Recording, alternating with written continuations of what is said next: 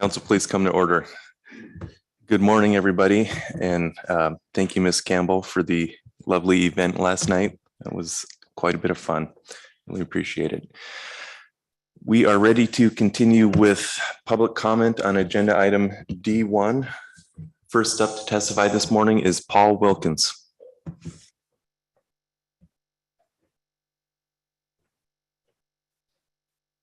Good morning.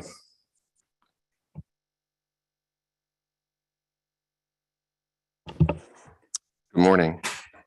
My name is Paul Wilkins, and I am speaking today as Quota Manager for Coastal Villages Region Fund, a CDQ group working for 20 communities along the central coast of Western Alaska, most of which are on the mainland of the Yukon-Kuskokwim Delta.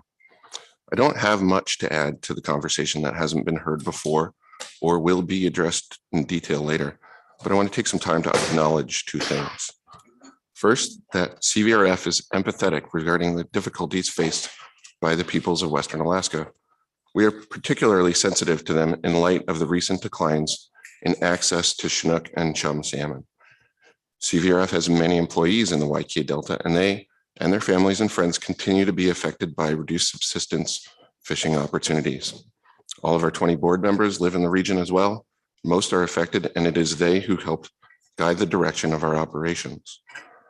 The second thing that I would like to say is that through historical investments, CVRF is an active participant in the offshore pollock fishery, controlling the fishing operations of the Northern Hawk, which catches all of our CDQ pollock, as well as some of the pollock we have invested in. This operation is a major revenue driver for our program's funding, and it is subject to the Catcher Processor Incentive Plan Agreement, or IPA, as well as several other supporting agreements. We also have interest in the shoreside pollock fishery. CVRF is doing everything it can with the operations we control to minimize our impact on salmon in particular, but also other non-target species.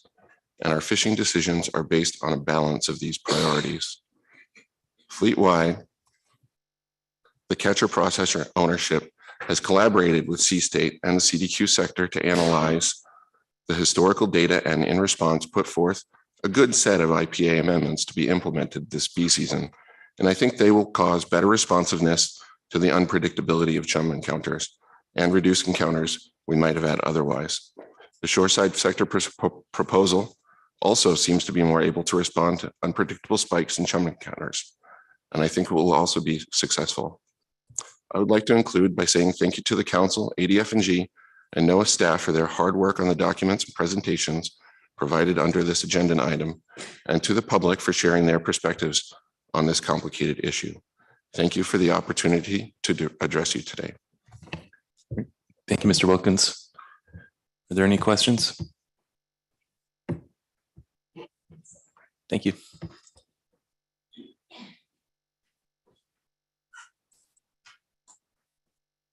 Next up is Werner Wilson.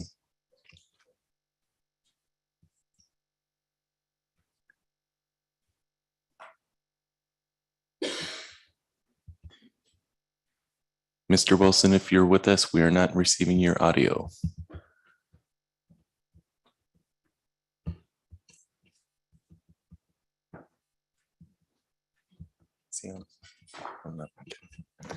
Looks like he is not online. Brent Payne. Following Mr. Payne is Linda Benkin, then Tom Huntington.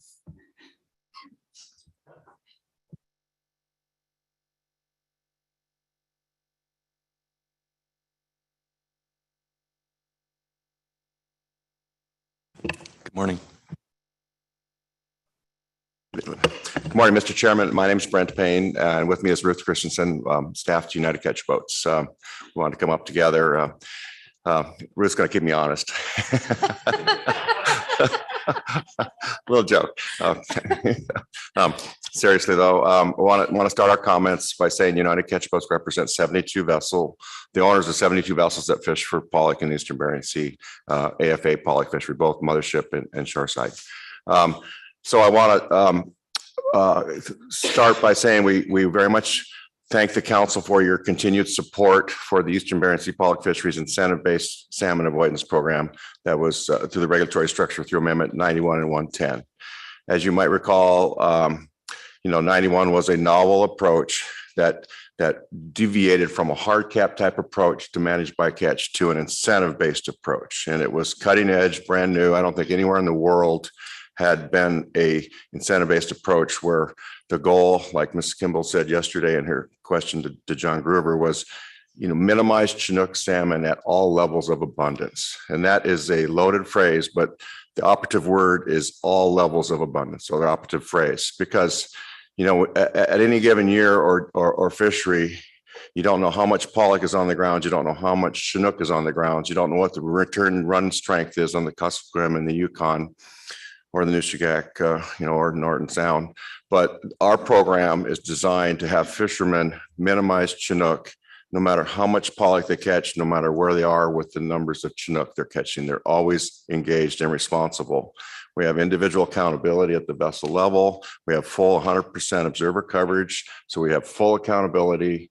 We know exactly the number of salmon each individual vessel harvests on a trip-by-trip basis. And we use that data through Sea State to minimize Chinook at all levels of abundance. And I really do think that John Groover and James Mainz's comments from the catch boats perspective in their IPA reports yesterday, it resonates throughout the fleet. So I just want to start with your continued support for Amendment 91. The proof is in the pudding. It is a carrot approach rather than a stick approach. And the more that you ratchet down that hard cap limit, it becomes more and more of a stick approach and less of a carrot approach. I'll give you an example. The Peter Pan Co-op has 9 vessels. They have 407 salmon to catch about 30 million pounds of pollock that delivers into King Cove. That's 400 fish to catch, about 16,000 tons of fish. And there's 9 boats that do that. That town is dependent on 400 salmon, and they're not going to get it from anywhere else. So they've got to figure out how to be responsible. And if you cut that number in half to say 200, you're going to put tremendous pressure on those 9 vessels and that community of King Cove for that delivery of fish to that plant.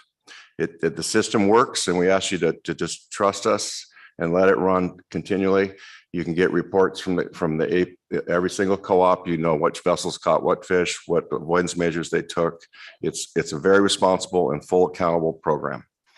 So we took a look at the United Catch Boats to prepare for this meeting, established a salmon working group of our board members and our co-op managers. And we met 6 times over 2 months to try and think about what improvements we can do to this program. Specifically, we looked at Chinook and we said, this is really working. Let's not talk about Chinook at this time. Let's look at chum. And so, like John mentioned in his testimony yesterday, the co-op managers and John and Sea State and our working group met, and we said, can we do a better job on chum relative to the 2021 bee season fishery? We looked at the data, and it was actually the co-op managers that kind of brought to us to the attention, and John mentioned this, that couple 100,000 chum in the inshore sector was taken in a 3-week period of time, starting at the very end of July. And we looked at where the vessels were fishing, where the chum encounters occurred, and is there a possibility of knocking off what John called the curve, the spike? If we could cut that off, how could we do that? How can we cut that huge amount that showed up in that 3-week period of time?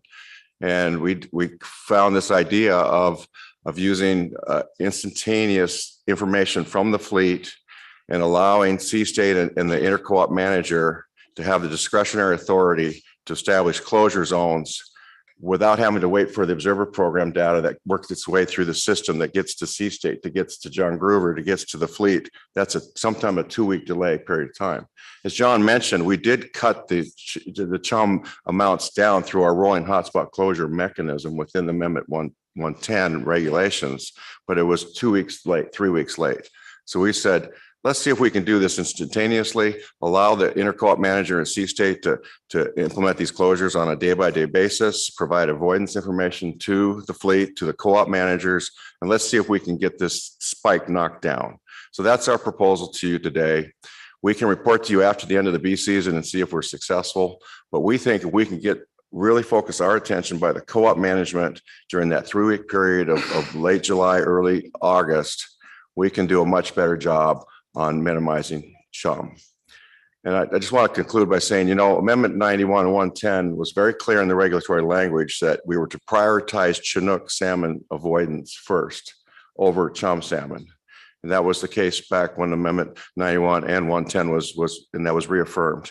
So we do have some emphasis on managing to minimize Chinook over chum, but we think we can come back with this additional measure at a voluntary basis and see what we can do. And hopefully in the fall meeting, we can report back to you that we were successful. So. Thank you, Mr. Payne. Ms. Campbell has a question. Thank you, Mr. Chair. Mr. Payne, I have a question for you about your your aspiration to kind of flatten the curve on chum in the month of July. And is that something that you think you can do without moving effort in the catcher vessel sector later in the season?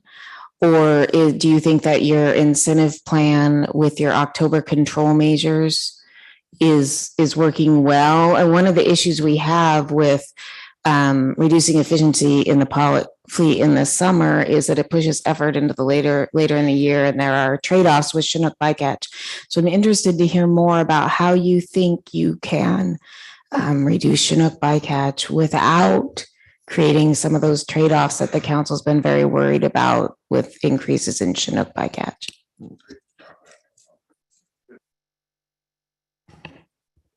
So as John Gruber mentioned yesterday, when Amendment 110 went into effect, we have a one and done rule for October. If I'm a vessel owner and I go fishing in October and I go above a point, can't remember the rate, you're done for the rest of the year. You got to transfer your pollock to somebody else, or you got to tie the boat up. So that's number one. We've got to watch that.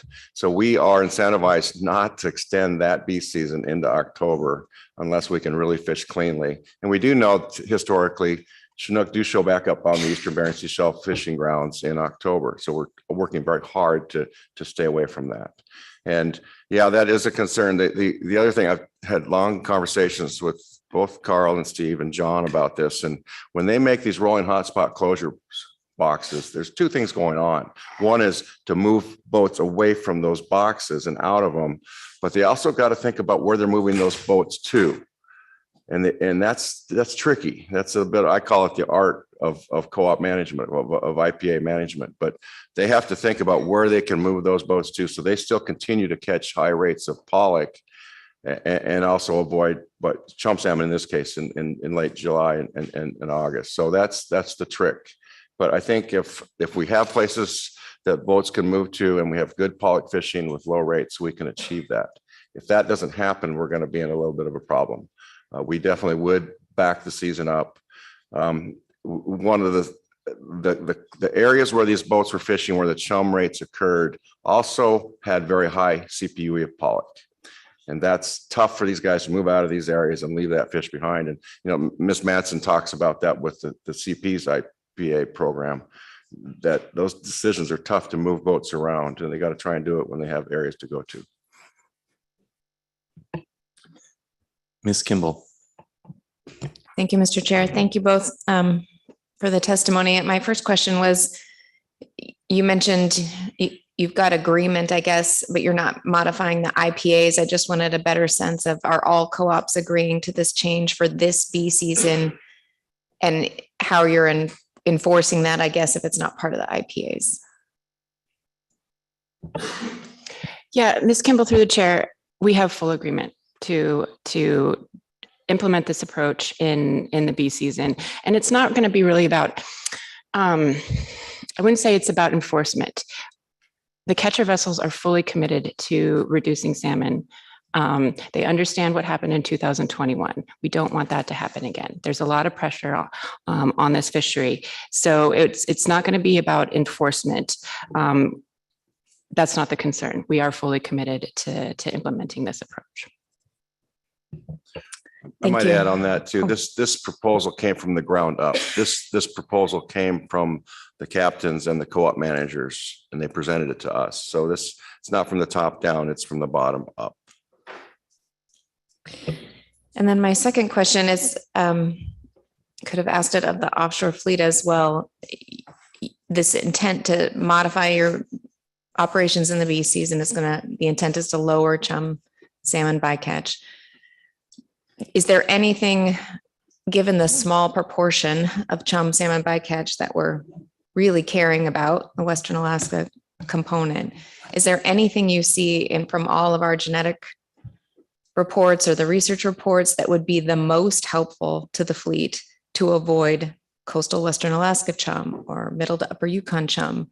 That 9% that was provided in our presentations, that is the amount of chum we care about avoiding.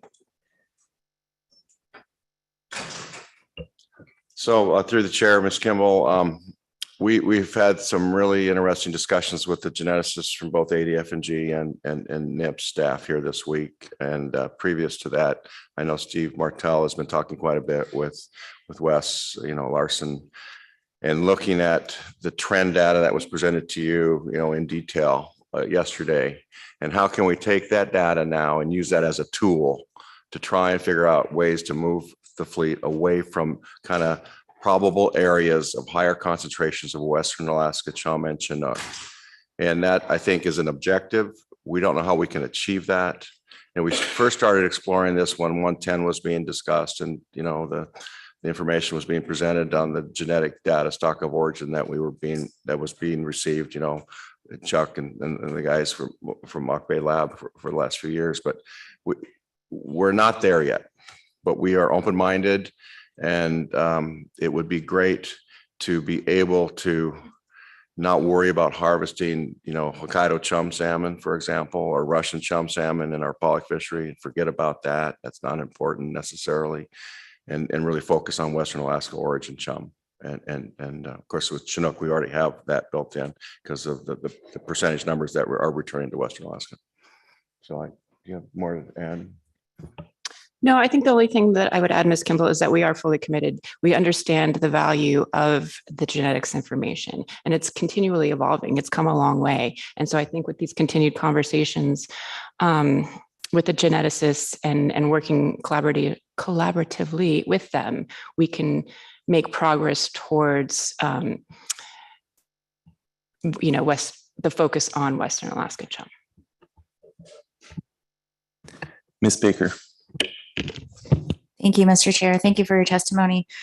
Mr. Payne, in your testimony, you, I think, offered to provide the council with an update after the conclusion of this year's bee season, assuming implementation of these additional chum salmon avoidance measures that we've been talking about. What kind of information, well, I as one council member would appreciate hearing that update, but what type of information do you think you would be able to provide in terms of performance of those additional measures? Through the chair, Ms. Baker, I think this would probably be John Gruber presenting this to you from the inshore perspective, and maybe James Mice from the mothership perspective. I'm not sure, but anyways, I think what we would do is show you each co-op, if we would show you, we would just replay how we managed the chum bycatch in this upcoming season. This fishery just started the 10th, just this week, and the boats are. So we will look at what data we receive, how we analyze it, because it's kind of be quick. We're going to get anecdotal information from the grounds, from the skippers. That's going to, instead of waiting for the observer report, we're going to use, anecdotal information from skippers primarily and co-op managers. That's going to go to John Gruber's desk, working with Steve Martell, and they're going to come up with these larger closure zones relative to the current rolling hotspot closure zones. And we're also going to do it not just on a Thursday on a weekly basis. We're going to do it when it's necessary. So I think what we can report back to you is how many closures did we implement or recommend, these voluntary avoidance closures. And we're going to look at what kind of compliance we get. I mean, how many, we're going to tell these boats, for example, I used Peter Pan, the 9 boats that are fishing for them. Of those 9 boats, did they all comply with this voluntary measure, or did they not? And we know by VMS using PackTrax data, we can tell you exactly where they fished throughout the bee season fishery. We can track them and say, here's where they were, here's where they didn't. So we can present to you we can't say, it's like John, like the fish that got away thing. We can't show you exactly how much chum we avoided by doing these measures. We can only show you that we moved away from areas that we felt had high rates of chum encounter rates. And then say, and then we can also show you what the end result was. We will know by the end of the bee season exactly what the total accountability is of chum salmon that we get through the observer program and the catch counting system from NIMS. So I think that's what we could provide to you. And it just, what's the number really? You know, did we achieve our, no, we didn't, relative to 2021, I think we're looking at 2021 as a proxy because it was a pretty bad year for chum.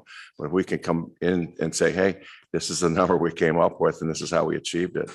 I think that's what we would like to present to you. Further questions? Thank you both for your testimony. Linda Benkin.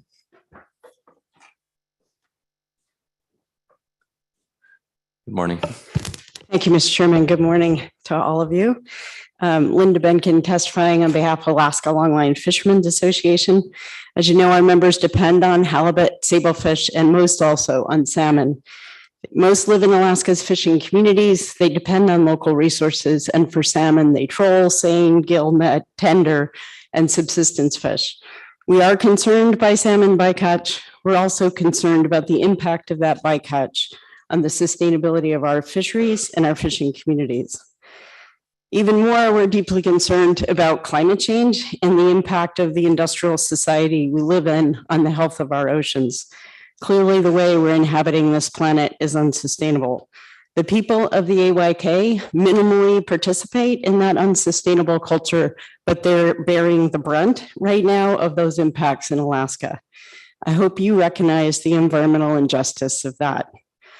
The pollock fleet's direct impact on AYK, chum, and Chinook is certainly small, but their contribution to a bigger problem is what I would ask you to consider and to address.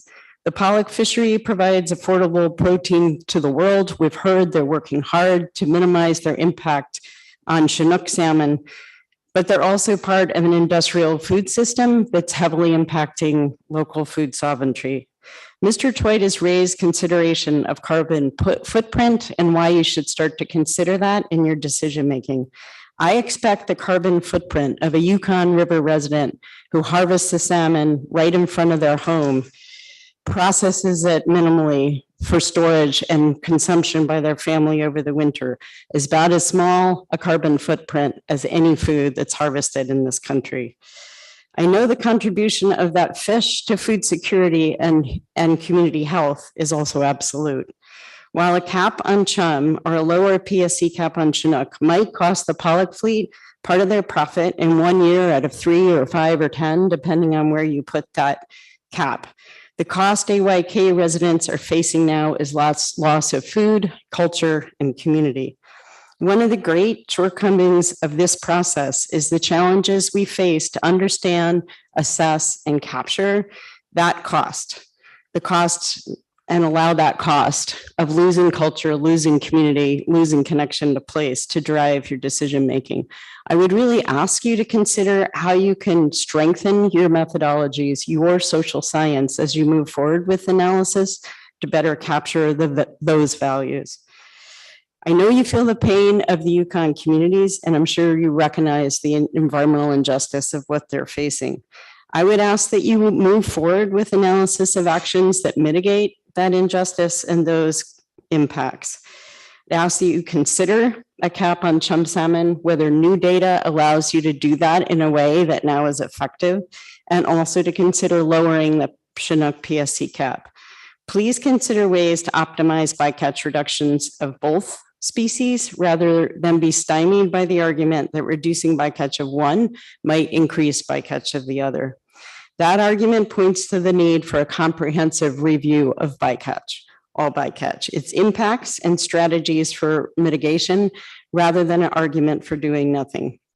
Please also accept the generous offers of the tribes to share their knowledge of the Yukon ecosystem and work with Western scientists and the council to address these challenges.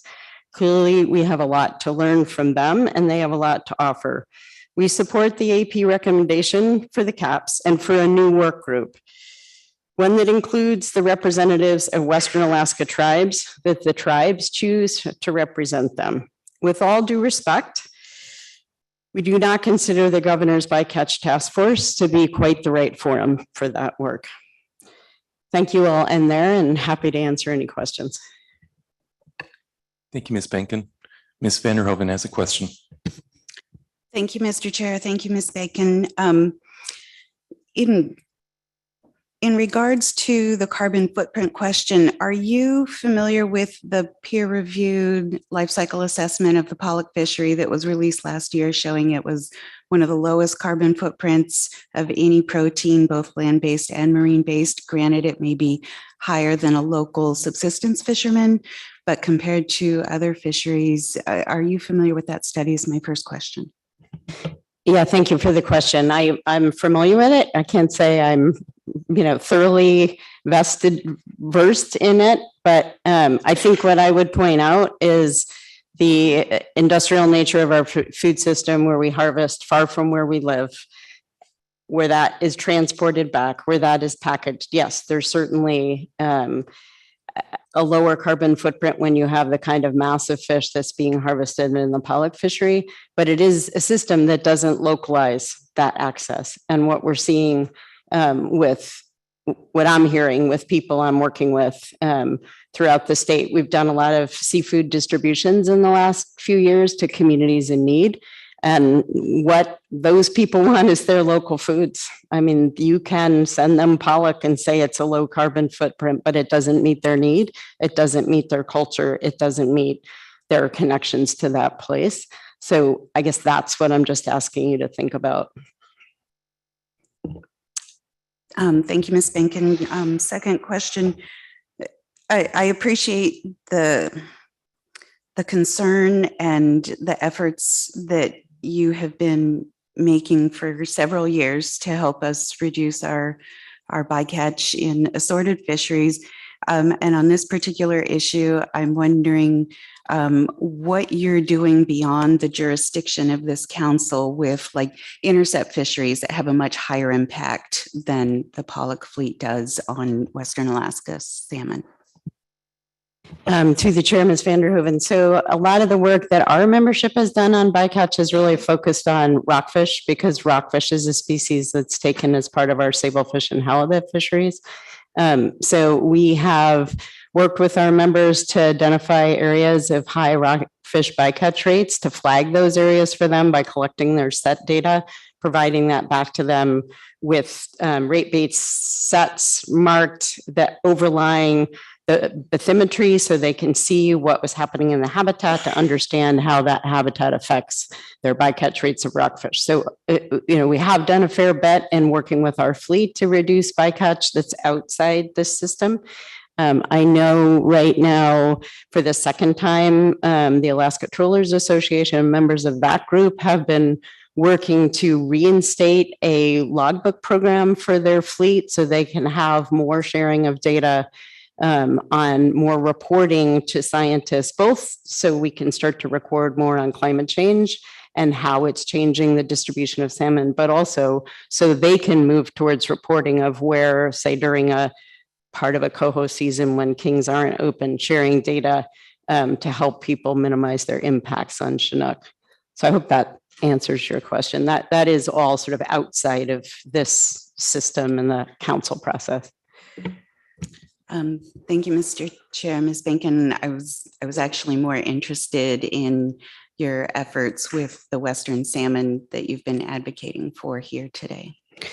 Oh, yeah, sorry to miss the point of your question through the chair. So I don't think there's an impact of our fleet on that stock of salmon. The work that we've been doing has been more in providing salmon to communities.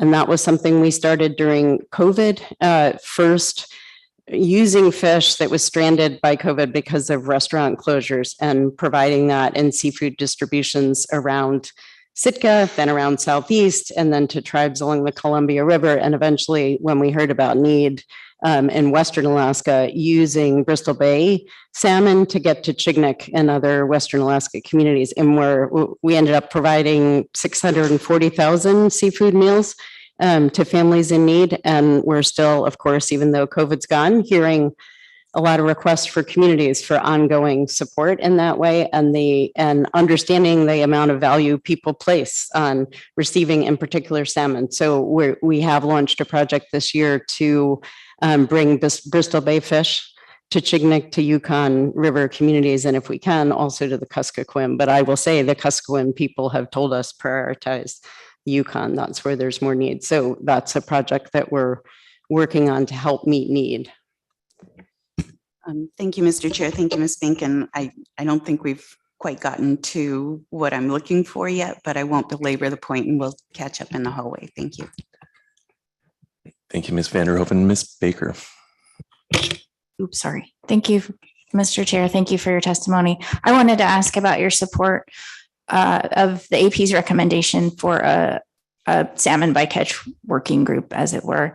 And I appreciate your testimony and your perspective that the state of Alaska's, the governor's bycatch review task force is, I assume, not the only appropriate venue for that discussion. Do you see any value in perhaps the findings and recommendations of the state's bycatch task force, particularly the Western Alaska Salmon Subcommittee, perhaps along with a council work group to review some of those issues and perhaps work through those recommendations from the state task force and provide some recommendations to the council? Do you see any value in that? Yeah, through the chair, Ms. Baker, certainly. I mean, I think the work group is doing good work, and all the feedback to the council is helpful. My understanding of what's been requested would be, that bycatch task force, at least last time I was able to participate, did not have any Indigenous representation from Western Alaska. Duncan Fields, who I greatly respect, but he's not an Indigenous member of a Yukon River community, sort of representing Western Alaska. And I think in constituting a work group from this council, it does need to have a fairly clear charge that you're looking at federal fisheries. And you need to have the representatives on that are selected by the people who live in these communities, so they can bring their wisdom, their ideas to the table. So that's what I would be asking. Thank you for that. And appreciate you are correct about your description of the composition of the task force itself. But I guess I would say the Western Alaska Salmon Subcommittee that I referenced does have Alaska Native representation.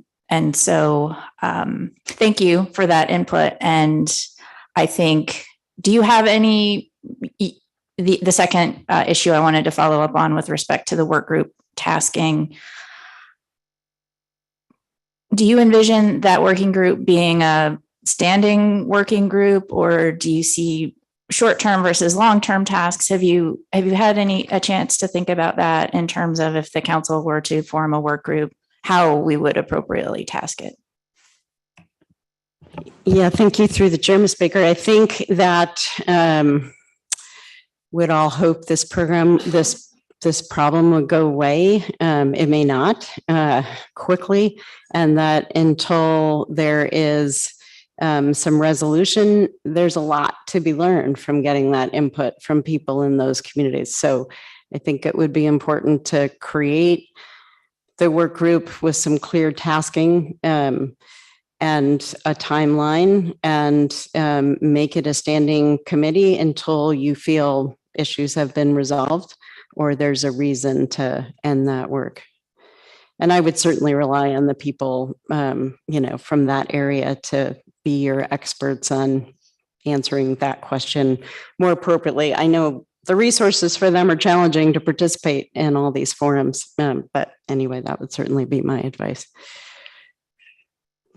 Mr. Mesereau. Thank you, Mr. Chairman. Thank you, Ms. Benkin, for your testimony. I can't say I disagree with anything you said, and I don't really have a question about your testimony. What I'm really hoping to get from you is a sort of broader picture of at what point in the course of a crisis like chum or Chinook salmon do you think that it's appropriate for all users to take a look at their relationship with that resource and consider making sacrifices that might just allow a better outcome for the overall population of Chinook or chum salmon? I know through this testimony and the last time we had it, I've looked at my own business where I, like you, am dependent on catching Chinook salmon and trying to think of what I can do to still have a business, but maybe lay off them a little bit. And I'm just wondering, at what point in a crisis like this do you think all fishermen ought to be considering what they're doing and thinking about their relationship with the resource? I guess that's my question for you.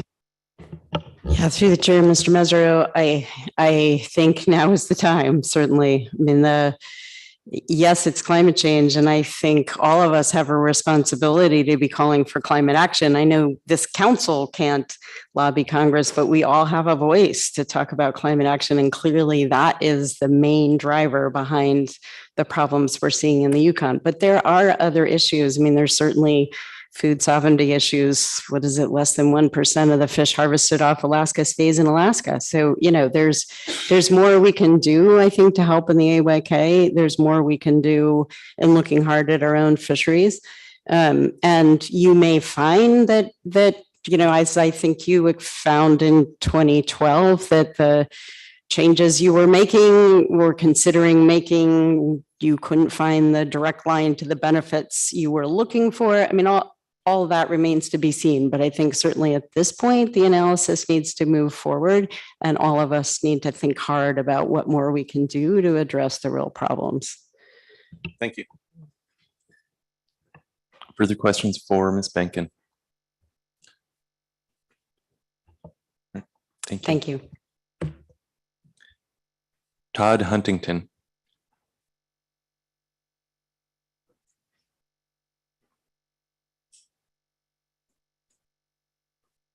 It looks like Mr. Huntington was signed up to testify in person, although sometimes that box gets incorrectly checked.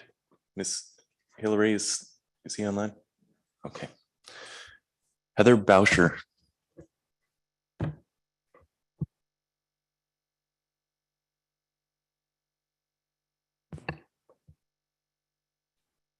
Good morning.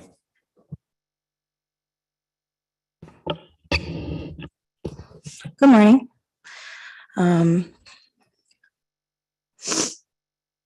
Thank you, Chairman Canine and members of the North Pacific Fisheries Management Council. Thank you for your service and all the work you do on all of these critically important fisheries issues. And thank you for the opportunity to speak before you today.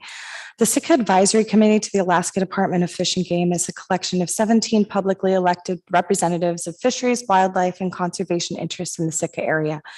We are made up of a diverse collection of stakeholders, including sport, commercial, and subsistence interests, with a wide range of views represented on our committee. All of our members' livelihoods and ways of life are directly connected to the health of our salmon runs, halibut and sable fish stocks, and our fisheries resources as a whole. Oh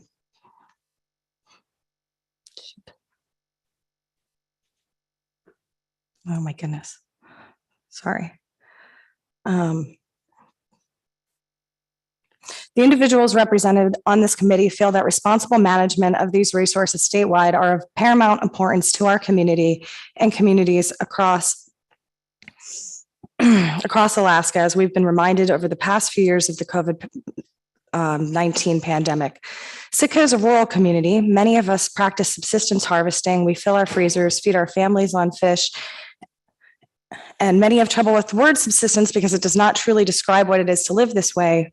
And that does not capture how our communities thrive directly because of that connection to these lands and waters. I will add, no method of analysis can ever fully quantify what that means for people here and elsewhere who practice ways of life like this. Salmon are especially culturally important. The indigenous people of this region and all across Alaska have relied on this food since time immemorial.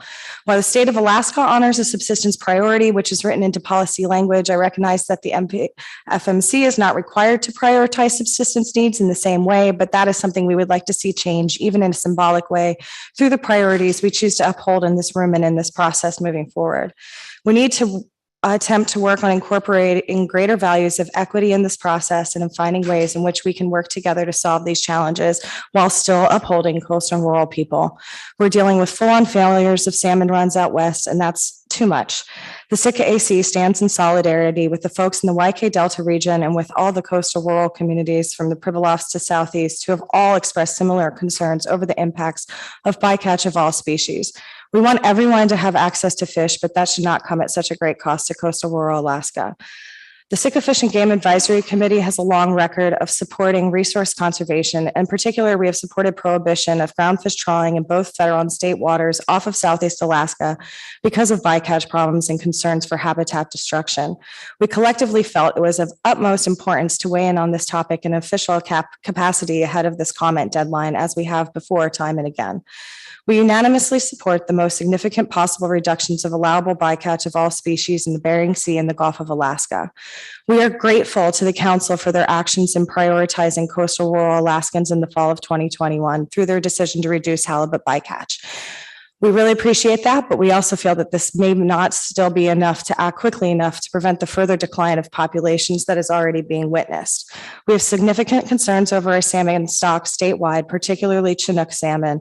Similar actions must be taken by the Council to address all species taken as bycatch. We would like to see even lower caps on Chinook salmon and would like to see caps on chum, and all of these must be tied to abundance-based management.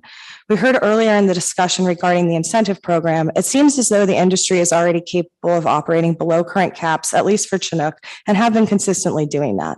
It seems that there's no good reason other than maybe accumulation of the credits to not do that and go for a lower Chinook cap. We also feel that we are beyond talking about this one species at a time. There should be greater consideration of the impacts to the ecosystem as a whole versus deliberations over all of these species one at a time over however many months and years and takes to accomplish that through this process. I know there are concerns of displacing pressure from one species to the other, but why not look at all of these species collectively and see what can be done to reduce impacts across the board? It sounds like from the genetics reports, there's also treaty implications with some of the salmon stuff. And in times of low abundance, it should not be up to the people that need this resource the most that should have to pay the price for the industry's wasteful practices. We do not mean to be picking on the trawl fleet here, I know. It's important to understand that we're facing a multitude of threats and have been for a while now. Between the impacts of the interception of Chinook salmon in the Gulf and the Bering Sea and the ongoing explosion in Canadian mining development at the headwaters of all of our major mainland salmon systems in Southeast Alaska, these resources and communities here in Southeast as well are under threat from all sides. Changing ocean conditions, et cetera. There's a lot of things not within our control, but this interception issue is one thing that is within our control. I will say I've been very impressed and encouraged by the conversations over the past few days, the efforts of industry to put more investments into innovation with salmon excluders and the like. That's very exciting and very encouraging. I think we all support more data and funding for research and development of creative ways to reduce interception. More of that would be good. Finally, the Sitka AC continues to support meaningful reductions in Gulf of Alaska bycatch caps to reflect lower abundance for Chinook, especially as well as chum and all of other species taken as bycatch. We also support all the efforts being put forth to find creative ways to reduce interception and appreciate the collaborative work being done on that front. We also support the AP recommendations and the development of a working group. Thank you to all involved in this process. I wish to express gratitude for your service and the tremendous amount of time and energy it takes to work through these things together. Thank you for your time and consideration. Thank you, Ms. Boucher. Are there any questions? Mr. Twite. Thank you, Mr. Chair. Thank you, Ms. Boucher, for your testimony. You used the words, the industry's wasteful practices, and those are fairly loaded. And so I thought I'd give you an opportunity to explain what you meant by that. I'm assuming that you were present in the room when we got the presentation on Sea Share and what they're doing to ensure that as many of the Chinook that are caught inadvertently are able to end up for human consumption. I'm assuming you were in the room when both council members and industry representatives talked about that the purpose of the program is to minimize Chinook bycatch at all, under all conditions. And so I'm curious what you meant when you used those words. Thank you, Mr. Twite. I agree, those are slightly harsh words, and I was in the room during that whole presentation. And I think that it is a wonderful program that Sea Share exists. And I'm glad that there are efforts to take the Chinook salmon and have it be used in that way. But I don't think that that's necessarily a replacement for people in the regions that should have the fish come back to them in the first place. You're kind of like, it's great that we're taking the fish or giving it to people over here, but what about the people that should have potentially had that fish in the first place? So while it's a beautiful program and I'm really glad that it happens, that doesn't happen for all the species of fish. And I don't think it's a replacement for all these other efforts. And I think all these things are good to have happening all collectively, but it's not a solution to the problem.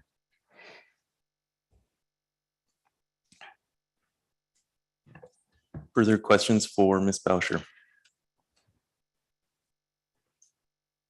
Thank you. Thank you. Next up is Caitlin Yeager. I think she'll be testifying remotely.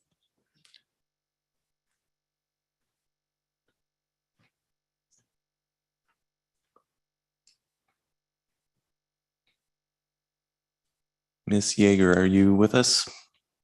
Good morning, Mr. Chair. Am I coming through now all right? Yes, you are. Good morning. Okay, thank you. Good morning, Mr. Chair, members of the council. For the record, my name is Caitlin Yeager, and I'm the general manager of Alaska Boat Company. We manage 6 AFA CVs and 2 Aleutian Islands Golden King crab vessels operating out of the Bering Sea. All of these vessels are predominantly owned by Alaska CDQ groups. There's been a lot of discussion regarding the measures we are taking and what we could do better, and I wanted to take the opportunity to provide a little context to our approach on salmon avoidance this upcoming bee season. In the weeks coming to this meeting and prior to the start of our season, all of the inshore members were looking for a way to devise to address our chum and Chinook concerns in a meaningful way, and my mind kept going back to what happened to us in previous seasons. As you've heard before through testimony from John Gruber and Sea State, we ran into the majority of our bycatch during a 2-week period last summer. And I equate this fleet behavior-wise almost to like walking into a pit of quicksand. The first person might walk into it and be okay or just skate by, and then the next one might come and might sink a little bit, but be able to come along. But after those first 2, everyone just falls in quickly. And that is exactly what happened to our fleet. I know that some of the concerns I have heard around the voluntary measures we're implementing were that this doesn't have enough teeth, or why isn't this mandated, or why aren't there enforcement measures incorporated here? And that's really difficult to do based off of anecdotal information. This is an artifact of the way our fish ticket information works. Fleets come in, and it might be 3 to 5 days for information to be available to Sea State before they're able to make closure determinations off of that. And this is where the quicksand comes in again, where more can fall into that same pit in the meantime. So in response to this, we wanted to provide an avenue for fishermen to report anecdotal information on an immediate basis so that no one else falls into that same trap. And given that this information is anecdotal, it's difficult to implement into our IPAs, and the same goes for the enforcement provisions as well. But in response to your earlier questions, the fleet's behavior has changed. It's not every man for himself anymore, and there is more of a collaborative effort on the grounds and a more conservative effort on the grounds. I wish there was a way to enumerate or quantify this, and perhaps this is something we can work on in the seasons to come. So I guess since I see my time is running short here, I wanted to wrap up by saying that in addition to this measure, we have a suite of other measures available to us outside of the IPAs. and that we will continue to prioritize our Chinook avoidance. And one of the best ways we can do that right now is by minimizing our chum bycatch in the interim this bee season. Thank you for your testimony, Ms. Yeager. Are there any questions? All right, thanks again. Thank you. Next up is Brooke Woods.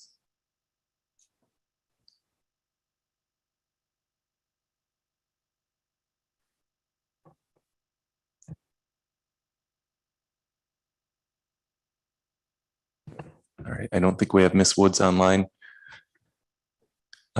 Douglas Dabrowski. Hi there. Hi, good morning. Hi. Hi, my name is Doug Dabrowski. I live in Sitka, and I worked as a deckhand on salmon trawlers and halibut, sablefish, longline vessels for over 20 years, from Sitka to the Aleutians. And in my lifetime, I've personally seen the decline in abundance of king salmon and halibut, and particularly in areas where trawling is allowed. It's like a desert trying to catch a halibut. But so anyway, in the 3 billion year history of life on Earth, there have been 5 mass extinctions, and we are currently at the beginning of the 6th. Species are going extinct at a rate not seen since the dinosaurs. I believe Western Alaska chum and king salmon are the canaries in the coal mine, and so measures to reduce bycatch, including a lower cap on Chinook and chum, and full observer coverage, 100% camera coverage, and a shutdown of the fishery if the cap is exceeded is absolutely necessary.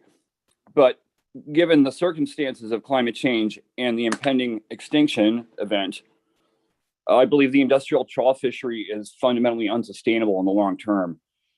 So this decision needs to be made. How far are we going to go with this to prop up an unsustainable industry at the expense of subsistence harvesters, the ecosystem at large, and small boat fishers who contribute to Alaskan communities? Or are we going to let multinational corporations fish our waters to the point of collapse? Decisions being made here now will have a direct bearing on how that plays out in Alaska in the long term. Somebody talked about a 5-year moratorium. I think that's a great idea, but we really need to decide who we're working for in the long run here. So thank you. Thank you for your testimony. Are there any questions for Mr. Dabrowski? Okay, thanks again. Jeff Farber.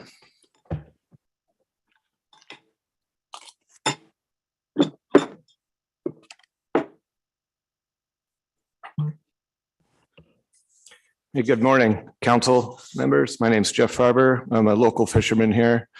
Although I fish for IFQ, I primarily fish for salmon and have for a long time. I fished all over the state, though, for halibut and blackcod. And I'd like to also just real quickly recognize Campbell's contribution to the process. And it was a very nice event last night, and there was some fun things said. I enjoyed watching the interaction between the chairman and Ms. Campbell. That was fun. But to this point, I'm really just up here to back up what some previous testifiers have said about supporting the AP's recommendations, specifically putting some caps that have been long time been asked on chum that are responsive to the tragic situations in Western Alaska, but also in other places, and to reduce PSC that is also Chinook PSC that is also responsive to the Chinook situations up and down the coast.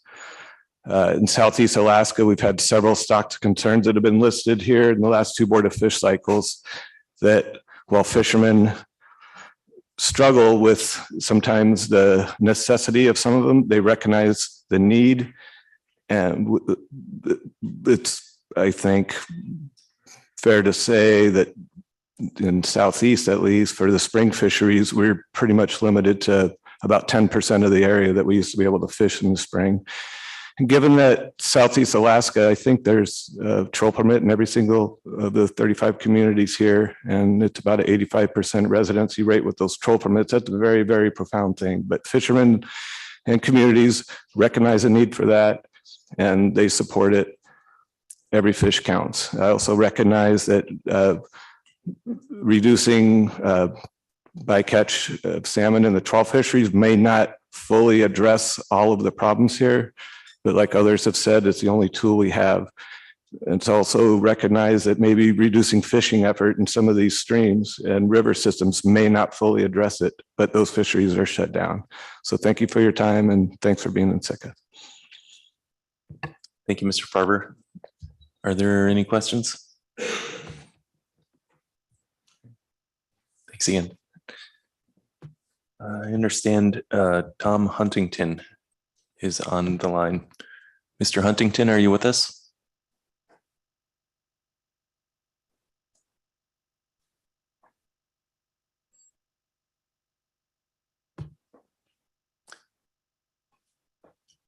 Okay, apparently not. We will circle back through the list again. Hello. Oh, hello. Tom Mr. Huntington here. Hi, good morning. Okay, good morning. My name is Tom Huntington from the village of Galena. I'm a member of the Loudon tribe. I'm speaking with the blessings of our tribal chief, Charlie Green. First, I'll just give a brief history, first of our people, then the salmon. Salmon in our tribe, as well as other tribes along the river, are so intertwined that one of the clans of our people is the midstream or fish clan. In our language, the month of June is called Gasrio or Gasnoke, meaning King Salmon month. Village of Caltag, native language name is Gasto, meaning place of the king salmon. The Yukon and chum salmon are the lifeblood of the people who live along this great river. In our language, all the different tribes who live along the rivers of interior Alaska are Tliaga Hotani, meaning people of the land. And as part of that land is the waters which run through it. Now the salmon, or decline of them, and what we can all do about it. The Magnuson-Stevens Fisheries Conservation and Management Act is 46 years old, coming into effect in April 1976. Says it's an act to provide for the conservation and management of the fish and for other purposes.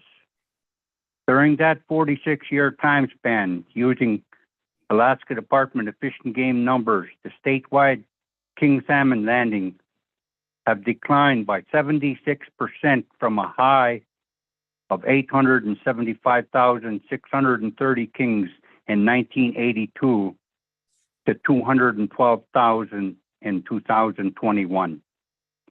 It is a belief of our people that this decline is directly related to the long-term effect of management of the fishing industries outside of the river.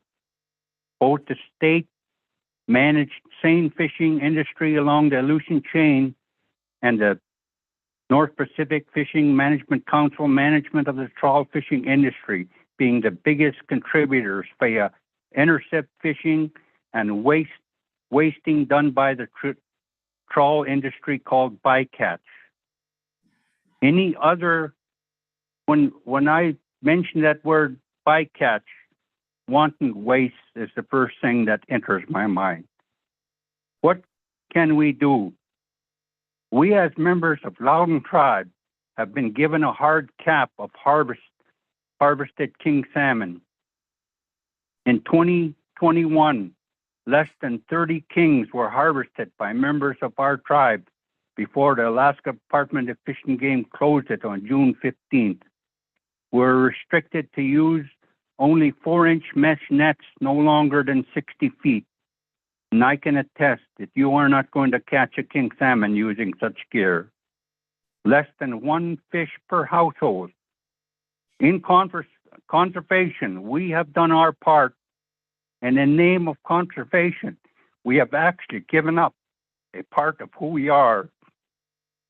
The fish clan is hurting, and we, as a federally U.S. federally recognized nation of people are hurting. None of you know the feeling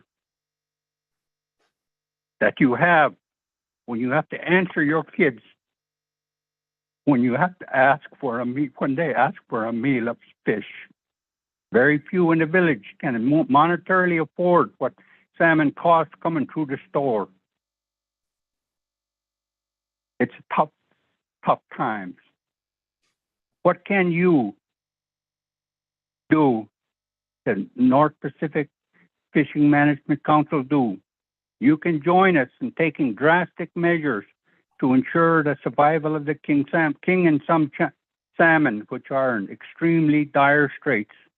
We implore the North Pacific Fishing Management Council to manage the ecosystem that they have control over for more than the pollock industry.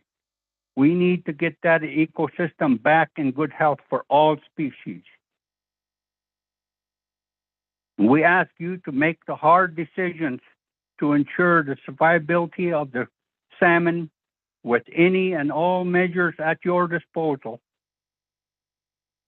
For the Chinook salmon, your numbers of the waste that is called bycatch says it's only 1%. For us, that only means that is how extremely bad it is for those salmon. To help the species, your management of the bycatch should take priority over optimizing trawl harvest. Join us in a meaningful way to save the species. The Alaska Department of Fish and Game has given us a hard cap via closure of basically zero harvest. We all know that the corporate structure behind the trawl industry demands monetary profit for their shareholders. But you, as managers, need to take a step back and realize what is happening to the king salmon and chum salmon is only the beginning of the crashing of other species to come or is already happening. Please recognize that. Thank you. Thank you for your testimony, Mr. Huntington. Are there any questions? I don't see any questions. Thank you for joining us this morning.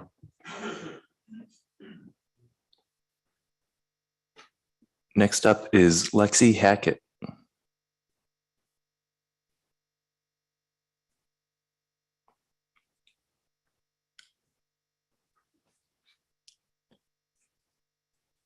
Ms. Hackett, we're not receiving your audio. Oh, she's not online. Okay. Stan Lapata.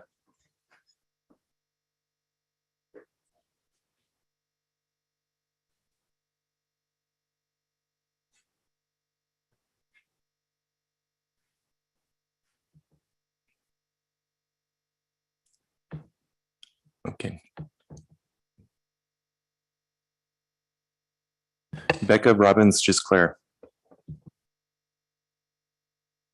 Hi, this is Lexi Hackett. I'm sorry, I'm not sure if I'm still. Hi, Ms. Hackett. Good morning. Yeah, please. Hi. Please. Yeah, Please. thank you. I apologize. I'm traveling through SeaTac right now, so I apologize for the background noise. My name is Lexi Hackett, and I'm from Sitka, Alaska, and I grew up trolling and longlining, and I do that with my family. And I'm just wanting to call in and voice my support of lower bycatch and having the trawl bycatch be tied to abundance, so that we can look at a more sustainable future, especially for salmon and halibut for all of our state. And also I would like to just state the importance of standing in solidarity with the people of the Yukon-Kuskokwim River and the importance of managing everything on the commercial side so that subsistence can be sustainable for the long term. Does that conclude your testimony? Yeah, thank you. Thank you, Ms. Hackett. Any Thanks. questions? Bye. Bye. No, thanks. Thank you. Okay, Becca Robbins, just Claire.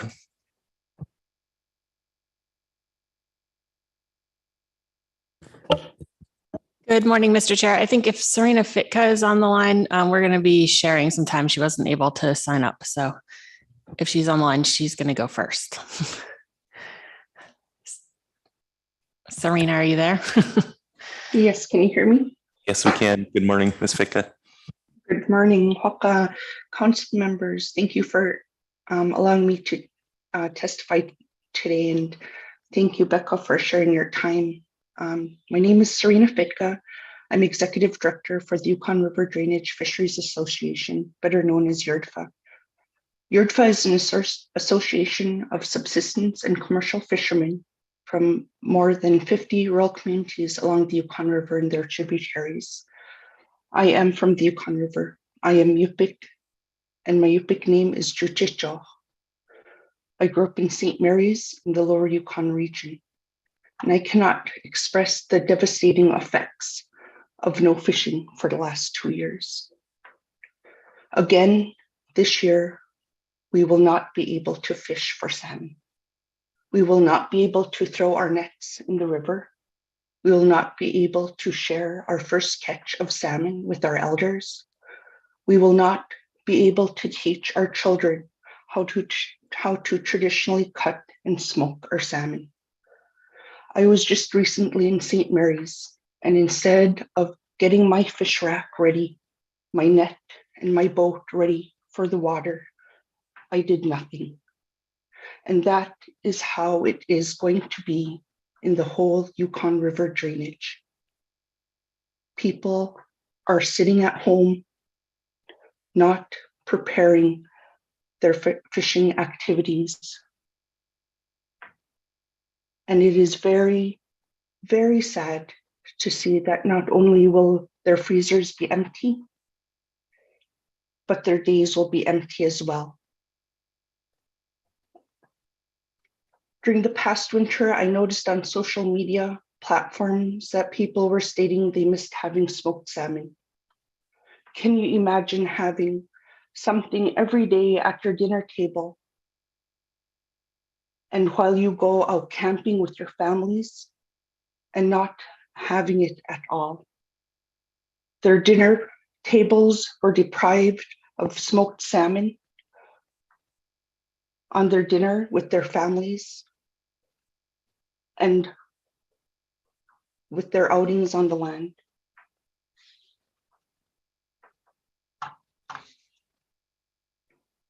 I want to express that many people on the Yukon River do hear bycatch as wanton waste. And it is because the fish is not in their hands. They're not able to cut it and smoke it and share it. It's a holistic and peaceful and meaningful way to the people of the Yukon River. And they haven't done it for 2 years, and now it's going on 3. So please listen carefully to what Mr. Tom Huntington had to say, to the other people that have testified, because it is something we are missing. And I will give it back to Becca, please. Thank you for your time. Thank you, Serena, and thank you, Mr. Chair and council members. I'm not really sure what I can say to follow up that testimony, but glad to be able to share the time with Serena. I'm Becca Robbins Just Claire with the Ocean Conservancy, and just want to start with saying, I know many in this room have been working on this issue for many years. Amendment 91 and Amendment 110 have been really important steps, but I think we're at a point now where things have changed again. And the council really has an obligation to be continually reducing bycatch. I think we can all agree that the only truly acceptable number is 0. And while we might not be able to set that as a regulatory measure, I think we can all work together to be continually striving towards that goal. What has changed and really forcing us to take another look at this issue is the salmon crisis in Western Alaska that you've heard so much about from others before me. And I don't think anything in this room, as powerful as the words are, can truly paint the full picture of devastation this crisis is causing for food security, for culture, and for a way of life. Research into the causes of the crisis is important, but I think at this point, it's not just about what caused it, but doing everything we can to get Chinook back into the river. And while we've seen complete closures in river, we've seen still relatively high numbers of Western Alaska Chinook salmon caught as bycatch, as well as one of the highest years on record for chum salmon bycatch. So I would ask the council, our job as fishery managers, your obligations under National Standard 9 are really to reduce salmon bycatch. And I would ask the council to take action now to significantly reduce salmon bycatch immediately and initiate a council process to look at long-term solutions at a minimum, what's outlined in the AP motion, and specifically asking you to look at lowering the Chinook salmon cap, setting a chum salmon cap, and starting off on a collaborative approach. And I think, we do have a system and with industry incentives, but I think that there's always more that can be done. And we're at a point where hundreds or thousands of Chinook or chum salmon really can make a difference. And so we really need to be pushing to lower those limits. Just to wrap things up, I think, we talk a lot at this council and pride ourselves on being at the forefront of climate ready fisheries and ecosystem based fishery management. And I think this situation is really sort of where the rubber hits the road. Things are changing and our management has to adapt to what we're seeing before us. And sustainable fishery management and equity both demand that we take action and do our part to do everything we can to give the stocks a chance at recovery. Thank you. Thank you, Ms. Sitka and Ms. Robbins, just Claire, for your testimony. Are there any questions? Mr. Mesro.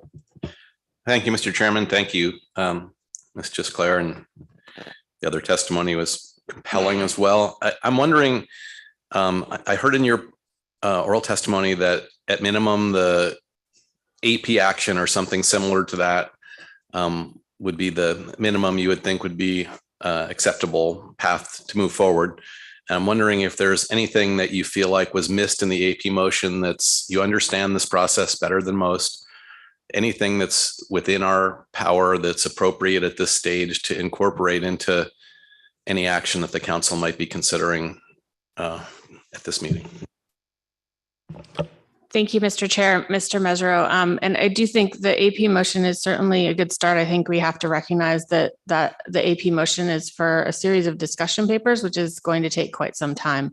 And while I think that's important and appropriate, we are in a crisis, and I don't think we can wait, the 3 years it takes to get from this point to a full analysis. So I would ask the council to really think about what the nearer term solutions can be, both in terms of, is there an emergency action that could be taken in the short term, and really looking to industry and increasing the incentives there, and asking industry to really dig deep and see what can be done to reduce bycatch in the meantime while the council is working through its process. Thank you. Ms. Kimball.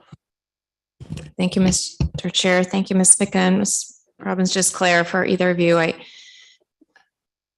understand your testimony and support for the AP motion, and I want to ask about just the management challenge that's clear through the reports we received on chum.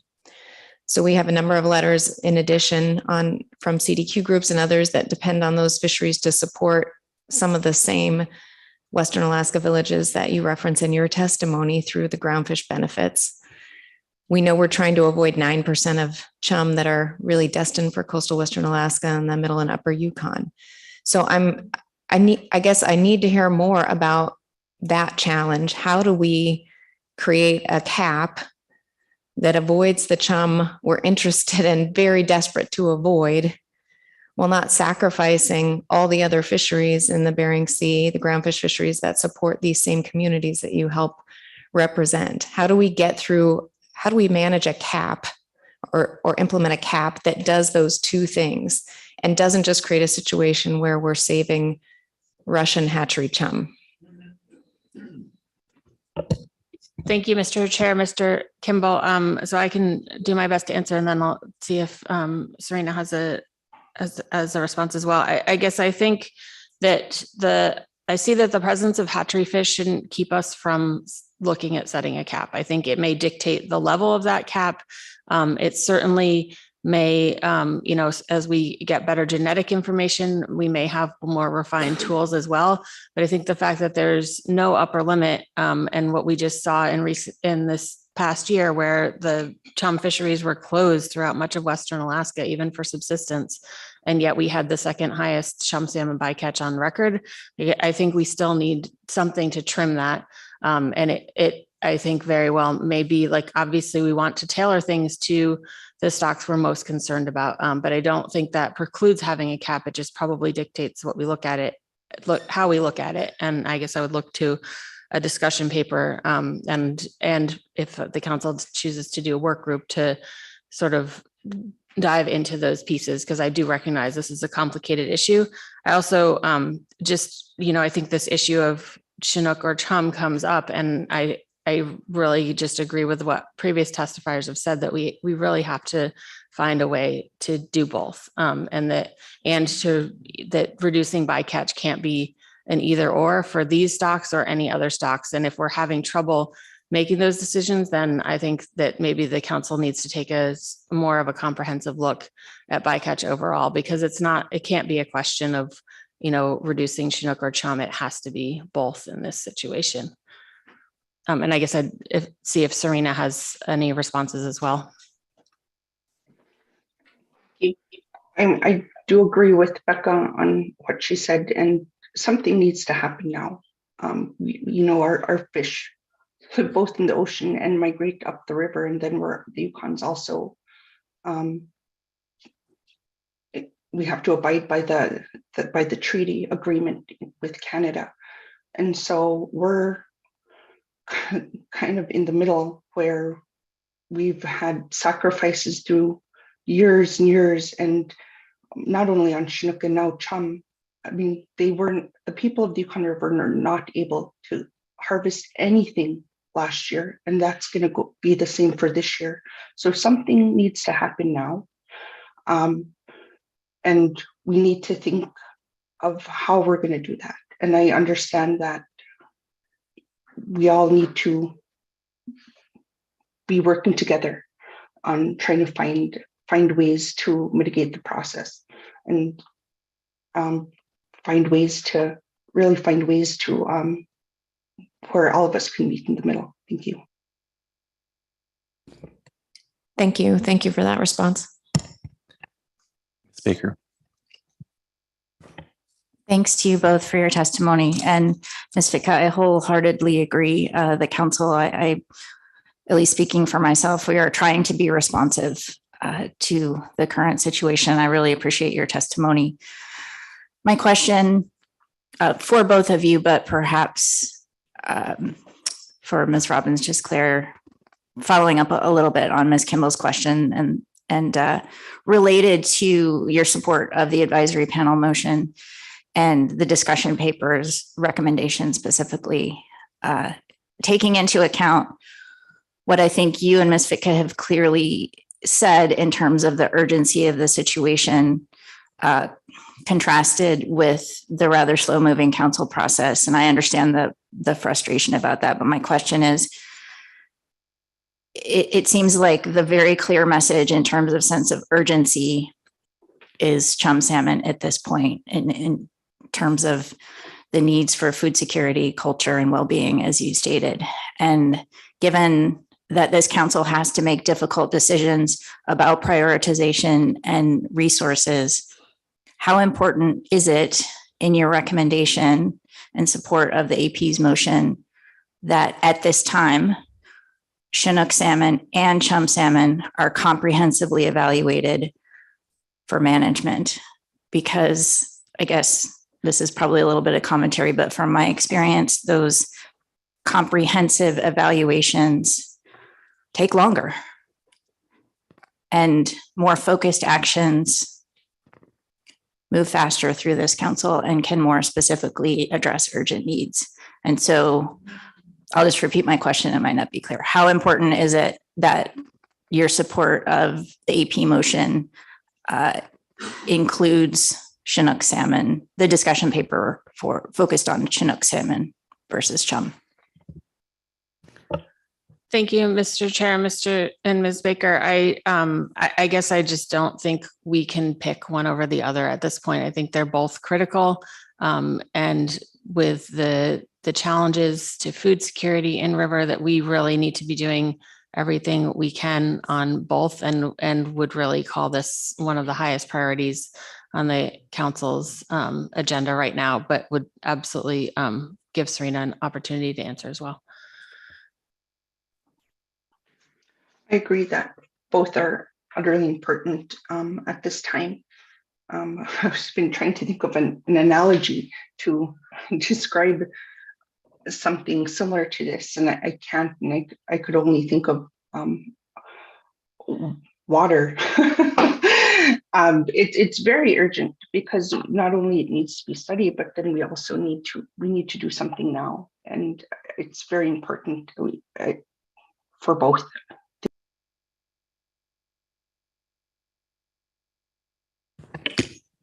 Thank you for those responses. Thank you, Mr. Chair.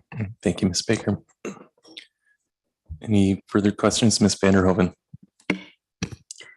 Thank you, Mr. Chair. Thank you, Ms. Robbins-Gisclair and Ms. Sitka. I guess I'm thinking a little bit about your response to Ms. Baker, and clearly the council understands the need and the urgency in river for immediate relief, whatever form that takes. And so the industry responded to the request from the council and came back at this meeting with things that they could implement this current season that just opened to help reduce chum bycatch. They've demonstrated that the IPAs work pretty well for Chinook bycatch.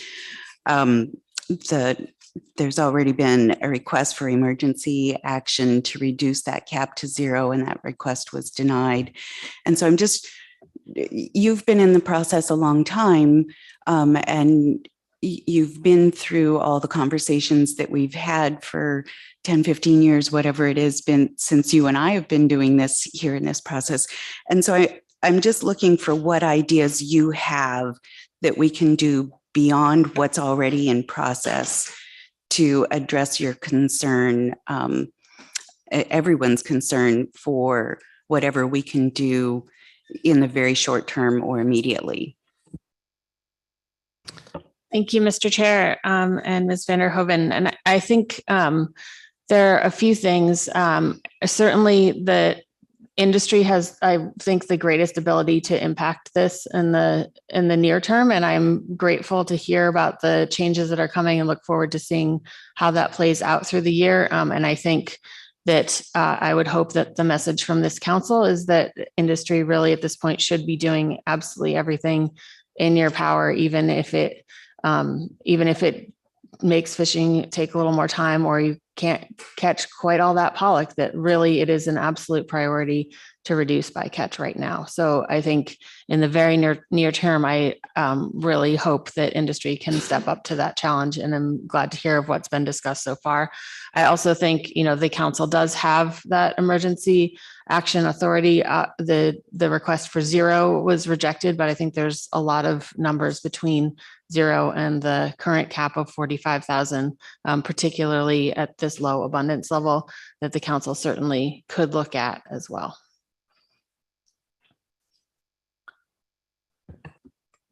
Any additional questions? Thank you. Thank you. Jaylene Wheeler.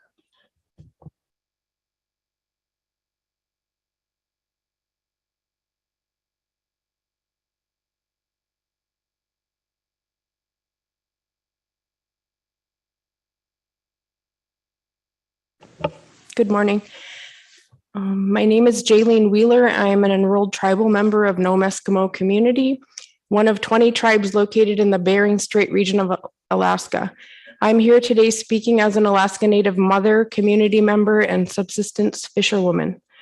Chinook and chum salmon stocks are at very low levels. Recent chum bycatch in the pollock fishery was over 500,000 fish. and Chinook bycatch from our region was above the 10-year average.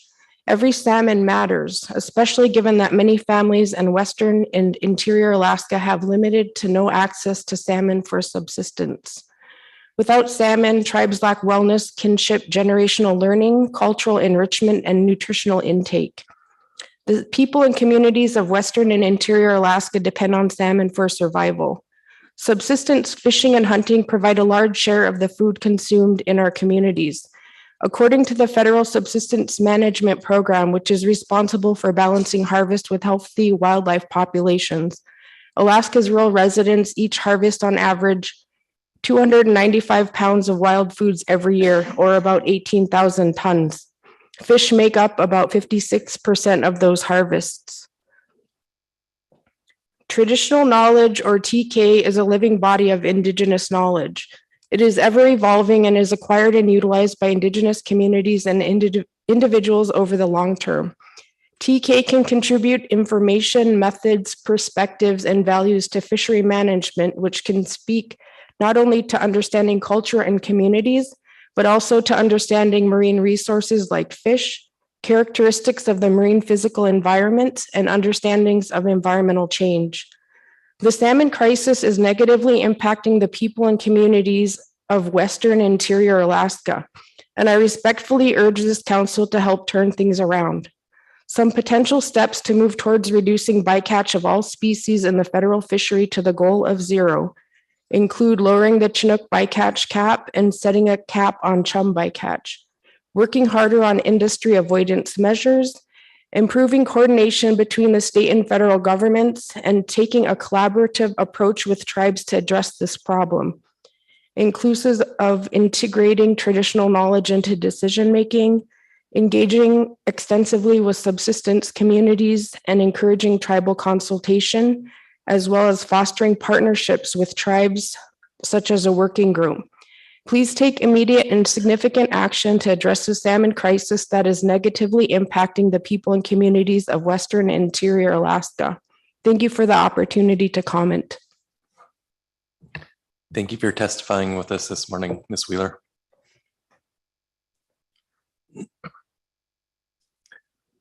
Okay, we will now circle back to the start of the testimony list and run through it one more time. First up is Eric Jordan.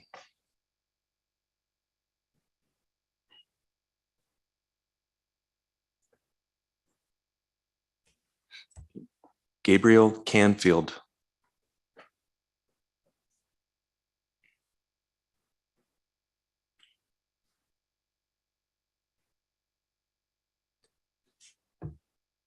I believe Walter Morgan is on the line.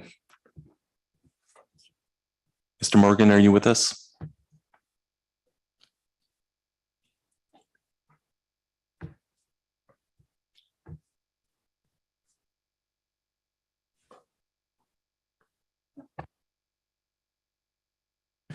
Mr. Morgan, we're not receiving your audio.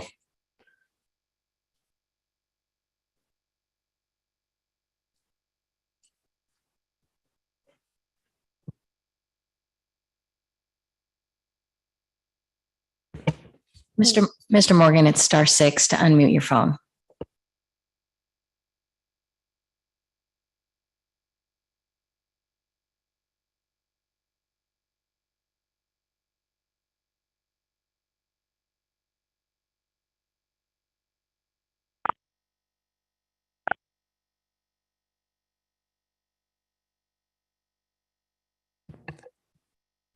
Okay, Mr. Morgan, keep trying and we'll circle back to you. David Gililla. How come it say it's *6? It's right here, *6. We've got your audio now. Is that you, Mr. Morgan? Yeah, I'm having problems with my phone. You got it fixed now. We can hear you. Okay, I'm Walter Morgan. I'm from Lower Calskeg. I've been a fisherman all my life. I'm 64 years old, be 65 this October, and I want to give you some information of when I was growing up, how we used to live on the river. In 1965, we had so much fish in the river. We used to use a 15-foot net, and it was homemade for king salmon. It 1 foot mesh it was, and we set it for. As soon as we throw it in the water, we pull it out because there's too many fish. I mean, you didn't want to catch too much. But back then, we'd fill the boat with one set, not even 1 minute in the water. And, I seen through the 70s, it start declining, and we'd have to fish all day for, 30 kings. I mean, and also chum and red salmon. But I seen the numbers drop really, really drastically in the 70s and late 70s and 80s. And, now I go out and fish, and I hardly catch anything. I made 5 drifts yesterday. I got one little king. It was, 15-inch long. And, lucky to catch one fish. And the numbers are really low. There's nothing out there like fishing in the desert. So, to put that in wording, I know I'm a small person out here. I'm not educated like you people out there, but we rely on salmon. We need it for our food every year. I look forward to fishing. We can't afford it now. The gas price is going to be over $10 a gallon. It's getting even harder to go out and fish to catch those 1 or 2 salmon that we need, and it don't even sustain us. We're used to a higher number of salmon coming back, and I seen a big change in the last. I seen lots, and there's nothing out there now. You waste the effort going out to try to fish. Try to put fish on your table to feed your kids and put in the freezer. There's nothing out there. And I know I'm a small person.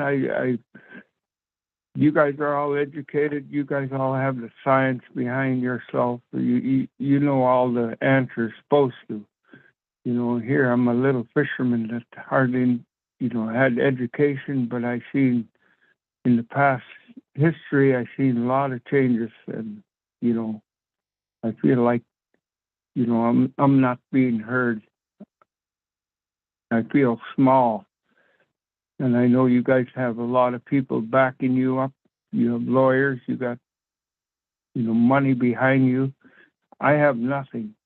I have nothing behind me. Only my family and my little testimony that I'm going to bring. Maybe if you hear from the small people like me that need to fish, we need it. That's our identity. That's been my identity ever since I was born. All right. Thank you, sir. Thank you for your persistence with us this morning, Mr. Morgan, and we definitely heard you loud and clear. Thank you for sharing with us. Are there any questions? Thank you again, Mr. Morgan.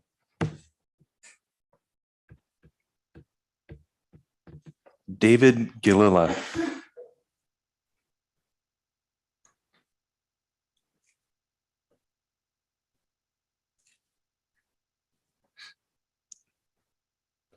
Okay, George Alexi.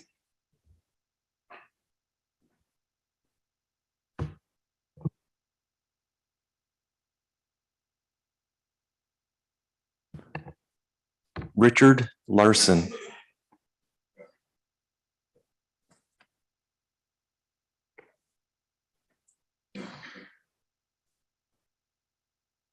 Okay. The next up is Therese Shamogi, but we're gonna wait to the end for her. John Andrew.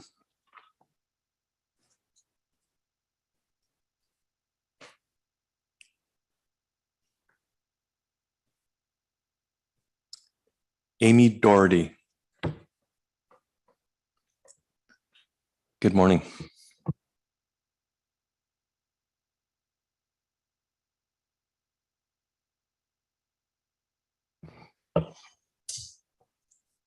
Thank you for hearing my testimony.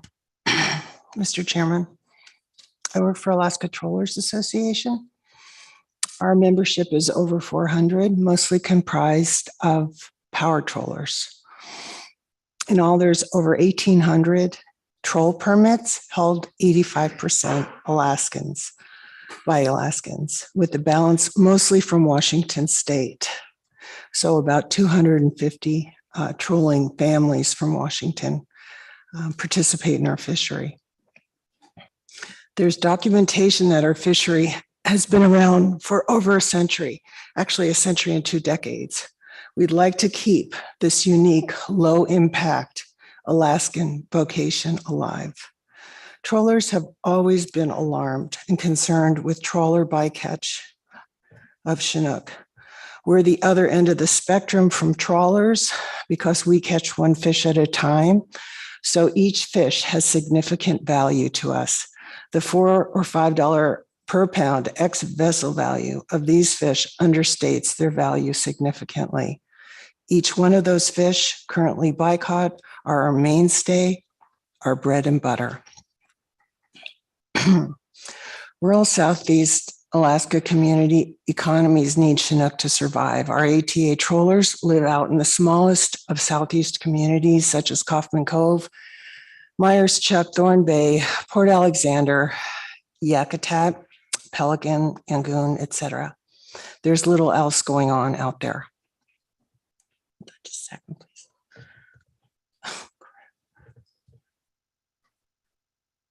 But we trollers are in a vice, primarily due to politics, not poor stocks. The politics of an ever-expanding non-resident sport fish sector, the NGO politics, which led to the Wild Fish Conservancy lawsuit, and 3 Pacific Salmon Treaty negotiations, from which we are down to about 1/3 of our historical Chinook allocation. So we've lost 2/3 of Chinook, although this year is a slight bump. I say this just to point out the importance of every fish to our fleet. So we support all efforts by this council to reduce bycatch in the Gulf and the Bering Sea. This is the regulatory forum to address this matter. Thank you.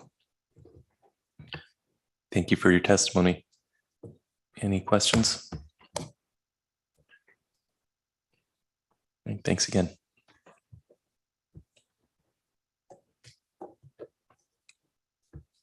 Henry Parks.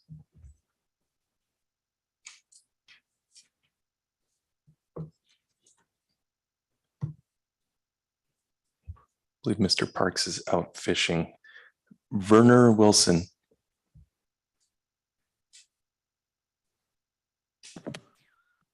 Good morning. Could you hear me? Yes, we can. Good morning. Thank you.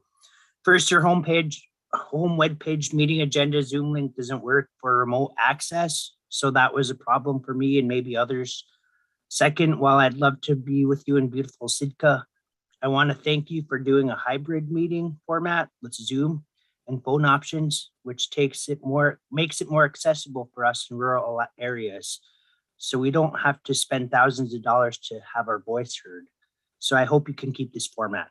Third, please keep your thoughts and prayers for those in St. Mary and other Southwest Alaska villages who are being hard hit by the fires we are suffering from.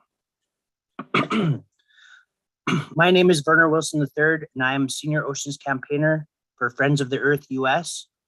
as well as a commercial salmon fisherman in Bristol Bay, born and raised in Dillingham and part of the Chukuyung tribe. I first started working on the salmon bycatch issue in 2008, and here we still are. I'm currently back home, and our family subsistence net caught our first king salmon yesterday to fill our freezers and give fish to our friends and family.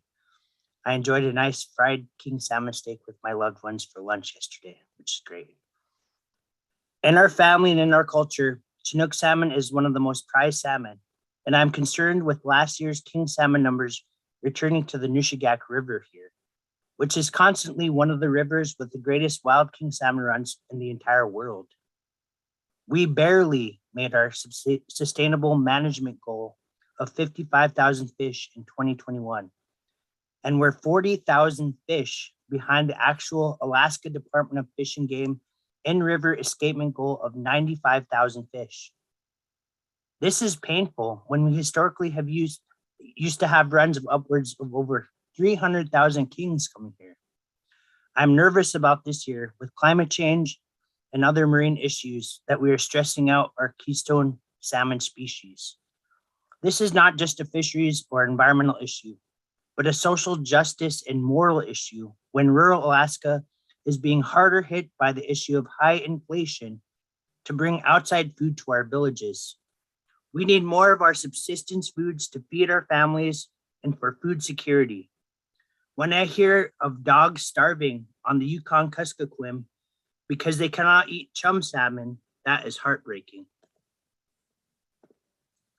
That is why we support a strongly funded combined observer and trial electronic monitoring program to ensure we understand the impacts that other fisheries have on our precious salmon runs. Lower bycatch caps and stronger measures such as time and area closures and other technological solutions. Further, the APN Council need to respect traditional knowledge with its federal trust responsibility to our Alaska Native tribes and properly take action after they urge stronger measures to reduce bycatch. The trawl industry needs to also support such measures and do even more to help alleviate the stress they are helping to place on our communities. I also want to mention the dire situation of the critically endangered southern resident killer whale that depends on king salmon that would otherwise be heading to Pacific Northwest and West Coast rivers, as indicated by the magnificent work of Chuck Guthrie and the observer team that does the genetic testing. I crunched some of the numbers and I'm appalled about how much the Gulf of Alaska and Bering Sea trawl fisheries potentially take king salmon that would be otherwise heading to the West Coast. Chinook salmon is known to be especially important primary food source for the endangered orca, which depends on these salmon. To my understanding, approximately 85% of the approximate 10,000 Chinook salmon that was bycaught in 2020 by trawl fisheries in the Gulf of Alaska would have been fish headed to the Pacific Northwest and West Coast rivers. That is critical habitat for the endangered orca. If you do the math, that is around 8,500 king salmon. This is compared to the 30,000 kings that are actually allocated by your fellow Pacific Fishery Management Council to have a directed king salmon catch for the whole West Coast, which is important for, the West Coast and Pacific Northwest tribes.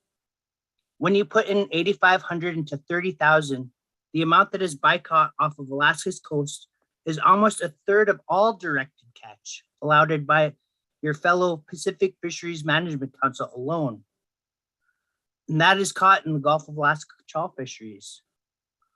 That is appalling. And the National Marine Fisheries Service has a trust responsibility to tribes to do more to coordinate regulations to reduce the stresses to the endangered orcas that have lost so many baby orca calves due to starvation.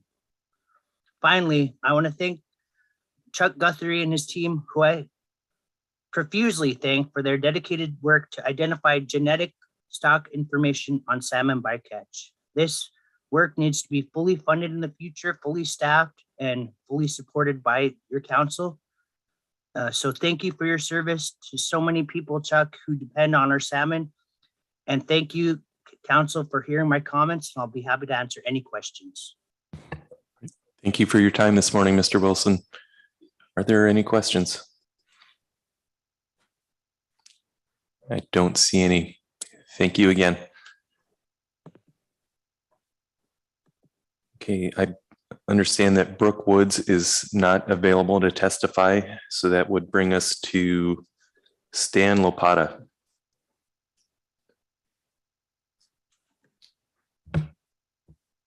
Okay, if Mr.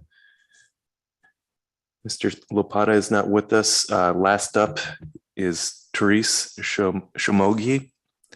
And we're going to allow Ms. Shamogi 6 minutes to testify. She's been working with a number of fishermen on the Kuskokwim who are out at fish camp and unavailable to testify.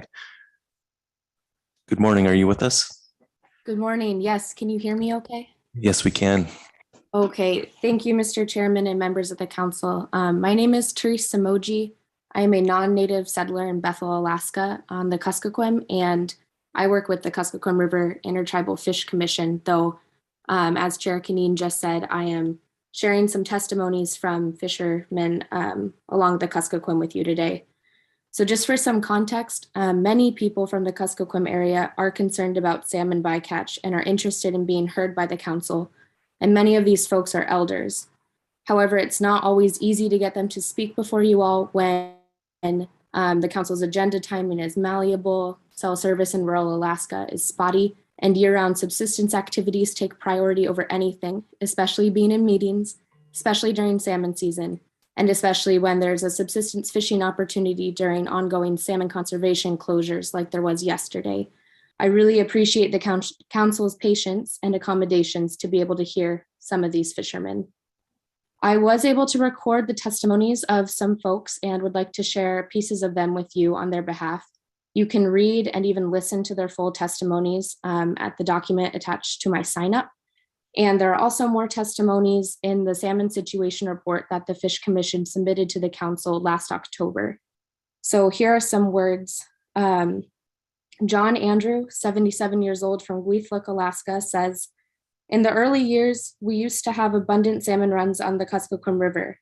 Elders that have gone before us used to say that before there was False Pass, Unamak intercept fisheries, nor any high seas trawl fishery, we used to have abundant returns year after year. Nowadays, sometimes they predict high returns on our river for Chinook and chums, and when they don't materialize, we hear reports that they were intercepted down in the Bering Sea fisheries as trawl bycatch, including the False Pass and Unamak area. Using just last year, for example, they were hoping to see a lot of chum returns to our rivers on the Kuskokwim and the Yukon. For me, fishing the whole summer, subsistence on and off, I only had 7 chums, whereas in the years past, we used to get them by the hundreds, even by the thousands. We catch barely enough to catch for villagers. For me, I have to fish for at least 3 to 7 households. It's really expensive. I try to go out the few limited times we're allowed to. And this spring and summer, we haven't gone out fishing for salmon yet. Hopefully it'll get better in the future." Richard Larson Sr., 67 years old from Nebuskiak, Alaska, says about in-river fishing restrictions for conservation that, quote, "We're trying to preserve fish for our second generation so they can have fish too." Henry Parks from Nunapachuk, Alaska, says that we, the natives of the state of Alaska, are relying on a subsistence way of life. This is our traditional custom way of life. Back before they started pollock fishing, we used to have abundance of salmon runs to our river systems. But as of today, since those pollock fishermen started fishing, they have been bycatching the salmon and other species of sea mammals that are down there in the Bering Sea. In this case, pollock fishermen should be restricted because most of the natives in our region, the Kuskokwim Yukon region, hardly catch salmons these days for the past 4-5 years now, maybe more. Also, I want to include the False Pass Area M fishermen who fish down there and are intercepting our salmons that are coming back to our river systems. These are really big issues and impacts that are hurting subsistence fishermen. In this case, I strongly recommend that these issues be taken care of by someone who can. And Yago Jacob from Nebuskiak, Alaska, says about the Sea Share program, In 2019, 396,000 pounds of combined halibut and salmon went through the Sea Share program. 59,000 pounds was donated to Alaskan communities. The remaining 337,000 pounds went out of state. But the other 8,674,000 pounds of trawl bycatch, halibut, and salmon, which were reported in 2019, did not go through Sea Share and were presumably dumped or ground. As a result of these stats, many feel that Sea Share is just a taxpayer-funded, government-backed PR scam done by the trawl fleet and the North Pacific Fishery Management Council, excuse me, in an attempt to make trawl bycatch look slightly less heinous. I would also like to add just some words that I've heard other fishermen say. Alaska Native fishermen are spiritually connected to salmon, and it pains them when they are not able to fish, even when there are salmon in the river. People need salmon. Fishermen have been speaking out to reduce bycatch for decades, and action is too slow for the rate at which fisheries are changing. They want to work together with you on this issue. The subsistence fishermen of the Kuskokwim and other Western Alaska rivers are among the most restricted in the world. They are told when, where, and how to fish instead of being able to sustain themselves and their cultures according to their needs and according to knowledge that has been passed down for generations. I also know that a lot of these folks say things about Area M and False Pass and the intercept going on down there. And I know this is not a fishery that you have under your jurisdiction, but for terminal fishermen experiencing salmon declines, threats to their ways of life, and having a knowledge that views waterways as the interconnected ecosystems they are, the take of salmon in Area M and in the Bering Sea, and the systems governing both of these fisheries are one and the same. So to close this testimony, just please continue to consider these fishermen, their needs, and the impact that the bycatch of even a single salmon has on them as you deliberate this agenda item. Thank you. Thank you, Ms. Shimogi. And thanks for your work to bring these perspectives to us here today. Really appreciate it. Let's see if there's any questions. Okay, no questions. Thanks again so much. Thank you. Okay, that then concludes public comment. Let's go ahead and take a break this morning, come back at 10:20.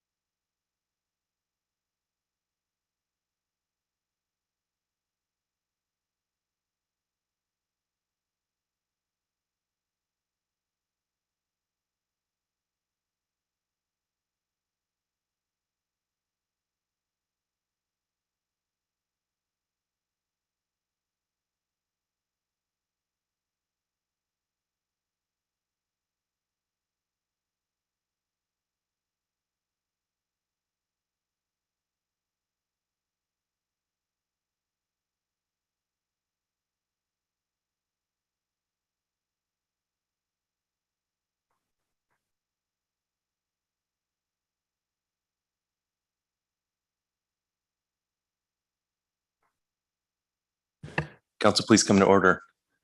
Okay, we've taken our presentations and our public comment, and I believe we are ready for action.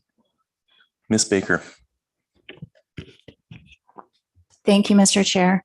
I have a motion that's been sent to staff and is displayed here in the meeting room and hopefully online.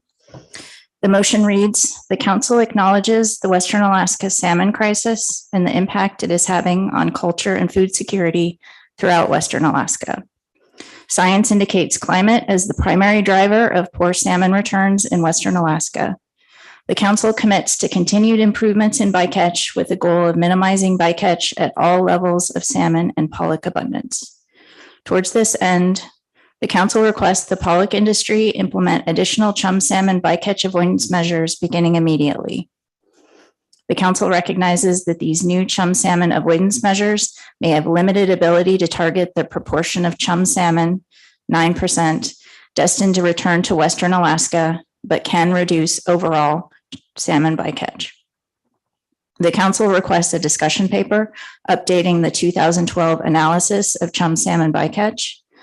The paper should include updated chum salmon bycatch and genetic stock composition data, including a discussion of how the genetic composition data vary across space and time, a description of the council's rationale for establishing the current Bering Sea chum salmon bycatch management program, a discussion of trade-offs in the Bering Sea pollock fishery associated with avoiding different PSC species, for example, chum salmon, Chinook salmon, and herring, and a summary of conditions that have changed since the 2012 analysis, for example, increased Asian hatchery releases and Western Alaska chum salmon stock status. The council intends to consider the findings and recommendations of the state of Alaska's bycatch task force as it considers how to improve salmon bycatch management. The council intends to collaborate with Western Alaska salmon users by forming a working group of tribal members, scientists, industry representatives, and other experts. The working group will review and provide recommendations on 1, the discussion paper on chum salmon bycatch referenced above, 2, the findings and recommendations from the state of Alaska's bycatch task force and the work of the Western Alaska Salmon Subcommittee, and 3, current information, including local, traditional, and subsistence knowledge and needed research to determine what is driving Western Alaska salmon declines. The council prioritizes research on Bering Sea salmon. The council supports NOAA and ADF&G prioritizing development of models to predict where and when specific salmon stocks will be located in the Bering Sea. This work will inform development of management measures focused on avoiding Western Alaska salmon bycatch in the pollock fishery. The council supports and prioritizes work to reduce the time for analysis of genetic data, increase survey work in the nearshore environment in the Bering Sea as proposed by ADF&G, and continued industry innovation on gear modifications that may reduce bycatch.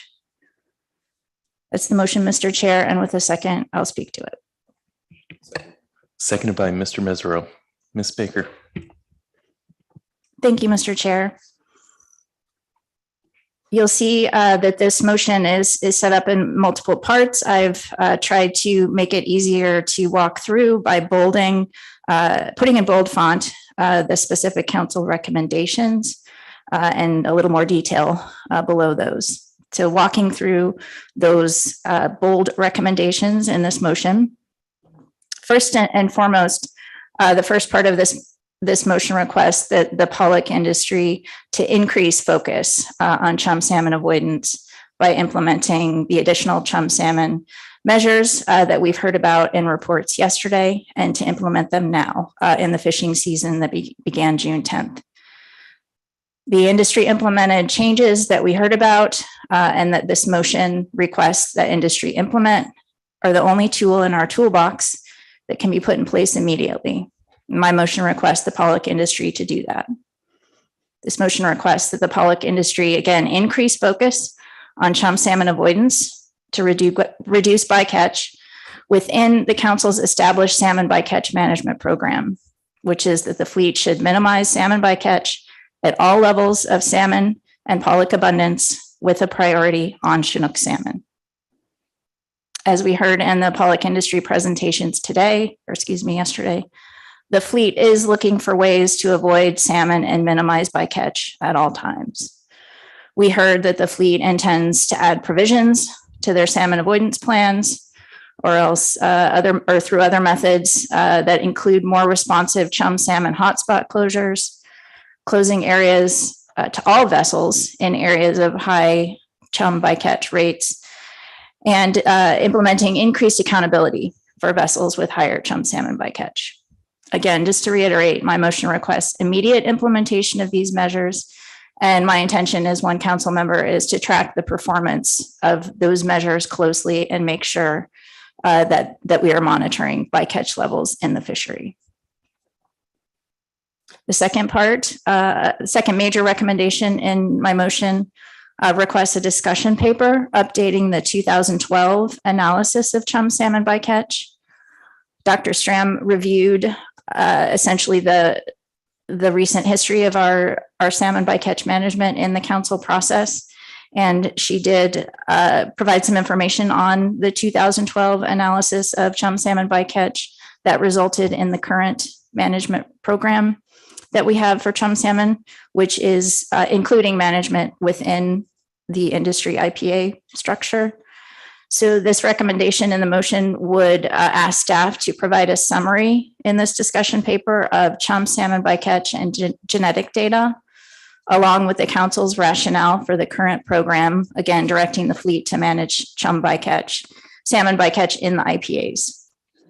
This document, I believe, will be a good summary of available information on some chum salmon bycatch management and will allow the council and the public to evaluate whether new information or conditions warrant changes to the program.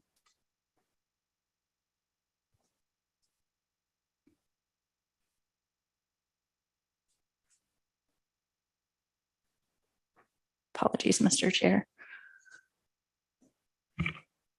And while you're finding your spot, Ms. Baker, I'll just note that the motion is posted on the e-agenda.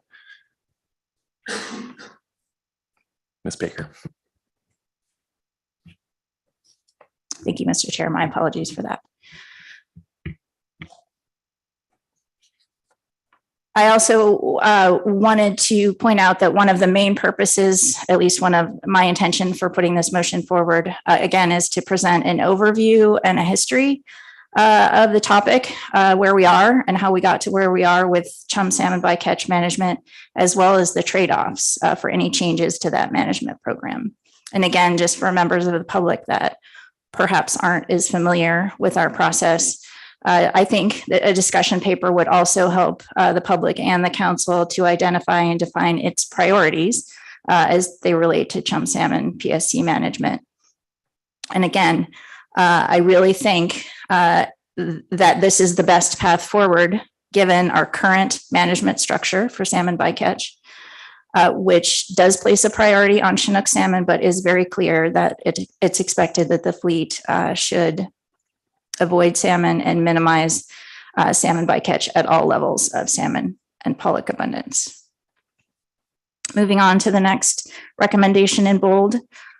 As we talked about and heard about in public testimony, I am recommending that the council intends to consider the findings and recommendations of the State of Alaska's Bycatch Task Force as it considers how to improve bycatch management.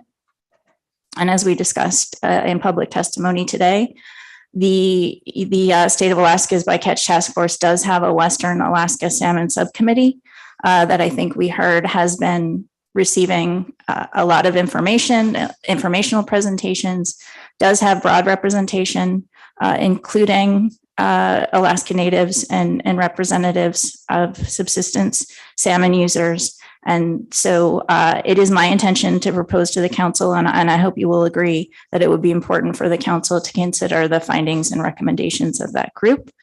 And in conjunction with that, the next recommendation in the motion really takes the recommendation from the advisory panel motion and adds on to that a little bit, in the sense that my recommendation is the council intends to collaborate with Western Alaska salmon users by forming a working group of tribal members, scientists, industry representatives, and other experts. And as we discussed in public testimony today, I think it's important for the council to set out clear expectations about the work for that group. And so I'm suggesting to have the council's working group review and provide recommendations on, first, the discussion paper that we're requesting above, and second, the findings and recommendations of the State of Alaska's Bycatch Task Force, as I just referenced. And finally, current information and needed research that would help us determine what is driving Western Alaska salmon declines. I really felt like that was an important piece of what I heard in testimony and both here at the meeting and in written testimony, in terms of, we understand, as I'm mentioned in the introduction to this motion, we understand that science indicates changing climate conditions is the primary driver of poor salmon returns, but that doesn't mean we shouldn't keep working on bycatch and bycatch management.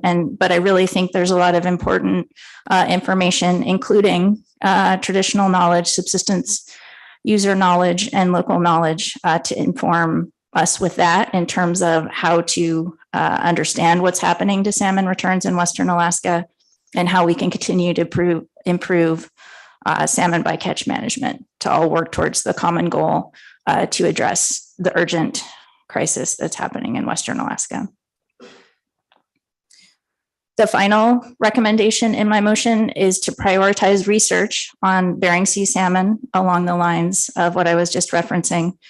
And I wanted to highlight two high-level issues that I have really, that have resonated with me throughout this meeting and in reading the materials and hearing the presentations yesterday. First, I'm suggesting that this council really support NOAA and the Alaska Department of Fish and Game prioritizing development of those models that we heard about in the presentations yesterday to predict where and when salmon stocks will be in the Bering Sea. And the purpose of that is really to tie that to our management, in the sense that that predictive information, if realized, in my mind, will be a huge improvement from the current tools that the fleet has to look through the rear view mirror in terms of what they are encountering and trying to respond to that. If we have good information that helps us predict where those salmon are going to be, I am very hopeful that will really move us forward in terms of the fleet's ability to understand, based on habitat preferences or other conditions related to where the salmon are going to be located, that will really move us forward, and the fleet's ability to move forward in further reducing salmon bycatch in the pollock fishery. The second research bullet I'm proposing covers several things, and really just wanting to reiterate again and appreciating the work that we heard about. I think all of the presentations stressed the large number of people who are working on these issues, the prioritization it has both at federal and state agencies. And I just want to reiterate, I think that demonstrates the importance of this issue to this council and the whole process in general. I am specifically supporting, again, further support and prioritization of work to reduce the time that it takes to analyze the genetic data. I think we have pretty broad support for those data and appreciation for the time series that we've been able to develop. And I think any reduction in the time that it takes to get those data will help with management. Increased survey work in the nearshore environment in the Bering Sea, as we heard about in the ADFNG presentation, and continued industry innovation on gear modifications that may reduce bycatch. That is, we heard a specific report on that during this agenda item on an exempted fishing permit for a salmon excluder. We heard more recommendations for further work on innovations in gear modifications through public testimony. And I agree that that is an important area for work as well, that the council should should definitely support and prioritize. And I'm glad to hear that that's going on across industry. And also we heard from Dr. Foy's presentation within the agency. So that's the motion, Mr. Chair. I just wanted to make a few other remarks before we take questions on the motion. Mr. Chair, I just wanted to thank all of the participants in this council meeting through both written comments, through testimony here, through providing presentations here. This is a very difficult issue for all of us. As we know, Western Alaska chum salmon returns in particular were extremely poor last year and are projected to be poor again this year. And as we've heard in testimony today, and extremely moving testimony today, in river and coastal fisheries were closed last year for salmon, including those for subsistence. And the state of Alaska salmon fisheries will be starting this season again with closed fisheries in Western Alaska, similar to last year. Under the state of Alaska Constitution and statutes, salmon stocks must be managed for their sustained yield and benefits. And when we find ourselves in the unfortunate situation when there are not enough returning salmon to the spawning grounds to ensure future generations of salmon, the state of Alaska is bound to restrict or close those fisheries. The state of Alaska is extremely concerned about the low returns of salmon to much of Western Alaska. And please know that we do understand the importance of salmon to local communities. You are being heard. From food security, cultural, and economic perspectives to the wide range of impacts that we heard directly in testimony for this agenda item. The AYK region has nearly 50,000 rural residents and more than 100 different communities. Subsistence and commercial fisheries are vitally important. The cash many residents gain through commercial fishing frequently offset the increasing costs of fuel, boats, and other gear needed to subsistence hunt and fish. And again, the state of Alaska empathizes with this situation and understands the hardships. Again, the really moving and personal testimony we heard is insightful and impactful. While we understand that nothing can replace traditional subsistence fishing activities, I did want to perhaps remind this council that the State of Alaska Governor's Office and the Alaska Department of Fish and Game have been and continue to be responsive. We're taking steps to mitigate some of the impacts. The administration has distributed salmon to impacted communities. That was last fall, and have already begun additional distributions to address food shortages again this year. And once again, while we recognize that nothing can replace the ability to participate in traditional subsistence activities, we are hoping these efforts to deliver fish will at least partially offset some of the lost food. We're also extending hunting seasons where possible and where it does not impact the long-term sustainability of these resources. And finally, moving into the council arena, since the state of Alaska also has a role here in the council, we're also assessing the reasons, including bycatch, behind the poor salmon returns to better understand the root causes and what can be done from a fishery management perspective. Again, as we saw from the presentations yesterday, a lot of work is being done to help answer the questions, not only with respect to chum salmon, but also Chinook salmon. And we are expanding our efforts with additional money and staff resources as I'm recommending in this motion, and I hope the council will support. Unfortunately, answers will take some time to form into definable management actions and solutions. But again, I feel like this motion is a concrete step forward in continuing our work to partner with others to answer those questions and to identify management solutions to address those problems.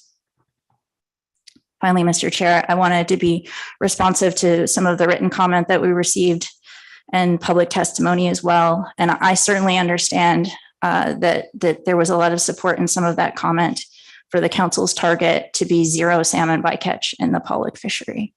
And I think I understand that request, and we've had that conversation around this table before.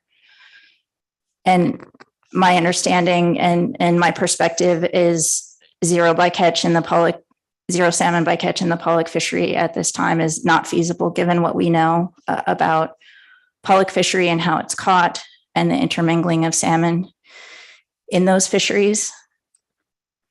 I understand and just want to recognize that that doesn't mean we shouldn't be working on further improving our salmon bycatch management. That is what I hope the council will commit to if you support this motion.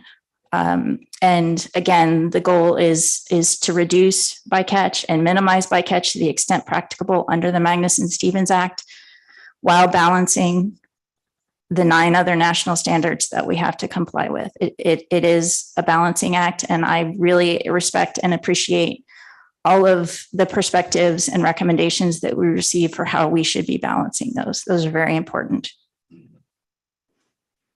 And finally, I just wanted to make the final point as part of that balancing that's mandated by the Magnuson Act. I am putting forward this motion. It's difficult given the different perspectives we've received, but I think it's important that we base our actions on the information in front of us and not let emotion drive our decisions. And that's really difficult for me to say because this is a very difficult issue. I think this motion that I'm putting forward balances the information that we have at this time, identifies information that we need to move forward in a meaningful and responsible way. But I think the most important thing that I hope you all will consider is that it takes advantage and builds on our experience with using the creativity of fishermen to find solutions to problems rather than simply relying on regulatory solutions that are blunt instruments at best to get the outcome that you want. And while those are always needed to be considered for backstop measures for fishery management, I really hope that the council will consider the balance I'm trying to put forward here in terms of taking advantage of our current salmon bycatch management program in the pollock fishery to use industry ingenuity and commitment with appropriate incentives to keep working to further minimize bycatch, while considering our job as fishery managers to make sure that we are applying the appropriate incentives and that we meet all of the other requirements under the Magnuson Act and other applicable law. And thank you for your indulgence, Mr. Chair. With that, I'd be happy to take any questions. Thank you very much, Ms. Baker. Are there questions on the motion? Ms. Vanderhoven. Thank you, Mr. Chair. Thank you, Ms. Baker, for your motion. I have 2 questions. The first one is regarding the first bold bullet, and I think you spoke to it, but I just wanted to make sure I understood correctly that you're referencing the proposals that came to us in the IPA reports yesterday. There's not something additional for the season that's already in progress that you're looking for industry to try to find in this current season. Is that correct? Through the chair, Ms. Vanderhoven, thank you for the question. That is what this motion is referencing, and that I'm asking industry. Those additional measures have, as I understand it, been identified as the most likely measures to allow the fleet to take action more timely to reduce particularly chum salmon bycatch. And it is my hope. Yes, that is what I was referencing. However, again, as I spoke to a little bit earlier, should there be realizations through implementation of these measures, I hope the communication amongst the fleet would continue, and I hope that the fleet will be responsive to that information. And in the best way it determines, because I think this is an ongoing process. I think flexibility is important. And I hope that the work and energy that the Pollock fleet has put into identifying the measures that they identified in their IPA reports work out as they're hoping. And I think that's a good place to start. Thank you. And my second question, Mr. Chair, Ms. Baker, is regarding the discussion paper. I think that was the second bolded, the third bullet regarding trade-offs with PSC species. And I was wondering if you considered other non-PSC species that we know have been bycatch species of concern in recent years, like cod and black cod. And so I was just curious as to why you restricted this to PSC species. Through the chair. Thank you, Ms. Vanderhoven, for that question. You raise a good point. We have heard in recent years that when considering bycatch avoidance in the pollock trawl fishery, that there are sometimes trade-offs for other species. And you're right, sablefish and Pacific cod have been the two in most recent memory.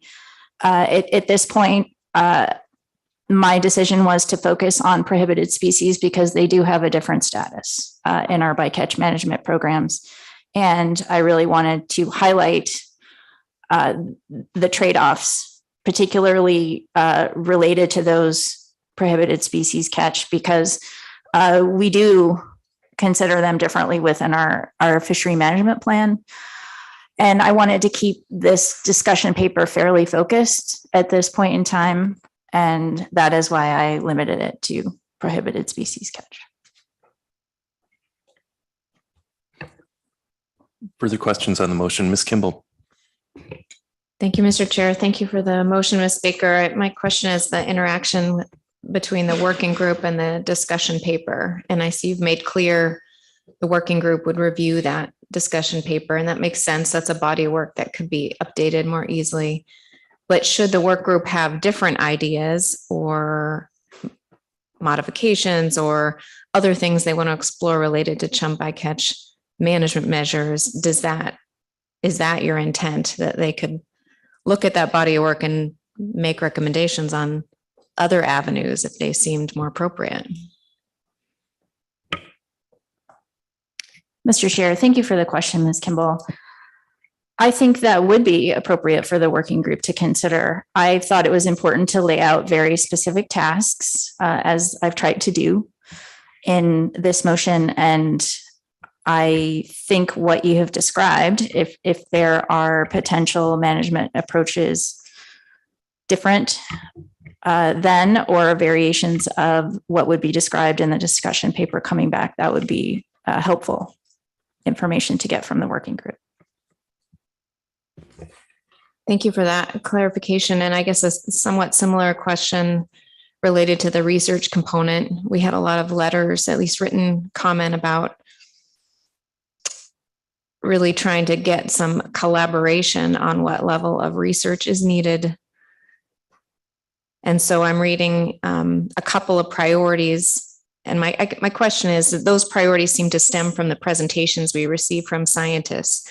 But should this work group, which includes local traditional and subsistence knowledge, according to your motion, determine a different priority or another priority or something on a different part of the ecosystem even? Is that, I guess, part of your intent under that research component of the work group, that we could add to our priorities on Bering Sea salmon based on their input? Through the chair, thank you for that question. Yes, absolutely. And I appreciate you articulating that point a little bit more. I think I really appreciated the recommendation from the advisory panel for the working group. And while the advisory panel did not necessarily task specific items, I tried to take that a step further and really make that clear. I think one of the things the advisory panel was being very responsive to in this recommendation for a working group was much of the testimony that this council has heard in terms of the value of traditional knowledge, subsistence knowledge, local knowledge, in maybe identifying potential research paths or paths forward that we do not have necessarily a clear pathway to introduce into our council process. And so my hope for this work group is it does provide a pathway, an area for two-way conversations to really ask and discuss that information that is so valuable. Yes. And so ultimately, to have those discussions, get that information, get those recommendations for the council, ideally to include in its support and priorities of research.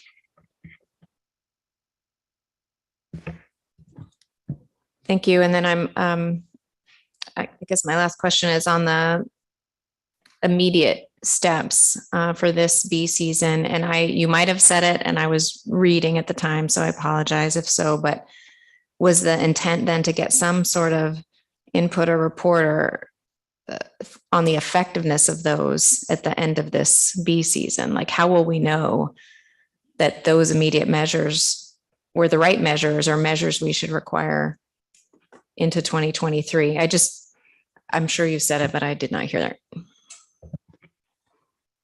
Through the chair, Ms. Kimball, thank you for the question. I'm not sure I did actually, and I quite frankly went back and forth on whether to include this. I would just note that in testimony from the Pollock inshore sector and offshore sector, the representatives from those groups both offered to come back to the council at the end of this bee season and provide a report on how those additional avoidance measures performed with what they were able to provide at that point in time. And I asked both of those representatives what they might be able to provide in terms of perhaps additional rolling hotspot closures that wouldn't have been implemented before, vessel compliance, and those sorts of things that we heard about. Since those offers were made and I expressed interest in hearing those reports, I did not specifically include it in the motion, but that would be my expectation. Mr. Dwight. Thanks, Mr. Chair. Ms. Baker, thanks very much for your motion. I'm going to follow up a little bit further on Ms. Kimball's second question and your answer, which I really appreciated, both her asking the question as well as the answer I heard. It makes sense to me as well that the working group may be the best place to formulate some of those broader questions, as well as formulate some thoughts about how collaborative efforts may be the best avenue for unraveling some of the big questions that are still bedeviling us. So my question then that comes out of that is what you envision the council will do as things are prioritized. Do we take immediate steps to modify our existing research priorities document, for instance? Do we begin to encourage the development of the resources necessary to the extent we can, to the extent we're allowed to do that, encourage finding the resources necessary to ensure that the research is conducted and begins as soon as possible? What other things do we actually, what's the result of us prioritizing research? Through the chair, thank you for that question, Mr. Twite. It's true, this body is not a research organization.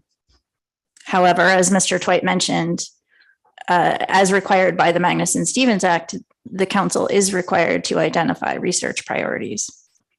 And so I would say the short answer to your question, Mr. Twite, is my intention of including a very basic statement that the council prioritizes research on Bering Sea salmon, and then a couple of specific issues under that is for both of the purposes that you identified. My hope is that we could consider these and would consider these in our research prioritization process. And particularly for the second potential outcome that you mentioned, and that's one of my main motivations. I spent a fair bit of time at this meeting speaking with the scientists from both the Alaska Department of Fish and Game and the Alaska Fisheries Science Center Genetics Lab, as well as others in terms of what work they are doing and what resources they need to do to carry out that work. And part of my intention of identifying these in this motion is to really highlight the importance and our strong support of the various agencies prioritizing staff resources, funding what is needed to support that work. Because I think particularly the things that I've identified in this motion, it's my perspective on the things that are most likely to really benefit and have a direct impact on our ability to improve salmon bycatch management.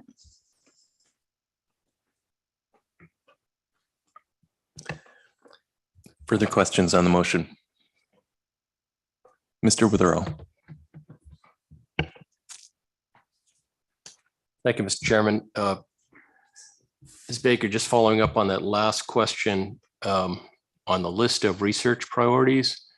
At this meeting, we heard from Assistant Administrator Coit that there was billions of dollars from the Infrastructure Act that would be going to NOAA and coming to Alaska to be spent. And I imagine that NOAA will distribute that among tribes and the state agencies and others for projects that are prioritized and shovel ready. And one of the things that we heard during the discussion was that we were unable to have a adult equivalent analysis of the chum salmon runs in Alaska because we didn't have the monitoring set up in the river systems. And I'm just wondering if perhaps having fish counters might be a high priority so that we could complete that AEQ analysis for chum salmon in Alaska, Western Alaska.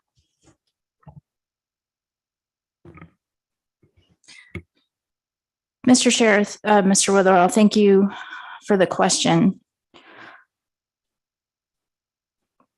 I don't want to speak out of turn because I do not have a specific answer to that question in terms of a very specific needs related to the chum impacts analysis that we had. What I do know is in our review of that document, it wasn't clear that a lot of additional work on trying to come up with some sort of index short of a run reconstruction or something like that for a number of river systems in Western Alaska. We weren't quite sure what we would get from that, how much additional benefit that would actually provide. I think the reason that this council does do AEQ analysis and then takes the next step to determine an impact rate, it does provide that information in terms of what we estimate the impact of salmon bycatch in the pollock fishery is to adult returns in a particular river system. I know that that exercise has been challenging for some Western Alaska salmon users. And I would offer the perspective that in my view, I don't think the council's doing that to try and minimize the contribution of bycatch in terms of impacting Western Alaska salmon. I think what it's doing is to try and establish expectations about what impact our efforts to reduce bycatch may actually have on Western Alaska salmon. And I think sometimes that gets lost a little bit in the very technical discussions that we have here. And I'm sure we could do a better job of communicating that. So Mr. Witherell, that's a very long way of saying I do not have a specific answer to the question that you asked me, but what I would like to do is talk to some of our staff. And I'm not really familiar with the program that Assistant Administrator Coit spoke about. And so I'm sorry, I just don't have any information about that directly. Further questions?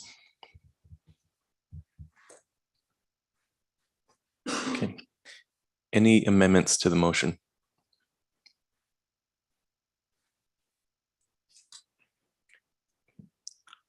Can go to comments on the motion.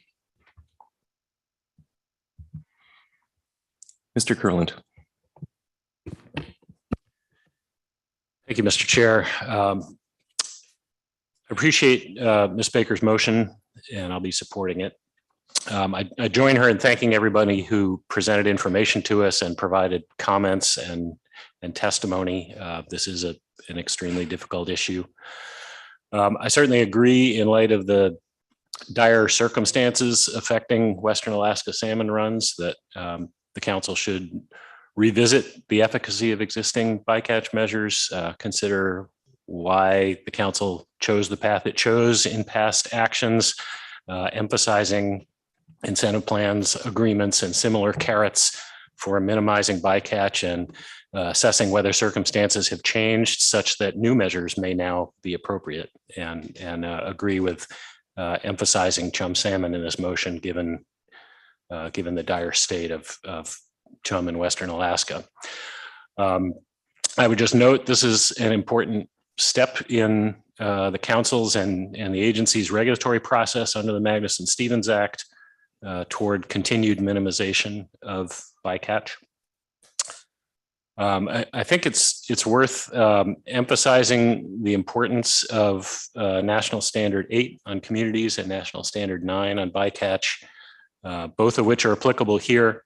Of course, all fishery management plans have to consider all of the national standards, and in this case, the goal of achieving optimum yield in the pollock fisheries is, of course, doesn't mean that we do so even in the face of bycatch or at the expense of Western Alaska communities, but rather the council must balance these things as the council always does in all of its actions. And that's what we're doing here when we explore these issues and consider bycatch further.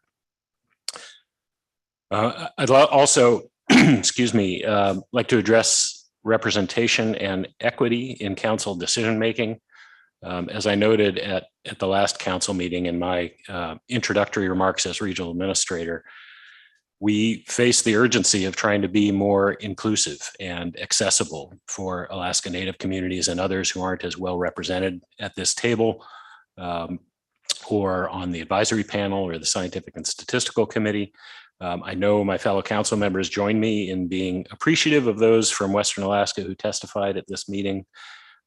Collectively, I feel we have a lot more to do to include such voices more substantively in the council process. And I appreciate that the motion includes a working group, including tribal representatives. That's appropriate. And I would urge us to work hard to attract multiple members of that work group who are tribal members. Finally, the last subject I wanted to bring up was I agree with the emphasis on chum salmon reflected in this motion. That said, I do think it would be useful for us to consider Chinook salmon going forward, to continue to consider Chinook salmon. And consider the information we've heard from the pollock catcher boats and the catcher processors that lowering the cap and or the performance standard could actually be less effective for Chinook bycatch minimization than retaining the existing ceilings and relying upon incentives. I'm interested in trying to elucidate that a bit more for us and for the public. I think it would be useful for the council and stakeholders to see a more explicit evaluation of the pros and cons to help illustrate which approach may be more effective. And I hope that we will come back to that consistent with staff capacity. And that's all I have, Mr. Chair. Thank you. Thank you, Mr. Kurland. Mr. Twite.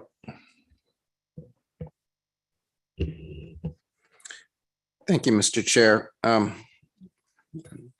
I support Ms. Baker's motion, but my thoughts go somewhat beyond that. This is certainly one of the hardest natural resource issues that I think I've ever dealt with, and it doesn't look like it's going to get any easier in at least the near future. And I appreciate the amount of time and the amount of energy that the council is putting into it and will continue to put into addressing it. We do need to address it from the perspective of our job, which is balancing the national standards under the Magnuson Act. That's the role we play rightfully, and that's the role we play in every single issue we deal with. And I'm confident that we'll continue to do that. I'm also confident that as we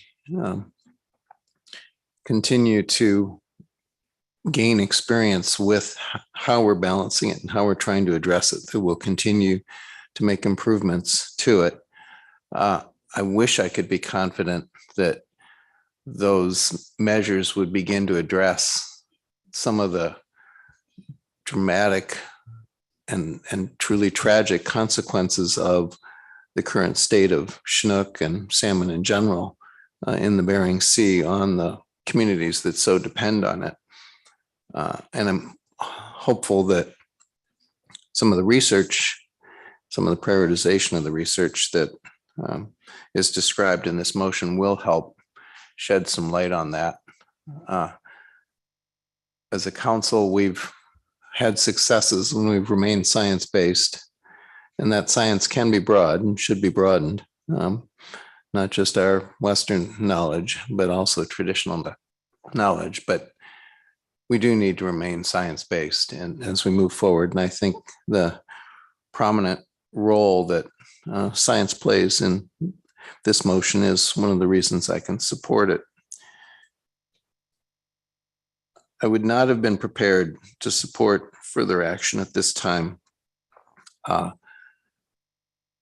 over and above what's being proposed here. I think what's being proposed here makes a lot of sense, but I worry very much that the tools that are working now, and certainly can always be improved, could actually be diminished in their effectiveness if we move off of taking a scientific approach to moving forward and instead react simply to immediate circumstances, as awful as they are, without some careful examination of the likely impacts.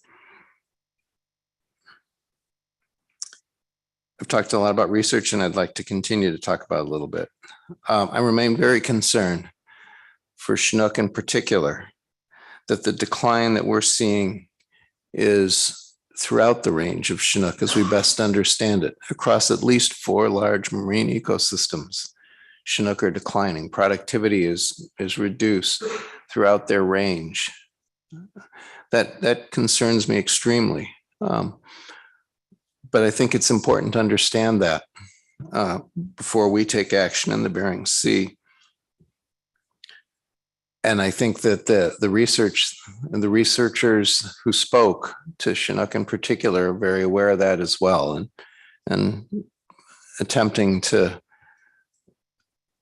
in answering the questions that we have about the Bering Sea, or attempting to think about it more globally. And I think that's appropriate. I was particularly, and to that, we need more than just the results of last year as we review the science that's brought to us. We need the kinds of presentations that we got early in this meeting that actually synthesize and summarize across a range of years and give us a sense of what does this mean in the larger perspective. And I was particularly impressed by the presentations from Dr. Howard, from Dr. Berry, and Dr. Larson that stepped back from, well, here's what happened in 2021 or 2020 to here's what we think that means over the longer term. And I encourage scientists, as they continue to update us on their results, continue to give us that larger picture. I think it's more important than tracking the annual ups and downs, although they certainly have to be tracked as well. I'm also heartened by some of the descriptions of some of the work that's in the pipeline. I think quite a few council members talked about the work that Ms. Garcia is engaged in, and I think we're all hoping that those kinds of tools will be extremely helpful in helping us do a better job of balancing national standards, and appreciate the prominence of that kind of work in Ms. Baker's motion. And I guess I'd like to just close by saying that I appreciate the Department of Fish and Game's leadership on this. They're in a unique role in this. It's not a role I envy at all, but it's a role I believe they've really stepped forward to. The fact that the commissioner has committed his time and attention to this meeting as well, I think speaks volumes to just how much energy and how much attention the agency is paying to this true crisis. And it's good to have partnerships like that. Equally, I'm impressed that the agency's creation of the reorganization of their research sum to create a group that really is focused on what's going on in the marine environment under the leadership of Dr. Howard, I think is also going to benefit all of us. And so I appreciate that. I think the agency will be able to do even more as partnerships are strengthened and developed, and look forward to what those partnerships will be able to bring to us in the future. Thank you for the opportunity to comment. Thank you, Mr. Twite, and thank you for your focus on the research. I can't help but express my appreciation and follow up for the talented scientists we have working on this. It's been incredible to listen to the work that's been presented and where they are going in the future. Ms. Vanderhoven. Thank you, Mr. Chair. Oh, I'm losing my voice now. I appreciate the approach of this motion, and I think it's appropriate for where we are in the process and what we know at this point. And I'm hoping that it gets us to a common understanding of the issues and potential paths forward, because I think we get a much better work product in this process when we're able to pull together rather than fight against each other. I appreciate Ms. Baker's response to my question regarding non-PSC species of concern. And I did consider amending the motion, but I think it might just muddy the water too much for where we are in the process. But I will be watching as we move forward to see if that's something that we need to look at rolling into this package. And so with that being said, I will support the motion, and I really appreciate Ms. Baker's work on a very comprehensive and very clear motion. So thank you. Thank you, Ms. Vanderhoven. Ms. Kimball.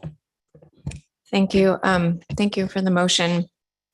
I think we received a lot of reports yesterday on salmon stock status, the state of our understanding of this decline in Chinook that's statewide, and the recent collapse of chum. I'm really glad Mr. Curlin and Mr. Twite brought up accessibility. I think this is the level of information we're required to assess, but many of these reports, the acronyms, just the sheer number is just not accessible to people who these issues matter to.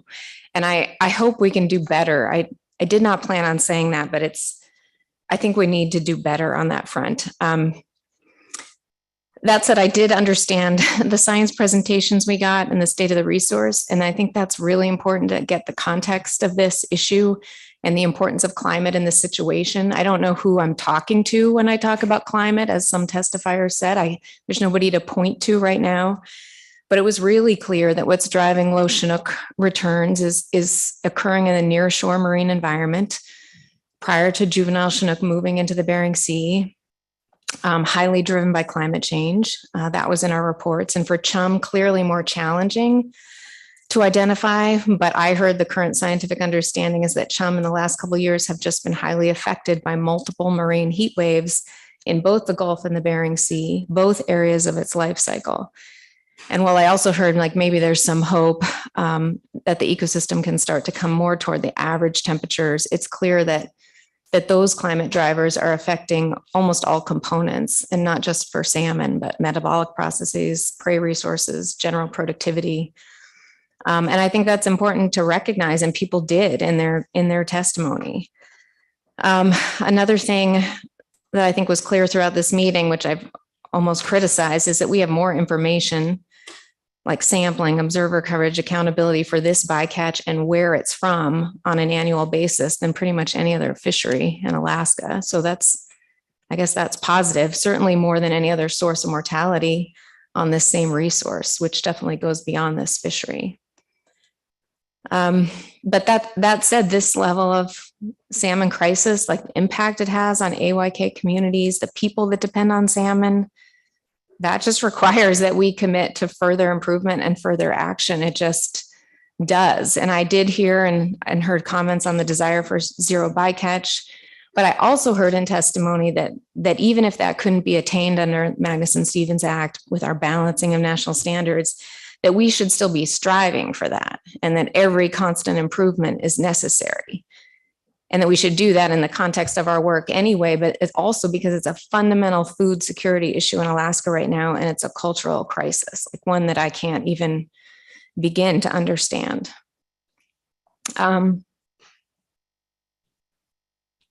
This happened to me last time.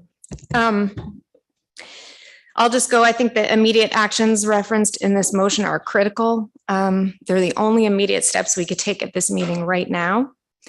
And the last thing I want to say is that there really is a difference being made in AYK residents and those tribal consortiums testifying to us. I think it's put a level of focus and understanding the impacts of this issue, and it's making changes that I think aren't going to be evident in this process. It's making changes in the research people are investing in the technology that the pollock industry is investing in. It's brought all of these changes for this very bee season to the table that would not have happened without these people coming to us and demanding that change. So I just hope that people understand the difference they're making today in this meeting. And thank you. Thank you, Ms. Kimball. I as usual, agree with your comments and specifically appreciate the last comment you made. I can't agree more that we are hearing people. They are making a difference. We might not be moving as fast as they would like, but I think we're responding as our process allows, and I really appreciate you pointing that out. Mr. Mesereau. Thank you, Mr. Chairman. And thank you, Ms. Baker, for the motion. In my opinion, as one council member, this is the most significant and difficult issue we're facing at the council, and we're facing several very difficult issues at the moment. But clearly, not being able to meet the most basic need of rural Alaska Native families to gather food to survive is almost unimaginable at this point. Unfortunately, the data tells us that the decline of chum salmon is likely not a result of overfishing, but instead is likely driven by warmer waters and a lack of available forage species. With that said, bycatch is a removal we can and should control at all levels of abundance. In my mind, as one council member who fishes for Chinook salmon full time and is dependent on those fish to earn a living, my feeling is that if subsistence fishers cannot harvest salmon, then every fishery that takes salmon should look at their behavior and give some thought as to how they can reduce mortality of those salmon. That not only includes the trawl fleet, but every other fishery that takes salmon in Alaska, including mine. Changing behavior may mean avoiding these fish, altering gear, or making do with less until this crisis passes. In my mind, a crisis for one group of Alaska fishermen is a crisis for all Alaskan fishermen. With that said, we don't regulate all Alaskan fishermen. We do regulate trawl bycatch, and we need to closely examine the role of this bycatch in Western Alaska chum salmon catch and do what we can to minimize that. I think this motion begins to allow us to do that. I'm grateful for the detailed staff presentation and the compelling written and public testimony that provided descriptions of the plight of Western Alaska subsistence fishermen. I believe the only way this council can and should move forward in dealing with this issue is to use science, both Western and local and traditional knowledge, to help inform our decisions. This motion is focusing this council on the science, which, if this motion passes, will be reviewed to determine the impacts of caps and reductions of chum salmon bycatch to the Yukon and Kuskokwim River systems, as well as asking the fishing industry in the Bering Sea to do everything they can now to avoid chum salmon while not increasing their take of Chinook. This is the next step in our process. I understand the public's frustration for the amount of time this process takes and its complexity, and the fact that while this crisis continues in the real world, this body seems to be moving slowly. However, this process was designed to be slower, science-based, and precautionary. And this issue, like other dire issues, like the decline of crab species, still must follow the same process that is dictated by federal law. The federal government set the council process up to be iterative, and that makes it take time. So my advice to those connected to the salmon resource and impacted by these run declines is to stay engaged and keep advocating throughout our investigation for solutions to this problem. This motion keeps this issue in front of the council and will better inform us to make the best decision that we can when the time comes. As a council, in my opinion, it should be one of our highest priorities to improve security and protect the culture of Western Alaska Native people. I also want to align my thoughts with Mr. Kurland's comments regarding Chinook salmon. As a council representative and the chairman of the North Pacific Research Board, we have prioritized funding research on Western Alaska salmon and crab last year, and those priorities will continue as long as I serve in that capacity. I look forward to seeing this document, and I'm hopeful it will continue to lead this council to take actions that can improve this situation in the future. Thank you, Mr. Chairman. Thank you very much, Mr. Mesereau. And I certainly appreciate your comments on prioritizing Western Alaska salmon. I think the focus of the motion on doing so is critical. That's ultimately where we need to be going for this. There's a lot of chum salmon out there, but the Western Alaska salmon that are being caught, I think absolutely needs to be the focus of this action going forward. Mr. Marks. Thanks, Mr. Chair, and thanks, Ms. Baker, for the motion. I appreciate all the thought that's gone into this. Certainly, we heard a lot yesterday from researchers and industry, and today in the testimony, the diverse and complex effects and impacts and needs to manage these fisheries. It's again, I understand folks' frustration of the impacts are very heartfelt and strike hit home, and so that it's very meaningful, and appreciate folks taking time to share those experiences that they're seeing and feeling on the ground. Also appreciate the industry's work and commitment to try these new incentives on the ground. You know, I just encourage them to look broadly at not just the peaks, but also the area, the number under the curve as you go across the season, as we've seen, you know, shifts as much as 4 or 5 weeks when these encounters occur, and also the research that may inform when and where species may show up, and hopefully we get better detection and assessments of what stocks are present in what proportions. So there's some great research going on, very diverse, and I think keeping my fingers crossed that it's going to serve us well in applied management on the ground to reduce bycatch.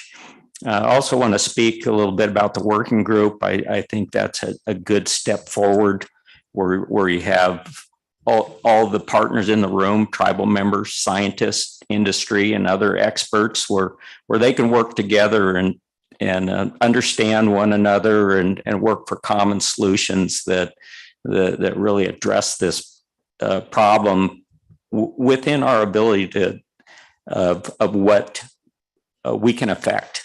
You know, understanding that the climate change is a big deal.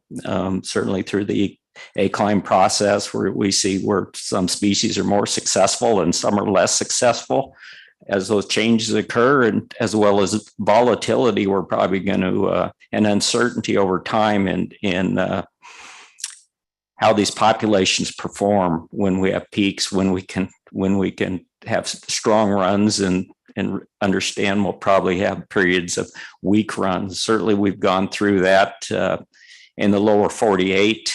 It was a challenging time as when that first started, and it continues to be a management challenge. And again, where you have some years, you may have a very high population or return and other years and series of years when they're very low. So it's a challenging problem, and how do you manage across years under those circumstances. So anyway, before I get too far off track, I again just want to reiterate my support for the working group, the ongoing research and science, and hopefully that can be refined through the working group and really focus on those aspects that are going to be most meaningful and effective at reducing bycatch. So I support the motion and appreciate all the work that's gone into it. Thank you. Thank you, Mr. Marks, and I appreciate you calling attention to the working group. That was another thing I'd planned on speaking to at the end, but I'm able to just agree with council members as going. I think that's going to be a critical piece of the way we find the path forward. And I just wanted to also, in addition to giving thanks to Ms. Baker for bringing that forward, wanted to thank public for bringing that forward and the AP for putting that idea to us in their motion as well. I think, again, having the collaborative approach to reviewing the ways forward is absolutely critical to success. And again, thanks for bringing that up. Further comments on the motion? Mr. Jensen. Thank you, Mr. Chair. Thanks to the motion, Ms. Baker. And I'd like to thank the public for all their input for this meeting. It really helps me figure out what needs to be done, or try to figure out what needs to be done. Pretty much all has been said around the table, but I can't add a heck of a lot to that. Two things that have some concern for me are, while one's international bike interception. I don't know where we are with that. We don't know how much they're doing, and we guess we wait for the results from letters being written. Another one is early marine survival rates. I think that plays a big part in this, and I know the state's doing research on that, and maybe they'll be able to help with the research group that's coming up here. That hopefully that'll add something to that. And one other thing that I haven't heard much about is marine mammal interactions. And I know it's a touchy subject, but they do eat salmon. And I mean, everything from whales down to sea otters even now, they found out eat salmon. So anyway, those are some things that maybe in the background everybody should keep in their mind. I know this meeting, all the great reports are going to certainly help my Alaska Bycatch Review Task Force come out with a good analysis for the governor to use. So with that, thanks again to the public, and thank you, Mr. Chair. Thank you, Mr. Jensen, and thank you for your work on the task force. Further comments on the motion? Ms. Baker. Thank you, Mr. Chair. And I think this has been said, but as the maker of the motion, I just really did want to express my thanks to all of the staff, both council and agency staff that provided information at this meeting for this agenda item. We keep saying how much there is, and that's because it is that important. And I agree with Ms. Kimball's earlier comment about I think we need to do a better job of making that accessible and synthesize that for the public. And I would like to accept that challenge and try to find ways to do that. But I just really wanted to say it was invaluable for me to have the staff and the scientists that are actually working on these issues accessible and to talk to, and they're very good. They can explain things in plain language to me that I can't necessarily understand in these documents, and we have to find a way to convey that. And I'm so pleased that they were able to be here and help beat me. But more importantly, I think being here helps them hear the testimony. It helps them hear the actual management issues that we are grappling with, and really bridges that gap in terms of helping us communicate and find solutions. And so I just really wanted to express my thanks for all of the work that is done by the staff, and again to the the people who testified to us in both written and verbally. Tremendously valuable testimony is an absolutely critical part of our process, while science and the information in the documents is absolutely essential. Testimony greatly affects our decisions, and there's a lot of information that just can't be captured in data, and we absolutely have to have that and consider it. And finally, thanks to the public industry representatives for providing their annual reports and for coming to the table with proposed avoidance measures that could be implemented immediately. And I just wanted to express my thanks to all of those groups, Mr. Chair. Thank you. Thank you, Ms. Baker. Any final comments? Okay, I don't see any. I'll just express my appreciation one more time, Ms. Baker, for your leadership on this issue, and my alignment with all the comments made around the table today. It's been a lot of information we've received, a lot of both from the scientists, the analysts, and from the public. There's a lot that we have to weigh.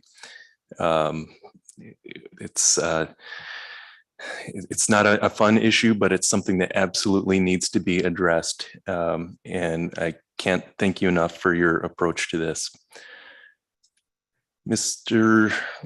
Actually, is there any, let's go to a vote. Is there any opposition to the motion? Okay. With no opposition, the motion passes unanimously. Anything further on this agenda item?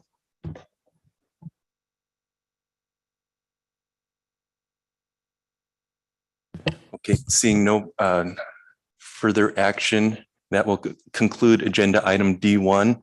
We're going to go ahead and break for now for lunch. We'll give Dave and his staff some time to deal with things ahead of staff tasking. We'll come back at 1 o'clock and we will take our final B report, time certain, at 1.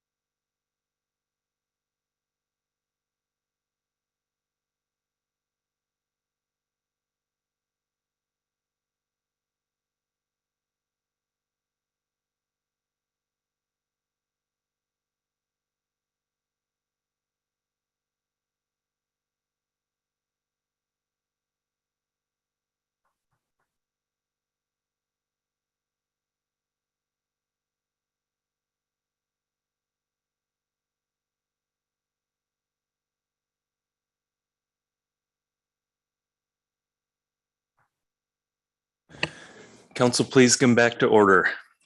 Okay, good afternoon, everybody. We are moving back to our time certain National Marine Sanctuary report. And I'd like to give the floor to Christina Kikua to take over the presentation and introduce her team. Good afternoon. Hi, good afternoon. Can you hear me? Yes, we can. Oh, great. Okay, so aloha, everyone. Thank you all for having us at the North Pacific Fisheries Council meeting. We have met with some of you over the past months. And since then, we have the very recent news that Dr. Spinrad, our head of NOAA, announced on June 8th that Alagum Canoa has been put on the Onames Sanctuary Inventory list. Before we dive into the details of what that means and how we got there, we wanted to give you a quick overview or roadmap of what we will be covering in the presentation today. First, we will give a brief overview of the NOAA Onames and introduce you to our Hawaii-based regional team. Then we will go over the sanctuary nomination process. We are only in the very beginning of our process, so we will focus on where we are and also where we aren't in the process. Next, we will go over the national significance criteria and management considerations that our nomination process is built around. And then finally, we will discuss the Alagum Canoa nomination and some specifics related to the site nomination process. I'm not sure if this technology allows you to ask questions while we're giving the presentation, but please feel free to hold those questions or ask if you can real time. We understand that the idea of a sanctuary may give some of you concern, and we appreciate you taking the time to get to know our program a little better and finding out more about what we are and what we are not. And with that said, we are going to do our best to answer all of your questions today and provide you with our best information. But to be very candid, sometimes it may appear that our answers are a bit unclear or maybe sometimes even evasive. This is not because we're avoiding your question, but so many of the answers on things of critical importance, such as boundaries and co-management, is determined by public process and community engagement later in another part of the process. If we make it to the designation process, I should say. Today's presentation speaks mostly toward the nomination and inventory process, and we're happy to come back to another meeting later to continue sharing about our program and the process. So next slide, please. So again, I'm Christina Kekueva. I'm the Regional Director for the Pacific Islands region of the Office of National Marine Sanctuaries. Just to tell you a little bit about myself, I am born and raised in Hawaii and share time between Oahu and Hawaii Island. My duty station, when we're actually physically at work, is at the Inouye Regional Center on Ford Island in the middle of Pearl Harbor on Oahu. Most of our NOAA line offices are represented there, which gives us a lot of opportunity to learn more about each other and the importance of our different parts in the NOAA mission. I spent almost 8 years away from Hawaii for school, both degree-wise, but also in life, working on Capitol Hill for Senator Inouye, who many of you know was fast friends with Senator Stevens. Between the Hill and NOAA, I worked at the University of Hawaii, but have been with NOAA now for almost 20 years, mostly in the Office for Coastal Management, and now in the last several years at the Office of National Marine Sanctuaries. Our team is based both in our headquarters in Silver Spring, and today you'll be meeting several of our Hawaii-based group. I think you can see right next to me on our side is Hoku, our policy analyst, and she comes to us recently from the Pacific Islands Regional Office of the National Marine Fisheries. Kalani is the first to be our federal position on our cultural and community coordination. Both of them will share a little more about themselves in their part of the presentation.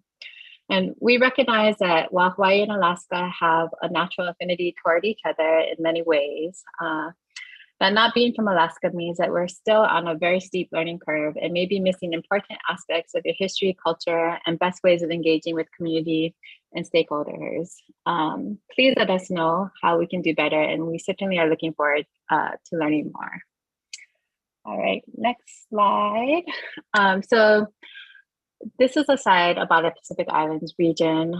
Currently, we have 3 sites, one in American Samoa, one in across our main 8 islands of Hawaiian Island, Humpback Whale National Marine Sanctuaries, and finally Papahanaumokuakea, which is in the northwestern Hawaiian Islands and is currently going through a sanctuary designation process and is currently a monument. We could spend probably a whole presentation going over the different aspects of these 3 sites, but know that you're interested in getting to information about Algonquin Canal. So next slide, please. Just to give you a brief overview of where Office of National Marine Sanctuaries resides in our NOAA framework. From left to right, we're within the Department of Commerce. And then within NOAA, the Office of National Marine Sanctuaries resides within the National Ocean Service, which is a sister line office of the National Weather Service and the National Marine Fisheries Service, or as you probably know it, NOAA Fisheries. Likewise, the Office of National Marine Sanctuaries is also known as ONMS, or NOAA Sanctuaries. All right, next slide. So a little bit more background about the National Marine Sanctuary System. ONMS serves as a trustee for a network of 15 national marine sanctuaries and 2 national marine monuments, encompassing more than 600,000 square miles of marine and Great Lake waters. The National Marine Sanctuary System protects America's iconic natural and cultural marine resources. The system works with diverse partners and stakeholders to promote responsible, sustainable ocean uses that ensure ocean health, and we manage living resources and maritime heritage resources. ONMS achieves this through conservation, research and monitoring, education and outreach, community engagement, among many other initiatives. Looking at this map, you can see it includes 15 national marine sanctuaries indicated by the blue circles on the map, and 2 marine national monuments indicated by the blue triangles.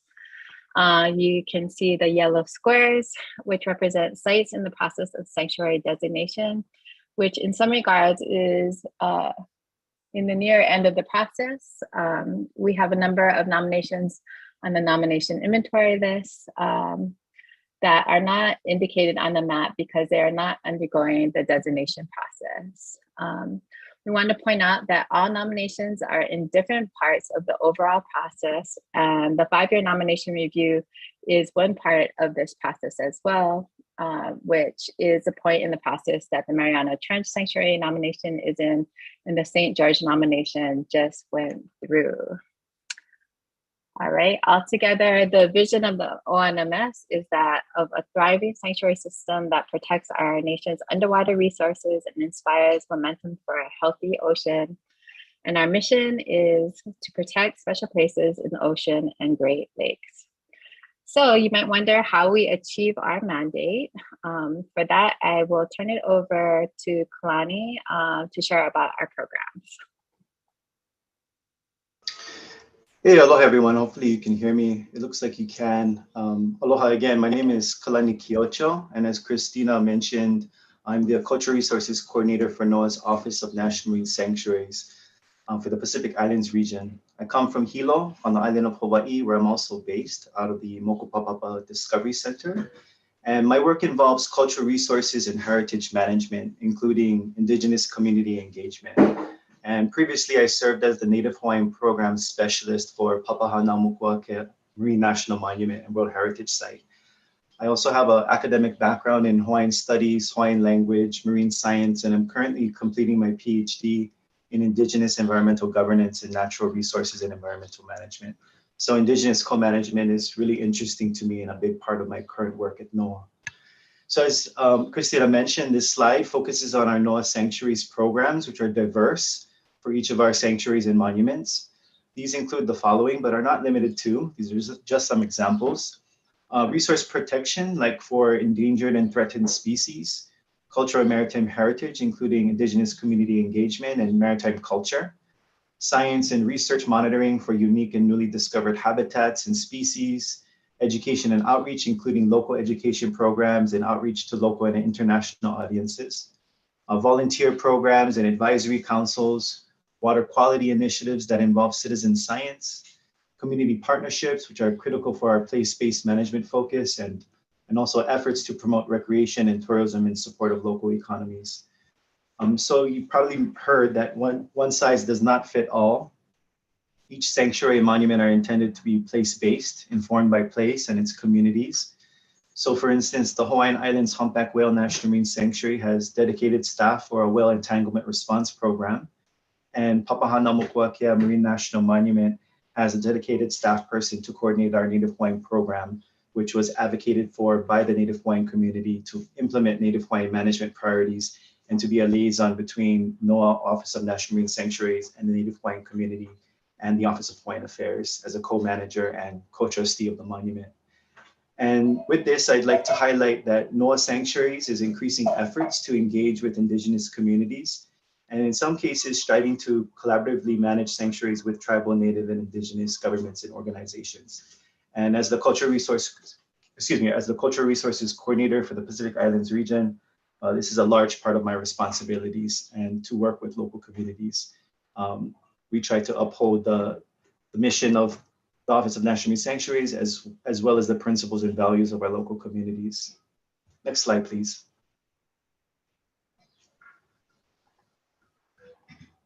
Okay, so our principal focus is on resource protection, and that ensures that we collaboratively maintain balance between resource conservation and sustainable uses over time.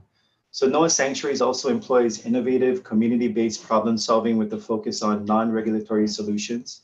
Examples of non-regulatory solutions are protecting marine water quality at the watershed level, reducing introduction and spread of non-native species, various programs to protect marine mammals, rerouting shipping traffic with industry support, using docents and signage to protect tide pools, or even working with cities and businesses to promote tourism if appropriate. Furthermore, the regulations are customized to meet the needs, features of individual sanctuaries.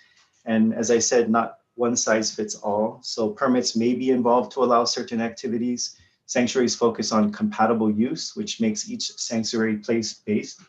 And finally, enforcement of laws and regulations involves outreach and education. And these are the ways that we ensure resource protection throughout the National Marine Sanctuary system. Next slide, please.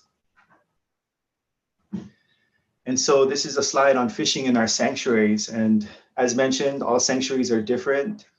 Therefore, fishing is represented differently within each sanctuary and monument, including fishing regulations, which may include spatial zone management. The majority of the collective waters in National Marine Sanctuaries are open to recreational fishing, providing opportunities for anglers of all ages and fostering a sense of responsibility for the marine environment. And just like recreational fishing, Office of National Marine Sanctuaries recognizes that commercial fishing is an integral part of the blue economy that benefits coastal communities and enriches the lives of millions of Americans. Sustaining local communities that rely on a healthy marine environment is an important goal at all National Marine Sanctuaries. And the National Marine Sanctuary Act requires NOAA to consider the economic benefits and impacts of the present and potential uses of National Marine Sanctuaries. The 11 criteria and management considerations that Hoku will explain further are taken into account for all compatible uses within National Marine Sanctuaries. This includes traditional, indigenous, and subsistence fishing, recreational fishing, and commercial fishing. So if in the future NOAA decides to begin designation for a nomination in the inventory, the National Marine Sanctuary Act defines the specific coordination and consultation requirements that the Office of National Marine Sanctuaries must follow with other federal agencies and the respective regional fishery management councils. In particular, National Marine Sanctuary Act Section 304A5 states that the appropriate regional fishery management council has the first opportunity to draft regulations for fishing. The Regional Fishery Management Council shall use as guidance the national standards of Section 301A of the Magnuson-Stevens Act, to the extent that the standards are consistent and compatible with the goals and objectives of the proposed sanctuary designation. Also, all sanctuary advisory councils include 1 to 3 dedicated council seats reserved for fishing interests, which include recreational and commercial fishing interests, and also sometimes specific fishing gear type, such as fixed and mobile fishing gear for the Stellwagen Bank National Marine Sanctuary Advisory Council. And so now I will turn it over to Hoku to explain further. Thank you, Kalani. Aloha mai kako, and thank you for giving us the opportunity to present today. My name is Hoku Ka'aikua Posima. I come from Wakaha on the island of Oahu, but now live on Hawaii Island in Hilo. As previously mentioned, I'm a policy analyst with the Office of National Marine Sanctuaries Pacific Islands Region. I am the newest member of the ONMS Pacific Islands Region team, but not completely new to NOAA. I spent about 7 years with NOAA Fisheries Pacific Islands Regional Office, starting my time with PIRO in the Marine National Monuments Program as a policy management specialist, and then eventually moved over to the Directorate Division as division chief before coming over to sanctuaries. My background is in Native Hawaiian law and environmental law, and my passion is working with communities with regards to natural and cultural resource management and finding ways to uplift Indigenous knowledge and communities. I'm going to start here by giving an overview of the sanctuary nomination process so that folks may have a better understanding of the process that Alagam Kano went through. The first step for a community to build a nomination, and so every sanctuary nomination starts at the community level. So a group of people who care passionately about protecting an area of our nation's marine or Great Lakes waters comes together to develop a nomination. This consists of gathering key information about the special place they wish to nominate and developing broad community support for the nomination. The second step is for the community to then submit the nomination to NOAA. So the Aleut community of St. Paul Island successfully built and submitted the nomination for Alagam Kano at the end of 2021. The third and fourth step capture NOAA's initial review of the nomination to ensure that it meets the basic requirements and also presents an opportunity for NOAA to go back to the community with any questions they have, as well as bring in external reviewers who may be able to provide additional information and insight. And I will discuss the review of the Alagam Kano nomination in more detail in the next slide or two. Next, the fifth and sixth step reflect a nomination being successfully accepted and added to the existing inventory. As many of you are aware, and as Christina mentioned earlier, Alagam Kano was accepted into the inventory of successful nominations earlier this month. There is a step 7 listed here on the slide, but really this step is meant to capture what happens after a successfully nominated area, has been in the inventory for 5 years. So if a site does stay on the inventory for 5 years, ONMS is required to conduct a 5-year review to determine if the site still meets the necessary criteria to remain in the inventory. So once we gather public comment during that process, we then determine if the site still meets the criteria to remain in the inventory for another 5 years. The sites in the inventory are eligible to move to the sanctuary designation process. Sanctuary designation is a separate public process that by law is highly public and participatory and often takes several years to complete. All right, so these are those criteria. These are those 11 criteria that we've been referencing. The first 4 are known as the national significance criteria, including natural resources, heritage resources, socioeconomic importance, and public benefit. The latter 7 are known as management considerations and include research opportunities, education opportunities, threats, new conservation benefits, supplemental protection, partner commitments, and community support. So I'm going to try to summarize and go over each of the criteria and considerations and provide examples on how the Alagam Kano nomination successfully met each of them during our internal review and analyses. So starting with natural resources, the review team concurred that the Pribilof Islands support globally significant populations of marine mammals, seabirds, and fish, including various ecological and cultural keystone species, such as northern fur seals and stellar sea lions. Second, for heritage resources, the nomination discusses the importance of the marine waters and the Pribilof Islands to the history and heritage of the Unangan communities, including how vital these areas and their biocultural resources are to the belief system and identities of the Unangan people. Third, socioeconomic importance. The commercial fishing and traditional subsistence practices are currently the most significant socioeconomic drivers of this area and are vital to the health of these remote communities. And fourth, public benefit. So the enhanced conservation and management of the nominated site could possibly result in greater meaningful opportunities for food security, cultural and economic well-being, and education and research, which would benefit the communities of the Pribilof Islands, other Unangan communities, and the greater public. Moving over to management considerations, starting with research opportunities. There are numerous opportunities for research in natural, cultural, archaeological, and socioeconomic sciences, and for utilizing Indigenous knowledge and conservation in those efforts. Biological research has largely focused on single species to date, but there are significant opportunities to study important ecosystem functions and environmental processes related to fisheries science. Second, for management considerations, education opportunities. The nomination indicates a high level of interest in collaboration on education and outreach programs, and the area provides opportunities for education, including the understanding and appreciation of Arctic marine environments, Indigenous knowledge, and tribal co-management. Next, for threats, the nomination substantiates the existing and potential threats such as climate change, ocean acidification, vessel traffic, unsustainable commercial fishing, pollutants, harmful algae blooms, invasive species, and marine debris. Moving on to new conservation benefits, the Aleut community of St. Paul Island makes a compelling case for tribal co-management and Indigenous-led stewardship. Knowledge gained from cooperative marine protection and management, including partnerships with other federal and state authorities, would offer measurable and lasting benefits for coastal communities. Going to supplemental protection, the nomination discusses the benefits of a potential National Marine Sanctuary designation at this site and the unique opportunity to add supplemental protection to the area and its natural and cultural resources by way of co-management. In this instance, the nominator defines their vision for co-management as a way to follow our community's lead and ensure that tribal co-management is a central feature in the future of the Pribilof Islands marine ecosystem.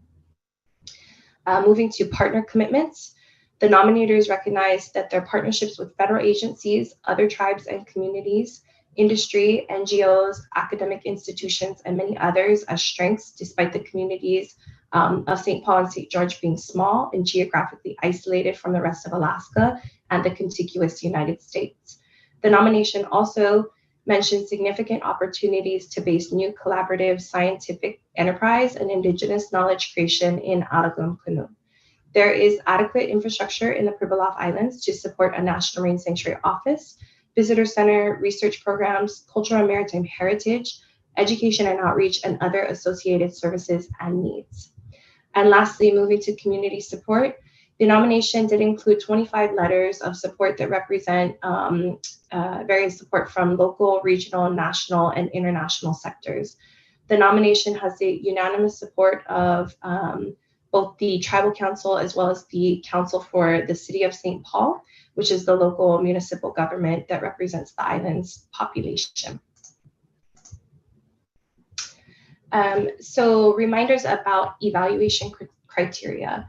So while NOAA is not establishing a minimum number of national significance criteria, nor giving greater significance to any particular criterion, the strongest nominations will provide a clear connection and focus on the national significance criteria most relevant to the goal and intent for the nominated area, and provide as much information as possible for those national significance criteria. Nominations should provide information addressing all 7 management considerations with special emphasis on consideration number 7, which is community support, as this is foundational to the success of any future and existing sanctuaries. So I'm going to go over the nomination timeline of Alagum Canoe. So the nomination was submitted on December 17th, 2021, so just at the end of last year. The sufficiency review was completed on January 21st, so the application was deemed complete and sufficient for further review. Next, a review team of 15 NOAA employees from across the nation representing both ONMS and NIPS, as well as the Alaska Regional Coordinator, were brought together on February 17th, 2022 to review the application and provide input on how the details contained therein measured up against the national significance criteria and management considerations that we just discussed. So the review discussed the strengths and weaknesses of the nomination and provided input based on the review team's individual subject matter expertise. Let's see. So next, we completed our review and analyses and began preparing official documentation and communications plan to ensure the determination was rolled out appropriately. So on June 8th, at Capitol Hill Ocean Week, it was announced that Alagum Canoe National Marine Sanctuary was added to NOAA's inventory of successful nominations. And I'm going to now turn it back over to Christina. Thank you so much. Thanks, Hoku.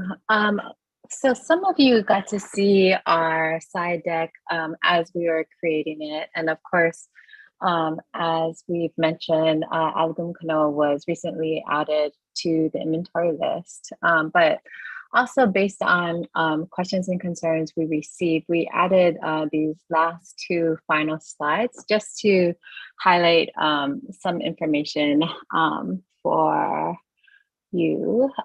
So based on questions and concerns we received from St. George, Kalani and I ended up going to St. George and St. Paul in April with some members of the ACSPI nomination team. And pre-COVID, I think we would have had a lot more opportunity to get out into the community, to meet you all in person. And, you know, a lot of that and most of that was curtailed because of our lack of travel as well as safety concerns. But we're really happy to have the opportunity to quarantine for 5 days on St. George and spend time with the community to answer questions about our process. So we had, during April, we had an informal open house after our quarantine had lifted on April 5th. And then a community meeting was held on St. George Island on April 6th, where the ACSPI tribal government gave a presentation about the Prime Initiative and the Alagum Canoe Sanctuary nomination. Kalani and I also gave a presentation and answered questions about the nomination and designation processes. And there was demonstrated support for the Alagum Canoe nomination by many of the St. George residents who attended the meeting, which was reflected in a signed letter of support to the ONMS gathered by the ACSPI tribal government while on island.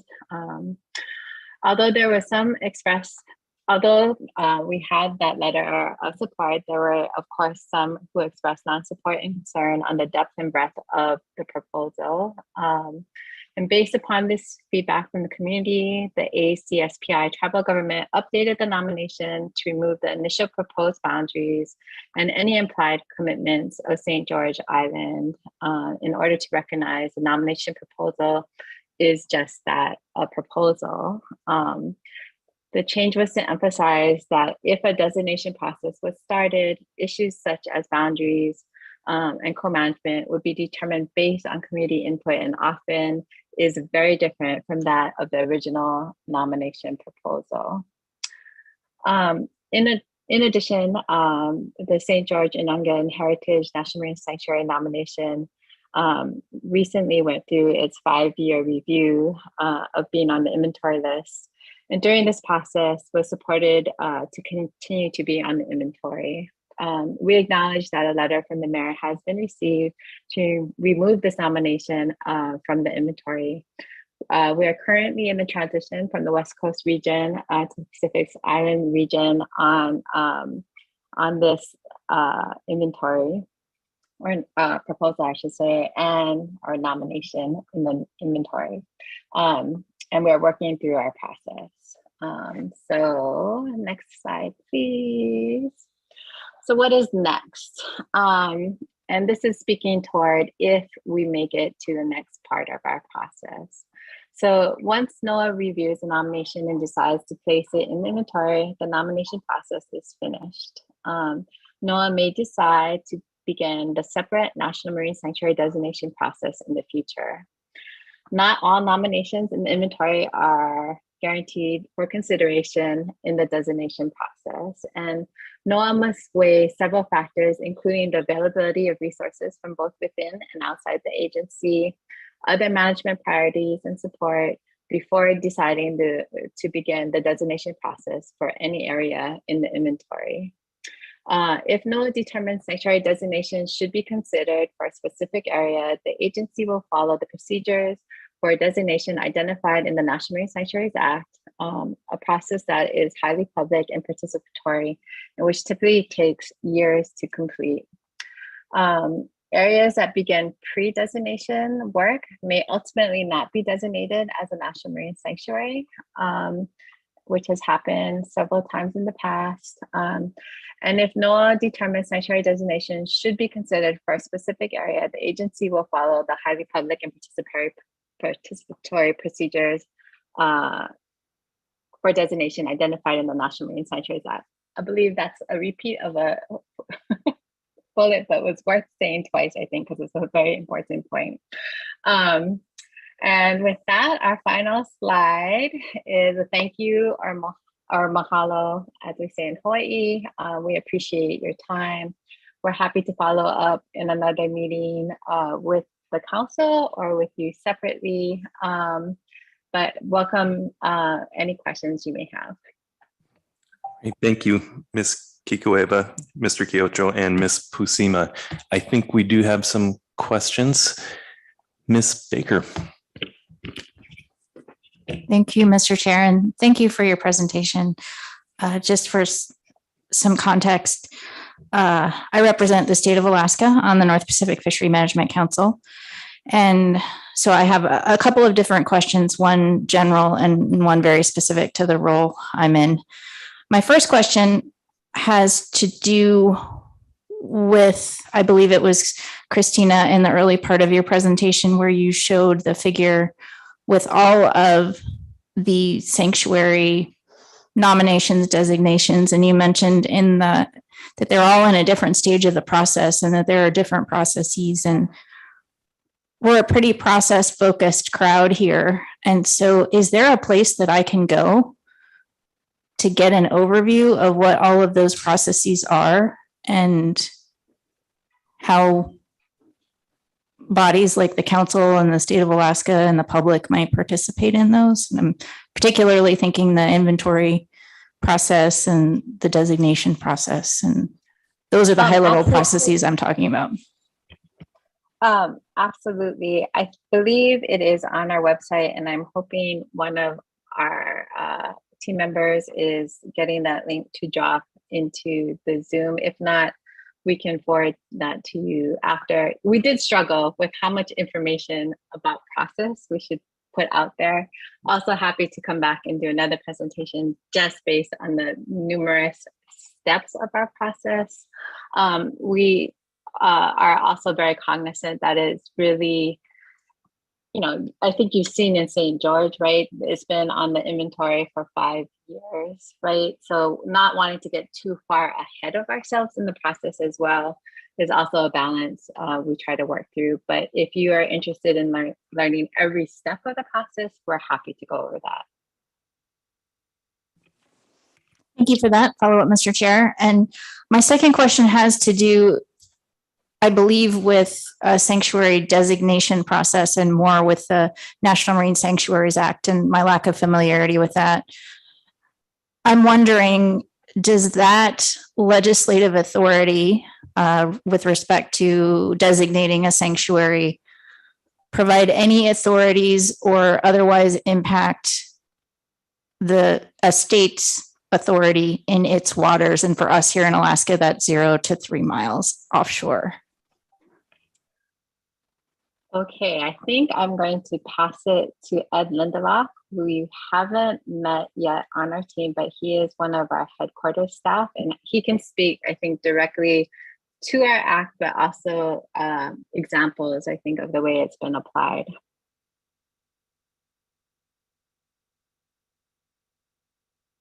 Ed, are you able to unmute?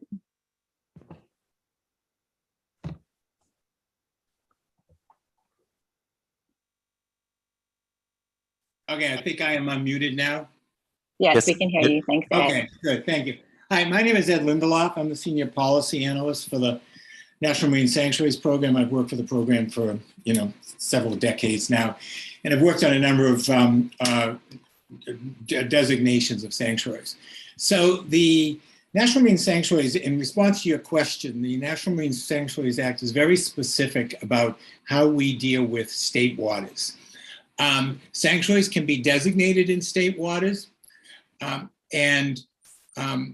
the governor, when we go to the final, the governor has 45 days to essentially veto any provision of the sanctuary that's in state waters.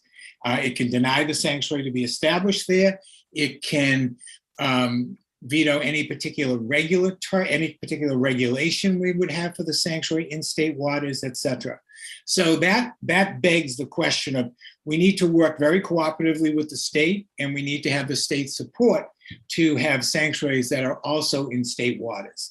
And we generally have, well, sometimes we have co-management agreements with the state, and we develop these sort of cooperative partnerships with the state. We've certainly done that in Florida. We have done that in Lake Michigan with the state of Michigan with Thunder Bay, and we're currently working on a relationship like that in Lake Oswego with the state of New York. So yes, the state basically controls what we can do, ultimately has the control over what we can and cannot do in state waters. Thanks, Ed. And Ms. Baker, my team has shared the nomination or the designation process link with the council's admin, because we couldn't find a link or a chat box to drop the link into. Ms. Baker. Thank you very much for those responses. And Mr. Lumella, are the examples that you spoke of, it sounds like some of them are in process in terms of sanctuary designation in state waters. Similar to my earlier question, is there somewhere online that I can look to get a sense of what those, I think you described them as co-management agreements or other things. I'm just not familiar with what those might be. And yeah, so on the link to the website that we're giving you, if you go to the Florida Keys, you should be able to navigate to the co-management agreements. And they're very complete. Also, the cooperative agreement for co-management with the state of Michigan for Thunder Bay. Those are the two that I'm the most familiar with right now. We're in the process of working on the one with New York, and it's really not available. And with the Florida one, it's very complicated. And there's also a state agreement with the state of Maryland, I believe, with the Mallows Bay Sanctuary as well. And those should be on the website under the individual sites. When you go to the website, you'll see that you have opportunities to click on information for any one of the National Marine Sanctuaries. It also contains their regulations. It should contain a link to these agreements. By the way, in the Florida Keys, I believe our final regulations, we did that quite a while, our final regulations even spell out the role of the governor and the state agencies in approving or denying any future activities. thank you, Mr. Chair. Thank you for your responses.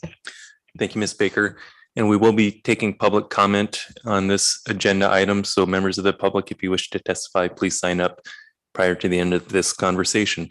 Ms. Vanderhoven. Thank you, Mr. Chair. Thank you for the presentation. In some ways it was helpful. In some ways I'm still a little bit confused. And I think my question is similar to Ms. Baker's second question regarding state waters, but looking beyond state water into federal waters, I'm still unclear on who the authorities are, what new authorities come into what we're used to dealing with, and what the jurisdictions are for each of those authorities. And I know there was one slide that went through kind of quickly, but I didn't quite follow. And maybe if you can help clarify, that would be great. Sure, Ed, I'm going to hand it back over to you. Okay. So the authorities, obviously, basic authorities come from the National Marine Sanctuaries Act. And basically, which I think that you're really asking is how do we go about managing a site once it's a National Marine Sanctuary? And there are regulatory management actions and non-regulatory management actions, just to break them into two very distinct groups. The non-regulatory management actions would be things like research, education, outreach, those kinds of actions. Regulatory actions would be enforcement of any regulations that we felt we needed to add as part of the sanctuary designation. And those regulations can deal with things like discharges. They can deal with, could theoretically deal with some levels of access. We're setting aside special areas with special uses. There's a whole array of things, or they could be very basic. And as an example, in the Lake Ontario Sanctuary we're working with now, there are basically 3 regulations. That is a site that we're putting forth mostly because of shipwrecks and shipwreck preservation.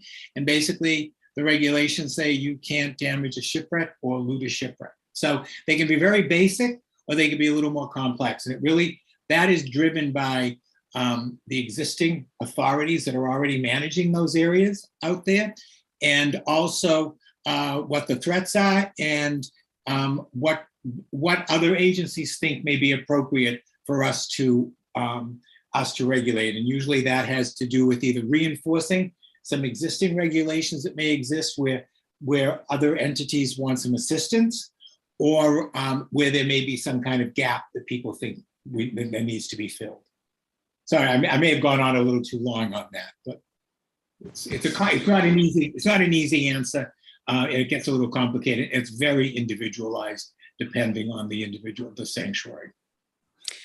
Thank you. That does help somewhat. And so if there was, let's use the example of a fishing regulation, which authority would supersede the others? So if the sanctuary, Marine Sanctuaries Act was developed, if there were regulations being developed under the Marine Sanctuaries Act, the council was working under something Magnuson-Stevens, which trumps which, or is it situational? And that's where I'm not clear. Well, it's kind of situational, but let me look at this from this perspective. In both of those cases, those are NOAA regulations that would affect fishing. And so really, when you look at it, NOAA has 2 ways of dealing with managing fishing in national marine sanctuaries. We can rely on the Magnuson-Stevens Act, or we can augment that with the National Marine Sanctuaries Act. And so one doesn't necessarily take precedent over the other. I think generally the rule is that the more restrictive regulation is the one that takes precedent, but it may very well be that NOAA, working with the council and other entities there in the public, decides that regulation needs to be promulgated under the Sanctuaries Act or not. It could very well rely on the Magnuson-Stevens Act. And I would say that in most of our sanctuaries, most of the fishing regulations are Magnuson-Stevens Act regulations. We rely very heavily on the Magnuson-Stevens Act to manage fisheries. That's true of Stellwagen. It's true for the most part of Gray's Reef, which is a small sanctuary of Georgia. It certainly is true of the West Coast sanctuaries. And in the Florida, even in the Florida Keys, where we do have National Marine Sanctuary regulations that establish very small, heavily protected areas where there is no fishing. probably at least 95, 97% of the sanctuary is actually managed in the federal portion under the Magnuson-Stevens Act and the Gulf and South Atlantic Fishery Management Councils. Thank you. Mr. Mesereau. Thank you, Mr. Chairman, and thank you, all four of you, for your presentation. It seems like management authority and boundaries are two pressing issues for this council and for Alaskans to consider in this designation. And now that St. George has been removed from the sanctuary and there are no boundaries, and you're soliciting public comment, how can the public comment on a sanctuary not knowing how extensive it's going to be? It seems like we need to have some boxes drawn on a chart so fishermen and stakeholders can take a look at it and make comments that are relevant to the area that's proposed to be going into the sanctuary. Thank you.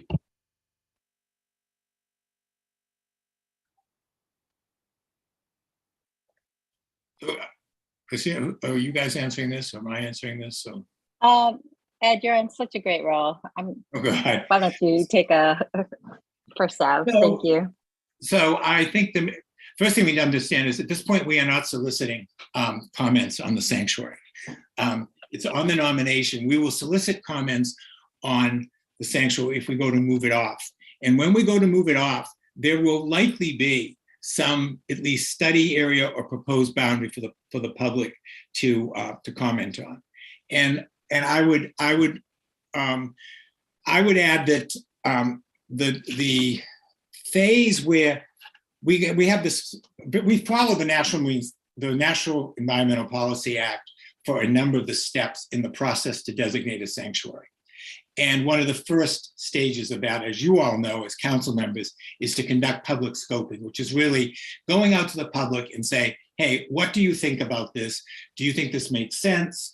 And what do you think would you think we have the boundaries right? Do you think they need to be adjusted? What kind of activities do you think need to be managed by the sanctuary or don't need to be managed by the sanctuary? That's when those kind of more specific actions get brought before the public. That's in the scoping process.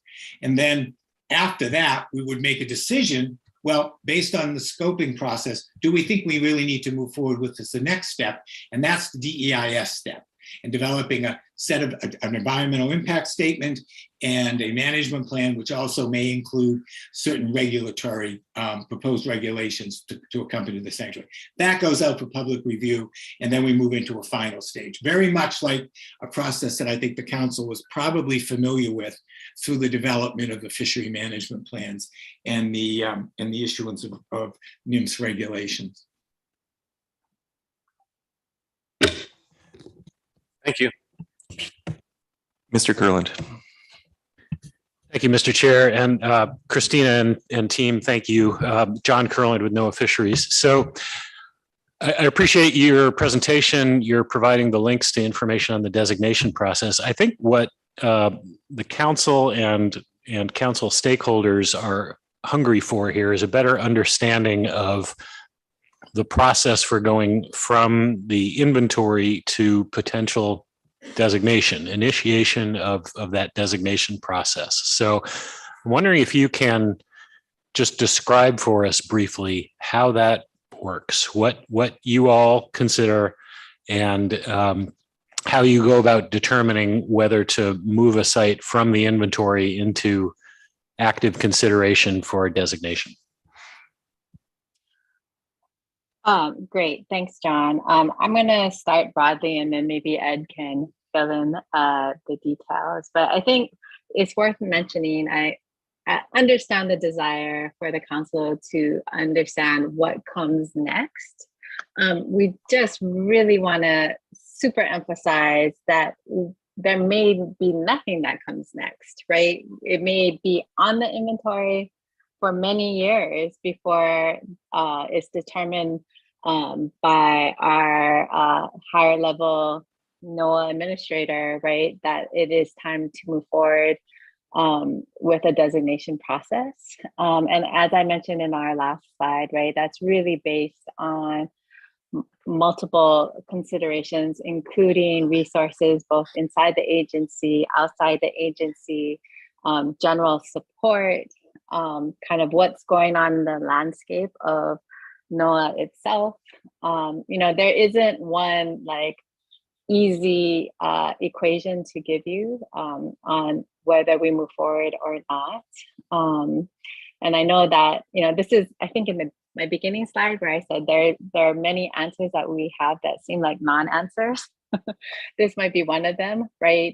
In that there's no really binary yes or no, this is when we would go or not, way to predict when we move from inventory and if we move from inventory to designation process. Ed, Kalani, or Hoku, do you want to add more there? I can't add more to that. I think you're spot on, Christina. It's very deliberative in a way that there are a number of factors that flow into making that decision. And it's very hard to pinpoint, one or two actual criteria that we would use. All right, thank you, Mr. Curlin. Ms. Kimball. Thank you, Mr. Chair. Thank you for your presentation. I don't know if you have been able to look at our agenda, but we do have 2 written comments from, one of the 2 communities affected by this discussion and the initial proposal. So we have a comment from the city of St. George. We have a comment from the tribe. And I'm just, whether anyone thought the proposal was great and very worthwhile to pursue, the concerns that I have are that the agency and the program itself are being very unresponsive to the concerns of one of the 2 islands encompassed in this area. And I don't know how to remedy or reconcile that with your statements about the process and the program itself being very concerned with local support and the needs and priorities of Indigenous communities. Those 2 things do not seem to align in this particular process. And it might be because it's such a black box to us, but I really am concerned with this level of disconnect. Can you provide any insight on that? Sure. I will try my best. And then again, maybe I'll invite Kalani to jump in to fill in additional information.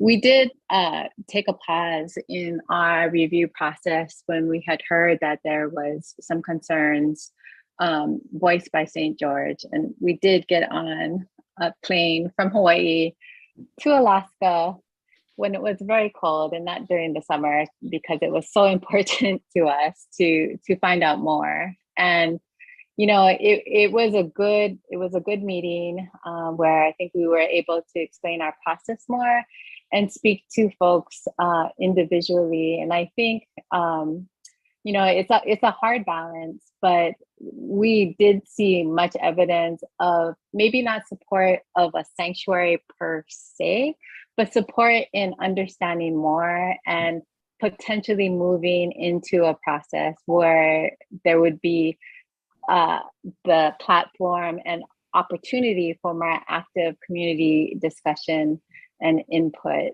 That was a heavy consideration. And I think what was a tipping point, at least for me, as one of the many people who participated in the review and the analysis, was that the proposal was then amended based on what was heard by the nominating team to take away those boundaries and take away the references to any commitments that St. George may have felt was made on their behalf in order to honor, I think, what was heard. And so, I think this really provided the opportunity to understand that St. George could decide if and when we went to designation process that they could be included and in what way they would want to be included, or maybe not included at all. So, those are the things that were heavily, I think, looked at when we were making our way through the analysis. And Kalani, would you like to add something more there? Mahalo, Christina, and mahalo for your comments. It's really important. Christina, you did a really great job of sharing briefly all of the considerations and conversations we've had over the past couple of months. I will say that considering Alagam Kanoth nomination and how it moves forward, if it should move forward, it will need to be upheld by NOAA's procedures for government-to-government consultation with federally recognized Indian tribes and Alaska Native corporations. So whether St. George is included in the Alagam Kanoth nomination or not, we still need to consult with them to understand more fully what this means. And from the Pacific Islands Regional Office perspective, and from the Office of National Marine Sanctuaries perspective, we are not present in Alaska. And so we're working really closely with our NOAA colleagues in the Alaska region to understand that, and hopefully closer with you all as well. As I understand, you have a new task force focused on subsistence and indigenous interests. And so hopefully we can come back and learn more about what you folks are doing and how we might collaborate in understanding what this nomination means. Mahalo. Thank you for that response. I guess in response, I'm hoping you take seriously those concerns. It still doesn't make a lot of sense given this very recent and strong opposition to putting it on the list right now, why you would move forward with that instead of taking on the process you just described before you move forward with that. And I think they've expressed that in their letters. So it's not any statement on the proposal itself, but this supposed strong indication that local, regional, and indigenous support are important to this process. And I think that's not playing out based on what we've seen. So sorry, that's not a question, but thank you for your response.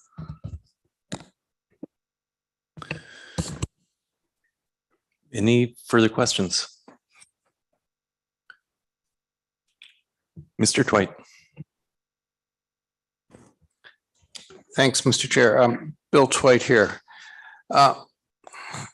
So from an earlier initial briefing on what the proposal would look like from some of the proponents, I got the impression that they thought there were several elements of their proposal that really had not been tried before, or that were new to the sanctuary process.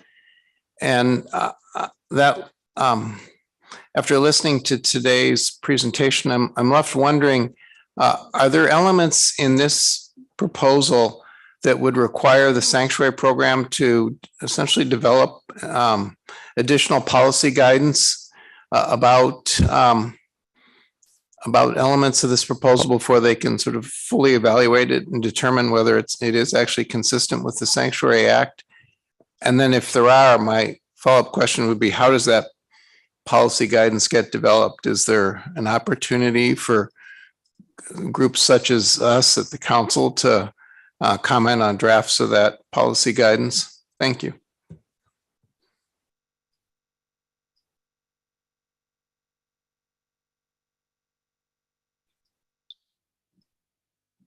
You want me to take this?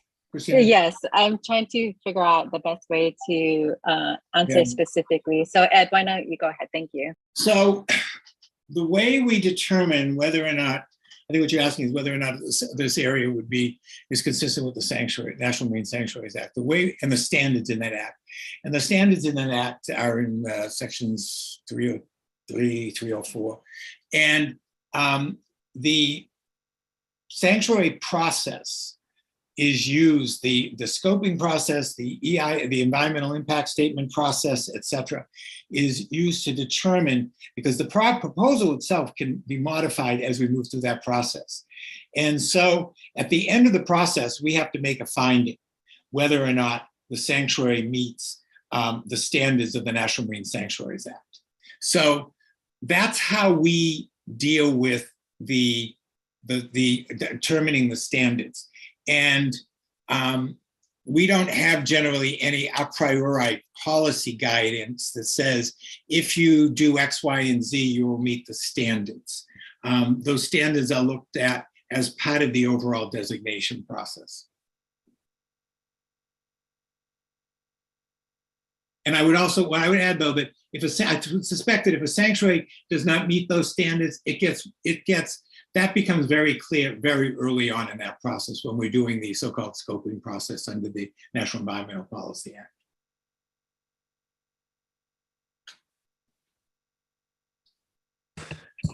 Ms. Kimball, and we typically only have 2 questions during the B reports, but since there's a lot of interest and we don't hear from these presenters often, I'm more than willing to allow more. So Ms. Kimball. Thank you. Just one more. Thank you. You mentioned or talked to us already about the authorities, but I guess just more straightforwardly, what is the council's role in management of fisheries in a sanctuary? I just don't know if it's the agency now working between sanctuary rules and Magnuson-Stevens Act, or if the council still has any of its current role. Thank you. I'm going to turn it to Mr. Lindelof, who can also give some, I think, specific examples as well. Okay, so the council continues its role in the area. There's no question about that. So one of the first steps we have to do when we get serious about moving this through the sanctuary designation process, and we would do this probably around the time we do the scoping. We send out this, the scoping notice asking the public what they think, but also there's a very specific section of the Act, Section 304A5, that basically requires us to go to the relevant Fishery Management Council and ask that Fishery Management Council whether or not we give them the option to draft regulations for us to promulgate to the sanctuary for fishing if they think we need it. They can also tell us they don't believe that the regulations are necessary. They can also do nothing. But usually what we do is we work with the councils and try to determine whether or not we need to augment any existing regulations that would fit the sanctuary goals and objectives that the councils are not already achieving. So the councils, so we have direct formal consultation with the council where they let us know what they think we should or should not do. And we continue to work with the council as we're moving forward with this. So the council's involved heavily. And then the council still has all of the authority and responsibility they normally do within the EEZ, even within the sanctuary. Follow up then. Thank you. I think I have the okay. Thank you. And so then the key piece there is that the council works with you to develop regulations or not that are consistent with the sanctuary's goals and objectives. Yes. Not the Magnuson Act. Okay. Thank you. Well, yes, that is it. Yes, they with the sanctuary regulations, the sanctuary goals and objectives. So I would just say that in practice, as I indicated before in the Florida Keys, the councils were very supportive of us having several of these reserve areas where there was no fishing or limited fishing, and they managed the rest of the area just under the Magnuson-Stevens Act. And in other sanctuaries, we have, like Stellwagen, we have no direct regulatory authority over fisheries, and fisheries are all managed by the by NIMS and the North Atlantic Fishery Management Council. Thank you.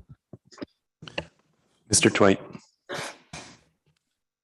Thank you. As I was listening to the response to Ms. Kimball's last couple of questions, it leaves me wondering then, why are there some instances where councils and the sanctuary program remain in not conflict maybe, but have very different objectives and haven't worked out a sort of a common approach, and where there's sort of ongoing and open differences between the two bodies? If what you described is the case, shouldn't the system produce an approach that both the council and the sanctuary can support for each sanctuary? I would say that for the most part, in the end, it does. I mean, I don't know what instance you're specifically referring to, but there are sometimes differences of opinion between one of the councils and the sanctuary over what is the best way to deal with a particular resource, or whether or a gear issue associated with a sensitive habitat. But I am not aware of where, although we may have had some differences, where those differences never got worked out.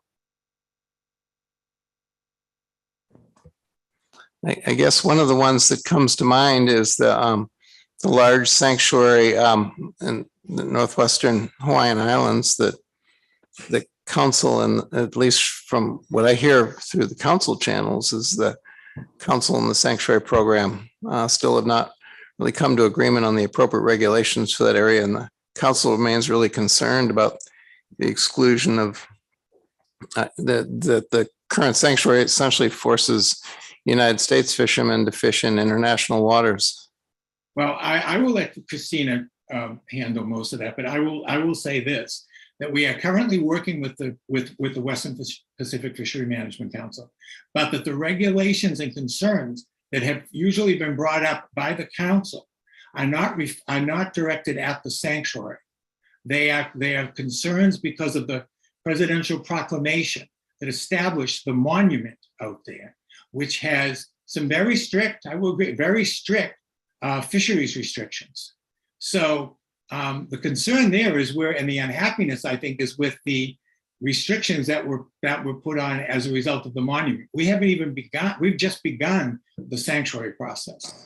Thank you. I believe you're correct. As you said that now helps me understand more clearly that there's a real distinction then between executive order type actions and the processes you were describing, and that helps me a lot. Thank you.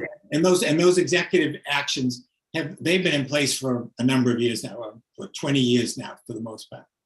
Thank you. Any further questions?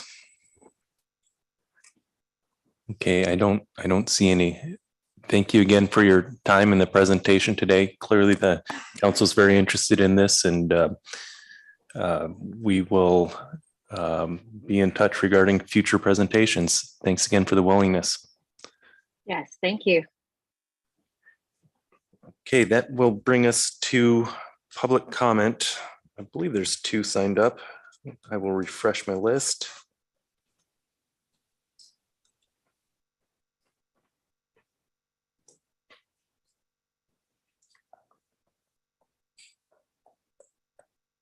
Slowly. Okay. We have 2 signed up to testify. First up will be Marissa Merkuliev and Noah Oppenheim, and then Stephanie Madsen. Thank you, Mr. Chair. Confirming you can hear me okay? Yes, we can. Thanks Good afternoon. much. Good afternoon. Good to be with you. Council members, thank you very much for the opportunity to provide comment on this agenda item. My name is Noah Oppenheim. I'm a consultant to the Aleut community of St. Paul Island Tribal Government. Marissa Merkuliev, unfortunately, is not able to join us today due to a medical issue, so I'll be speaking for the tribal government for this purpose of agenda item B10. Since I spoke to you at the February council meeting to discuss the proposed sanctuary nomination in Alagum Canoe, 3 things have changed. As you heard earlier today, the tribal government removed the proposed boundary from the nomination, removing the 100 nautical mile area that circumscribes the Pribilof Islands for various reasons, including issues relating to the St. George position on this nomination. We also reframed key sections of the nomination to clarify St. Paul's intention to carry this nomination forward. And the nomination, as you heard, is now an inventory of successful nominations. And we're grateful for the work that you, stakeholder community, and the Office of National Marine Sanctuaries has taken to advance this nomination to this point. Since February, many things have not changed. And I'm going to list a few of those. The intention of the tribal government to pursue a co-management agreement in the spirit of self-determination and sustainable rural communities in Alaska continues to be the chief motivator for this nomination. The agreement that the tribal government is seeking to achieve for the co-management of Alagum Canoe would be the first of its kind between the federal government and a federally recognized tribe in the National Marine Sanctuary System. And while the good folks at ONMS were not able to speak to the tribe's intention to achieve that co-management agreement, I'm enabled to do so, and I'm happy to answer questions about what the desired outcome for that agreement would be. Chiefly, the objective is to achieve the type of arrangement between the tribal government as a federally recognized tribe and the federal government, similar to the way that co-trustee agreements between states and the federal government are framed and structured and actualized when it comes to the management of marine sanctuaries elsewhere. There is also, it continues to be the case, no intention to list commercial fishery management as a goal or objective of the National Marine Sanctuary of Alagoon Canoe. And the mechanism by which that will be achieved is continued engagement from the Aleut community of St. Paul Island tribal government, and potentially in the future role as a co-manager under a co-management or co-trustee agreement with the federal government. We are also continuing to commit to open and transparent engagement with the council, with stakeholders, and with the any individual who would seek to engage with us. Our contact information can be found at the Aleut Community of St. Paul Island website. You can see the website dedicated to the Alagoon Canoe nomination, aleut.com/prime, P-R-I-M-E. And there's a email form there where anyone, including stakeholders and of course council members, are able to reach out.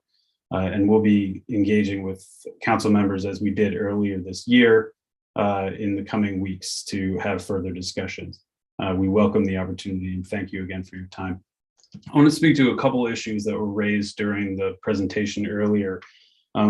First, just want to make it crystal clear to reiterate the ONMS folks that indeed the Sanctuaries Act explicitly calls for any regulations that would be promulgated in response to what's called the 304 process, that initial first blush opportunity that councils have if there were to be federal fishery regulations, that they are to be consistent with the national standards under Magnuson. So it's not just the goals and objectives of the sanctuary, it's also the council's own FMPs and the national standards. Second thing I want to speak to is the nature of engagement with the St. George Traditional Council and the city of St. George. This is an issue that we're very sensitive to. I had the pleasure and privilege of joining the trip to St. George in April, engaging with community members out on the island, and can speak to the experience that we had engaging. It is a complex issue, and the people there are the ones who should be speaking their truth, and they have done so. They've done so in two ways. One, the letter that's in the comment docket for this agenda item, which is from the Traditional Council, which does not explicitly oppose the Alagoon Canoe nomination. What it does is it states that at this time, the Traditional Council will not be supporting the nomination. That stands in stark contrast to what you might call strong opposition to the nomination. And the nature of that opposition has to do with construction of a harbor, which we're very sensitive to. And the second is a letter which is included in our nomination package from community members speaking to their desire to further self-determination and co-management in this context. I'd be happy to answer any questions you may have. And again, thank you for taking this issue very seriously, for dedicating the time to it. And I appreciate it. Thank you, Mr. Chair. Thank you, Mr. Oppenheim. Are there any questions? I don't see any. Thank you for your testimony today. Thank you. Next and last up is Stephanie Madsen. Good afternoon. Good afternoon, Mr. Chairman, members of the council. My name is Stephanie Matson. I'm with the At-Sea Processors Association. Mr. Chairman, the public sector, I guess I'll speak for the public sector, values its relationship with St. Paul and St. George. As we around this table in this room know, it's a shared ecosystem, and the pollock industry would not exist if we don't keep the Bering Sea a healthy ecosystem. So we share those goals in common with the indigenous people of the Pribilofs. We respect and support the Pribilofs' efforts to explore new options for tourism and economic development, which you've heard could potentially come with the sanctuary nomination, sanctuary office, cultural outreach. We support efforts for those activities. But Mr. Chairman, we have been challenged by the process to date.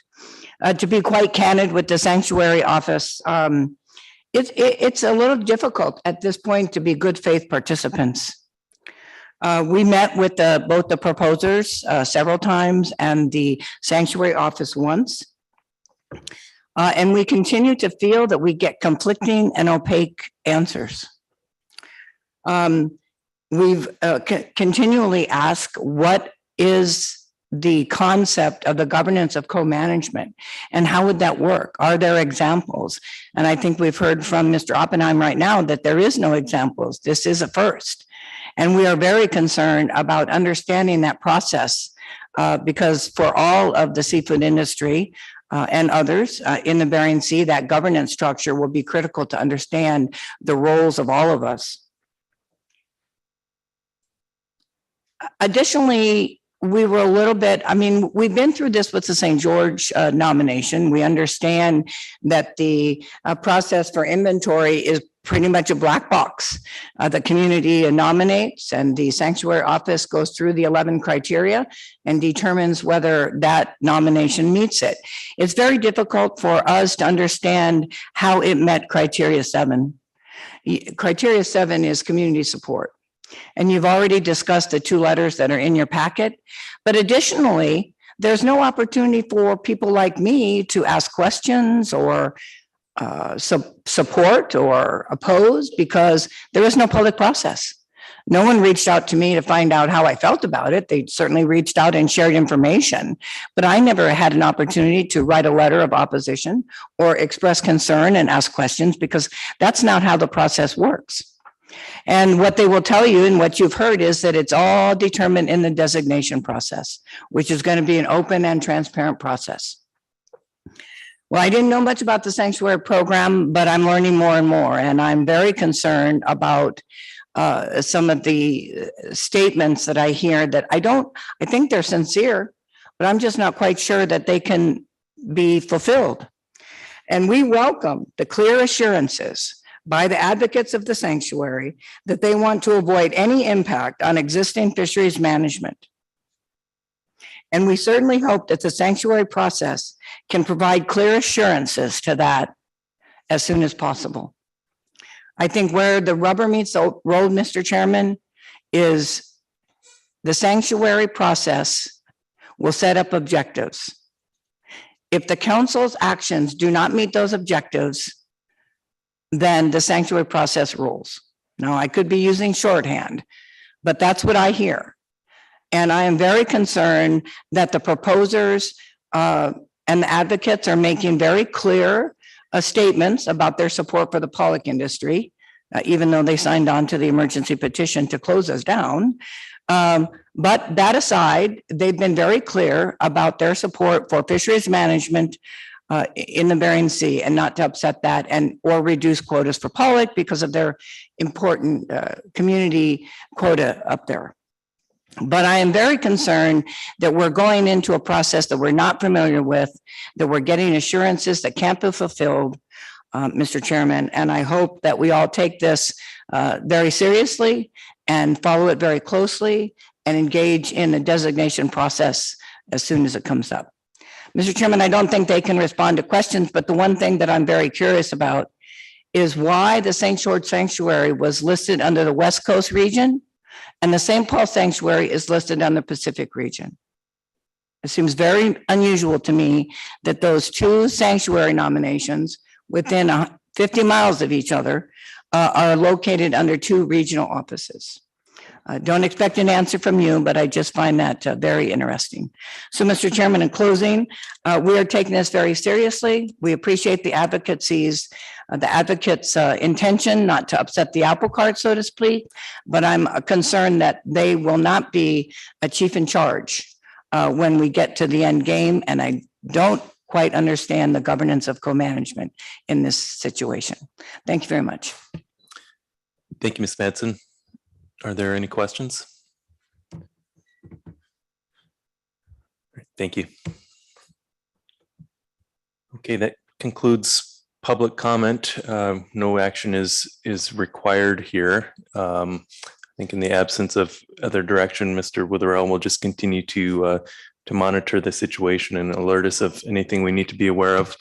But I'd look to any council members who like to propose anything. Okay, all right. That will conclude our discussion on agenda item B8. That brings us to D2, the IFQ committee report. I believe we have Mr. Cunningham here to walk us through that.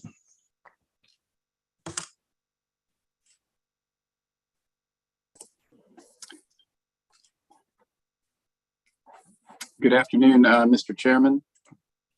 Good afternoon.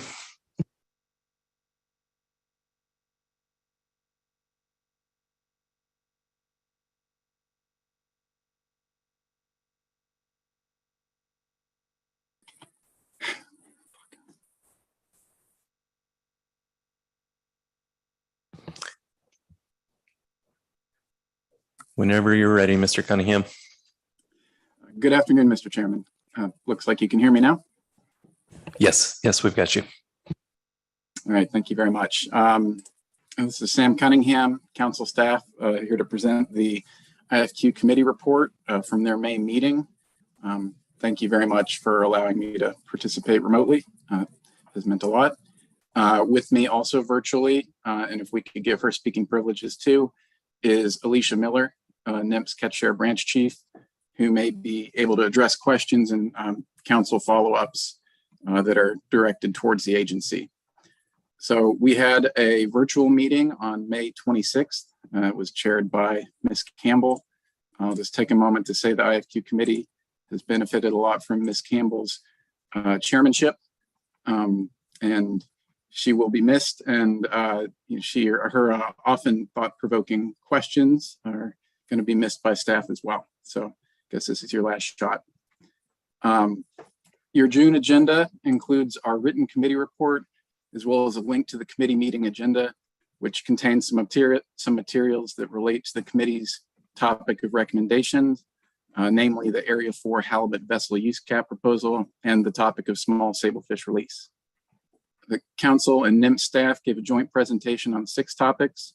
And the committee had the opportunity to respond to these topics, ask questions of staff, and bring forward any other IFQ related issues at their will. And the meeting report covers the issues on the presentation topics that came up through question and answer with the committee, and then summarizes the 7 public testifiers who addressed the topics of vessel use caps and sablefish release, and then details the committee's 3 consensus recommendations, and then 6 other topics that came up as points of general committee discussion.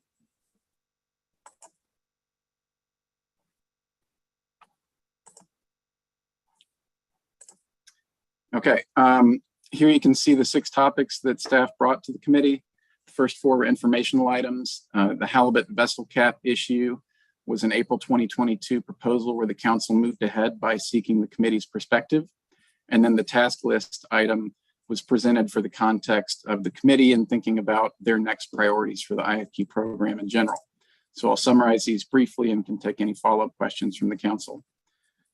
First, NIMS informed the committee that an emergency rule to waive IFQ transfer limits for 2022 had been denied, but that temporary relief for vessel use caps in IPHC Area 4 for 2022 was forthcoming at the time, and that final rule has been implemented to provide that relief and was published on Monday, June 6th. And the first bullet here makes it a little bit unclear, but I do want to clarify that the 2022 vessel cap action was not through the emergency rule process, because that is under the authority of the Halibut Act, and that may be relevant for any follow-up questions you have on how to address 2023 in future years, depending on what actions the council wants to pursue. The next topic was the IFQ omnibus package, on which the council took final action in April, and it's tracking towards a proposed rule this fall and a final rule implementation in spring 2023. There was some discussion about whether implementation could be expedited if it was going to occur after the 2023 IFQ season begins. And NIMS staff outlined the process for seeking a waiver for the 30-day cooling off period during the comment period for the proposed rule, which would occur this fall. And that would require commenters to demonstrate good cause under the Administrative Procedures Act, or that waiving the period to expedite implementation relieves a restriction.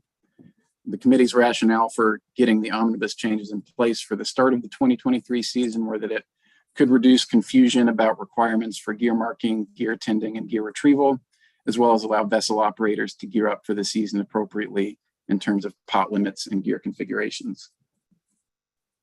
The next topic was an update on the status of the RQE funding mechanism in Congress, which is still in limbo, and how that plays into any analysis of revising catch sharing plan allocations. And you discussed this extensively at your last council meeting. And the last informational item was NEMS talking about their analysis to implement a rule that would waive medical transfers that were used during the COVID years, meaning they wouldn't count against the 3 years and 7 limit that went into place right as the pandemic began in March 2020. And you saw that analysis under your B2 report at this June meeting. The next item had to do with the stakeholder proposals for a regulatory modification of the Area 4 halibut vessel use caps. And staff provided a memo that summarized the proposals, the discussion in April, and the circumstances in Area 4 that seem to be driving that proposal. And I'll give more detail on this under the committee recommendations. And then finally, staff went through the IFQ task list as it was last updated for the April council meeting, and pointed out to the committee that it has really been cleared out by the IFQ omnibus package, and also final actions on RQE funding, and an April 2021 motion that removed some items from the council's on deck circle or your items yet to be scheduled. And there are some other IFQ related items that don't need to be prioritized or kept on this list because they're happening either solely under NIMS umbrella, for example, that medical transfers, and also a paper about harmonizing IFQ and non-IFQ pot gear regulations, or items that are on the 2023 council schedule by rule, such as the next IFQ program review. And then one item that will be held over on the task list, but hasn't yet been scheduled by the council, would be a second initial review of the small sablefish release. Other items that could join the queue if the council wishes would be any action on Area 4 vessel caps, and an old committee proposal about processing sablefish on board CVs, and then anything else that would come out of staff tasking at this or a future meeting. So now moving into the committee's 3 recommendations to the council. The first is requesting the council to put the next initial review of the small sablefish release on the schedule for review and giving it a high committee priority. The report notes that the committee sees this as an economic issue and feels that the small fish wave is going to be around for some time, which wasn't necessarily what the committee was thinking when it reviewed this issue in early 2021. And some testifiers to the committee suggested this might be related to high biomass density or ecosystem changes, but that was just the testimony we heard from stakeholders. And the committee also noted that the increasing prevalence of pot gear has lowered the size selectivity in the fishery, and that's contributed to what should be lower release mortality for sablefish overall.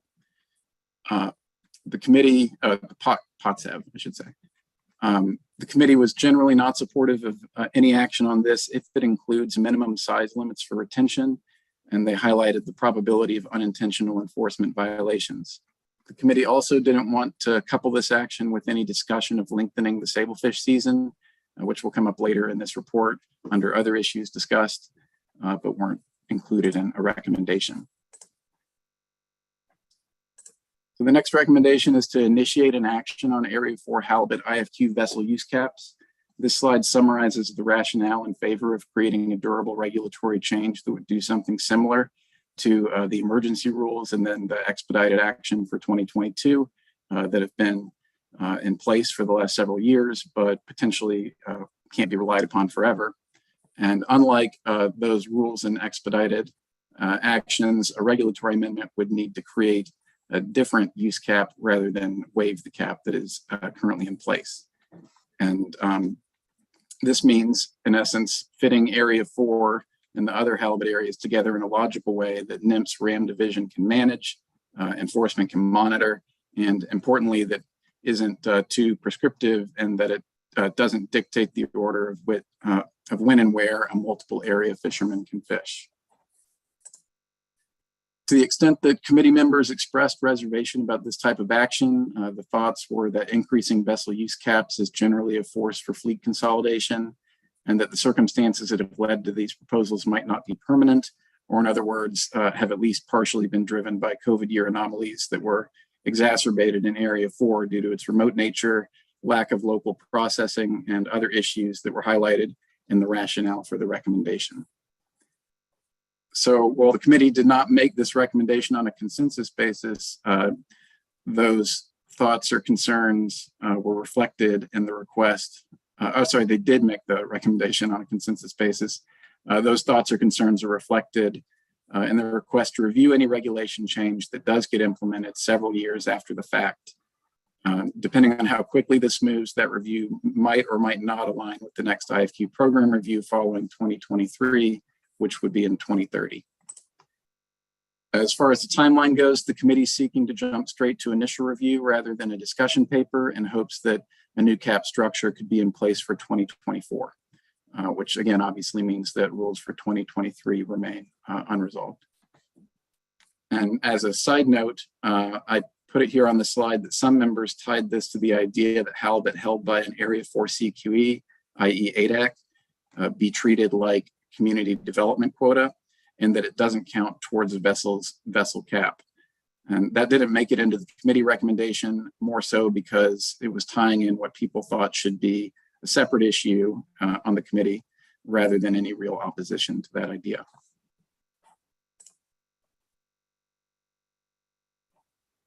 On this slide, you can see the three proposed approaches that the committee wanted to see analyzed. And the things that still need to be worked out are first, whether the council would want to analyze a different cap structure for all of the Area 4 IFQ areas, so A, B, C, and D, or just for areas 4, C, and D, which was the format in the written comment letter to the council back in April. And in April public testimony and at the IFQ committee meeting, there were stakeholders who thought that Area 4A and B had some of the same rationale for a higher vessel cap, and that fishing between those parts of the Bering Sea was interconnected by the need for multiple area trips and the fact that recently most of the processing capacity in the southern is in the southern part of the area.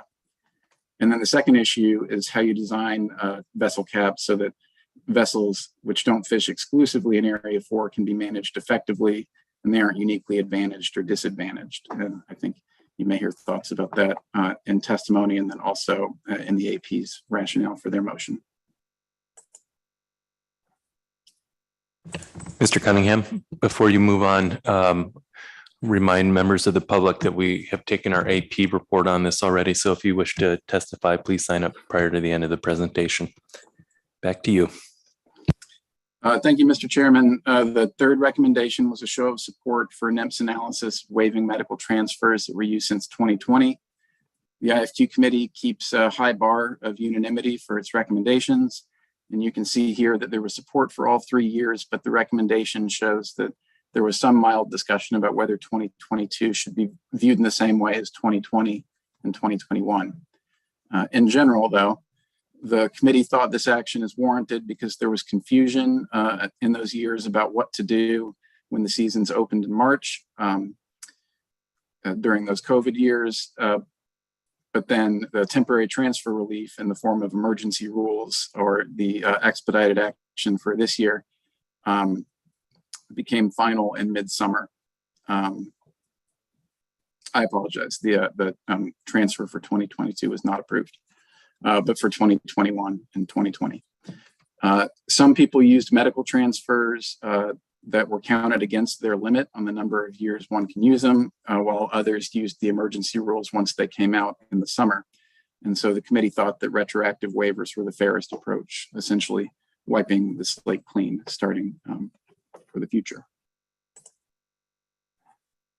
So those were the committee's three recommendations. And then the last part of this presentation is to briefly describe the 6 other topics that the committee discussed but didn't attempt to form into a recommendation. First here is allowing sablefish IFQ B and C shares to be processed on board CVs. And this was generally supported at the meeting as it was when it came up in March 2021, but the committee hasn't given it as high a priority because some felt that it might benefit a relatively small number of CVs and that the benefits would vary based on where there were shore-based processors who are willing to buy sablefish. There was general agreement that access to processing capacity is becoming more of a challenge at certain times, especially with such high quotas to catch. And sometimes sablefish vessels run into plants that are full with salmon or trawl deliveries. And then some members noted that direct marketing from Alaska has been successful for other species and is good overall for the Alaska brand, which can benefit all types of fishing stakeholders. And then the second topic on this slide was a proposal that was offered at the IFQ committee when it was reconstituted back in 2017 with an initial call for proposals.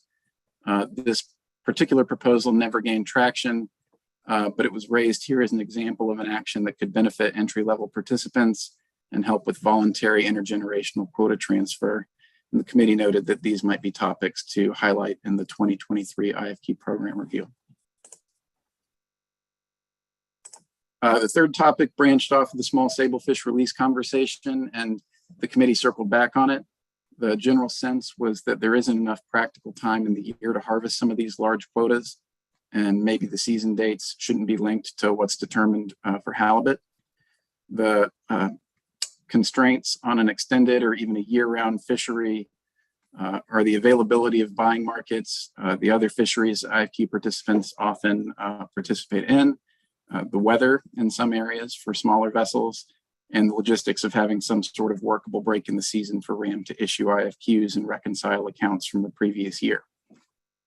There were some questions in the committee about whether a winter fishery would have buyers during a time when some plants close down, and also whether fish quality would be the same, or whether fishing during spawning time might impact the stock in unknown ways.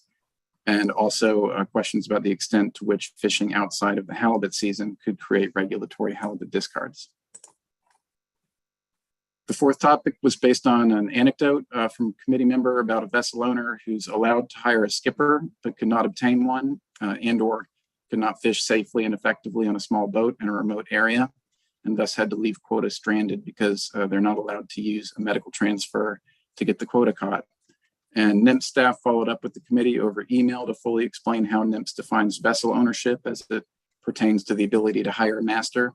And there wasn't any specific conversation about whether those who can hire a master should be able to use other transfer provisions in the IFQ program, such as a medical transfer. And this is the final 2 items of discussion. First was a discussion of fishermen having reduced access to observe their shoreside deliveries, weighing and grading under COVID protocols at plants, noting that plants send employees onto vessels as part of the offload process. So some concern about that and how what options fishermen have to monitor that information about their catch. And the final topic was a general discussion of wanting fuller retention of sablefish in other directed fisheries, so long as IFQ is possessed by the fishermen. There were some anecdotal observations about increasing numbers of sablefish showing up in Pacific cod pots at certain times of year. And then some other highlights of factors that prevent IFQ retention. Here, 2 examples were when delivering to a tender or delivering IFQ to shore plants at night because of the requirements for monitoring. So that's the content of the committee report. As the chairman mentioned, you've already received your AP report. I've added a slide here that summarizes the 2 motions that the AP provided. The rationale is attached to the AP report. I'd be happy to take any questions, and Ms. Miller from NEMS is also online.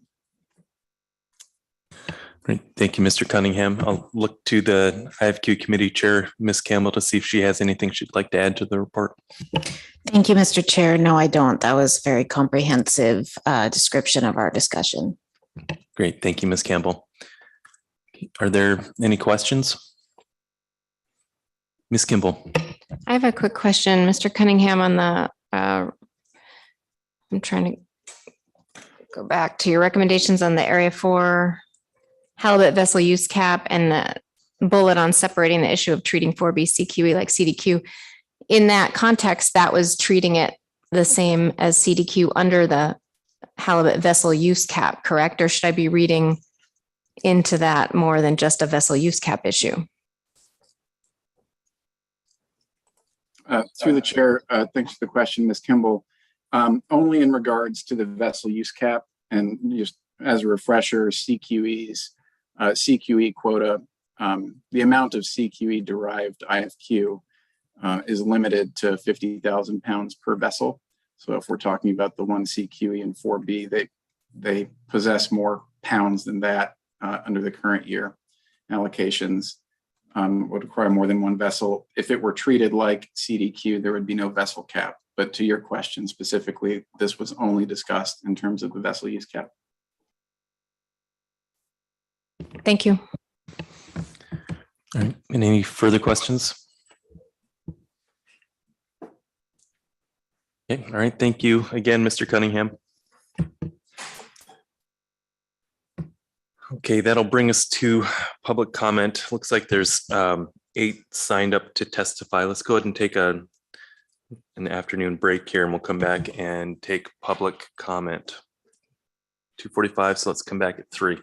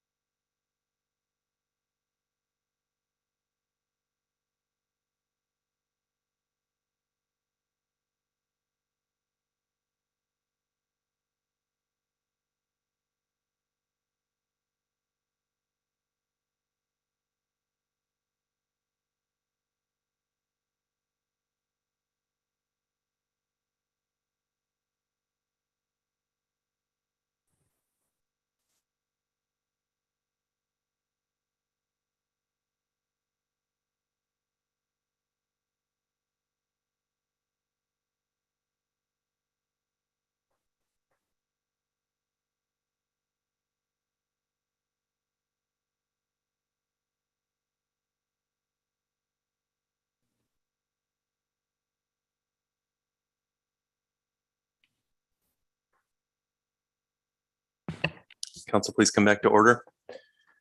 Okay, we are moving on to public comment on the IFQ committee report. We have 8 members of the public signed up to testify. First up is Paul Clampett, then John Moeller, and then Bernie Burkholder. Good afternoon.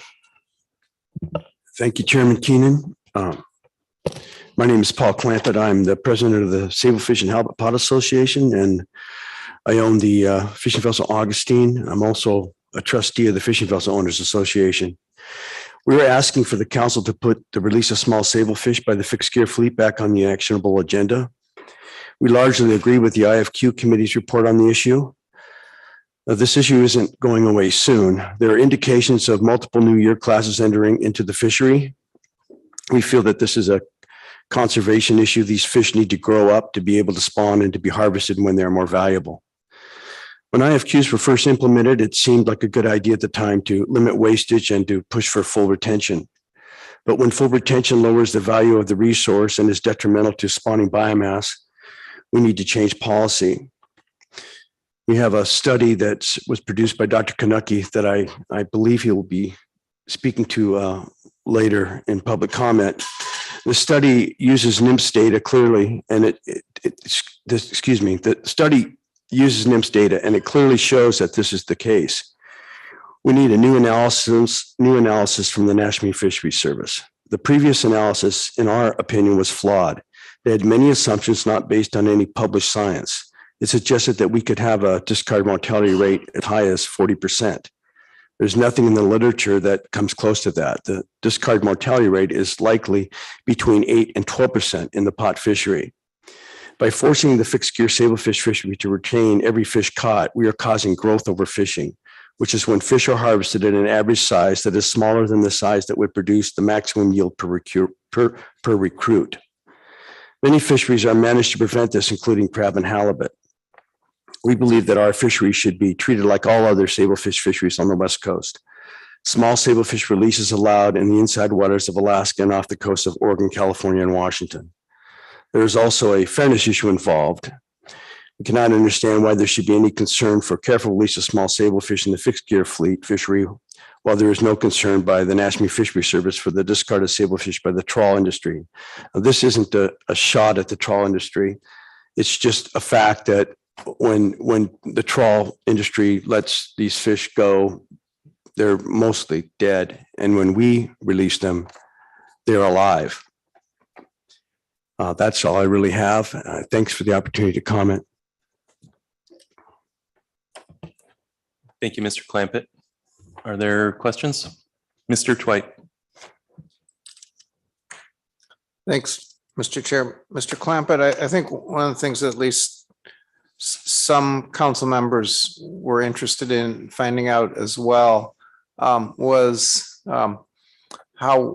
whether there would be new sort of niches arising, how processing and marketing might rise to meet the challenge of these much larger proportion of small sablefish in the catch that's being delivered. And I'm wondering if you can sort of comment on what you've seen in terms of whether the current requirement to retain all sablefish, what effects that may have had on either marketing or processing, either good or bad. Thank you for the question, and through the chair. Well, right now, we have a good market for fish that are 5 pounds and greater in size. The 5, 7, 7-ups. You know, we're selling them ex-vessel value at between $6 and $8 a pound. The small, the 2 to 3s and the 3 to 4 sizes, they haven't moved at all. That price is still, the 3 to 4 price has moved up a little bit, but the 2 to 3 price is still sub $2. And getting a load of those it'd be like a lightning tow. I mean, it's not something that happens every day, but it could be devastating to a trip when you have to keep every one of them.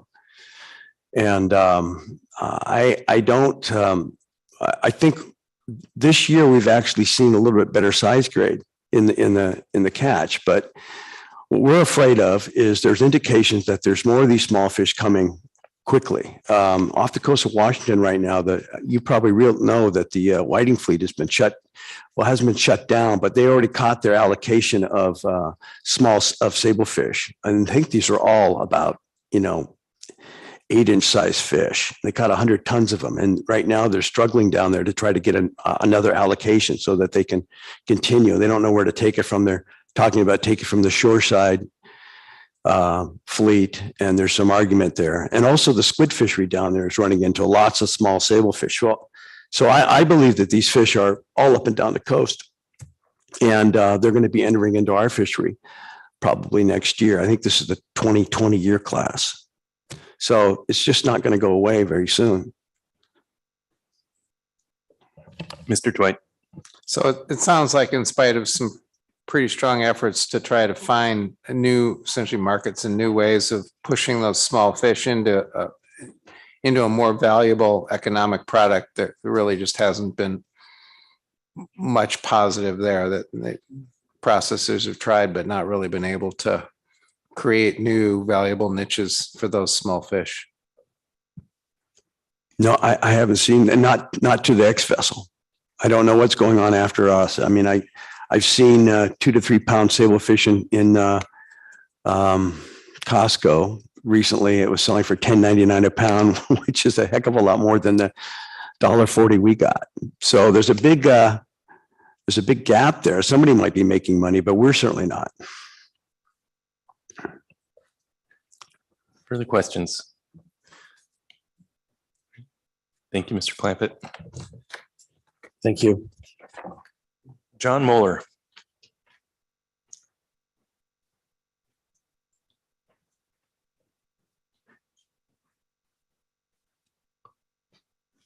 Mr. Moeller, if you're with us, we're not getting your audio. How about now, Mr. Chairman? There you are. Good afternoon. Yeah, good afternoon, Mr. Chairman, members of the council.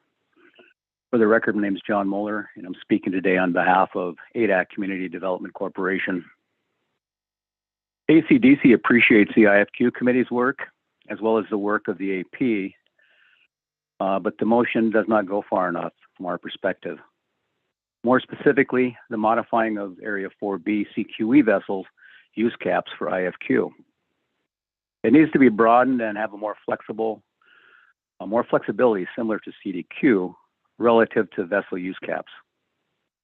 As you've heard, Mr. Chairman, time and again, the challenges in ADAC with no processor, cost for harvesters to operate in the Aleutians, and this coupled with the restraining vessel caps have resulted in ACDC leaving over 90% of its fish in the water these past 2 years. The suspension of the CQE residency requirement likely to be in place for the 2023 season. Well, that will be helpful, but the vessel cap action is still needed because harvesters willing to take the financial gamble of fishing in the Aleutians tend to have little to no headroom available to accommodate additional CQE-derived IFQ. So again, Mr. Chairman, I believe Area 4B CQE should be afforded the same flexibility as CDQ. As some of you know, I was involved in the CDQ program when it was still a baby, and many of the same arguments were made for CDQ program apply to ADAC CQE. For example, the CQE program shares the same overarching goal with the CDQ program, and that is to maintain vibrant fisheries-dependent coastal communities. Proximity to the resource was a consideration taken into account with CDQ, and I believe the same applies with ADAC CQE. The ability to create jobs and an economic base on the resource in your backyard was a factor with CDQ and applies to ADAC CQE as well. The main difference, I suppose, is CDQ started with a base population, and ADAC is still attempting to grow and build a population. Even Senator Ted Stevens realized this when he created a pollock allocation for ADAC. So in closing, Mr. Chairman, I ask the council amend the AP motion to include my request to the motion, and that is have more flexibility with the vessel caps relative to our CQE, and that they resemble and have the same flexibility as CDQ. That's all I have today, Mr. Chairman. I'm available for any questions you might have. Great. Thank you for joining us, Mr. Mueller. Ms. Kimball has a question. Thank you, Mr. Chair. Mr. Mueller, just thanks for your testimony. Appreciate the comparison of CQE and program and the CDQ program, but I just want to confirm that in this context, you're really just asking for the CQE quota not to accrue toward the Area 4 vessel use cap, the one portion of this that we're looking at in the IFQ committee's motion. Ms. Kimball, through the chair, that is correct. Thank you. Thanks again for your testimony. Next up is Bernie Burkholder. Yes, can you hear me, Mr. Chairman? We can. Good afternoon. Good afternoon. My name is Bernie Burkholder. I sit on the board of directors of the Sable Fish and Halibut Pot Association. I'm also on the board of trustees for fishing vessel owners. And today I'm also representing the fishing vessel Northern Endurance, the Aleutian Endurance in the Southeast.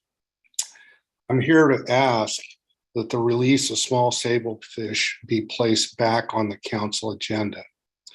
As Paul Clampett stated, we helped with a study, fund a study by Dr. Ian Kanucky that produced some new analysis. It used only National Marine Fisheries Service data, and it clearly showed that the release of small sablefish has a significant benefit to the sablefish spawning biomass. And this is the case all the way up and past a 40% mortality. And again, through my experience, and I think we're looking at well under a 10% mortality in the hook and line and pot sector. I want to acknowledge how important qualified unbiased science is to all fisheries. This is not a fixed gear versus trawl issue. I am certainly as much or more a trawl proponent than a fixed gear proponent. We need all fisheries to maximize the value and the productivity of our fisheries resource. Small sablefish remain a big problem for the fixed gear industry, and it will remain. There are more fish, more year classes coming. And my opinion, this issue is probably the single most important ask for help from the council by my fishery. And with that, I think you've heard enough of the points, and I'll conclude, but be available for any questions. Thank you, Mr. Burkholder. Any questions? I don't see any. Thank you for your testimony. Thank you. Next up is Bob Alverson. Mr. Chairman, can you hear me? We can, a little muffled, but I think staff will help with that. Okay. Mr. Chairman, I'm going to take the shorter amount of time. Dr. Kanucky, I think, is 8th on your list. And if he has other comments to make on this study that we had him do, I'd like him to have that time. My name is Bob Alverson, for the record. I'm representing Fishing Vessel Owners Association. We support analysis of the cap in Area 4 that Mr. Mueller spoke to, and I believe the Pribilof groups have spoken to. Our boats have participated in both catching individual fish out there for residents as well as CDQ fish. With regard to the release of small sablefish, we support that being reanalyzed by the council and NEMPS.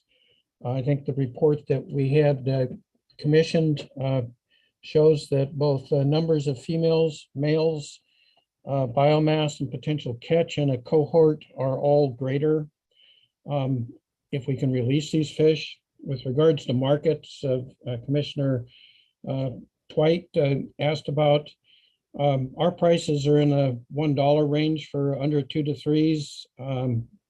Trawlers off the coast here are getting much less than that.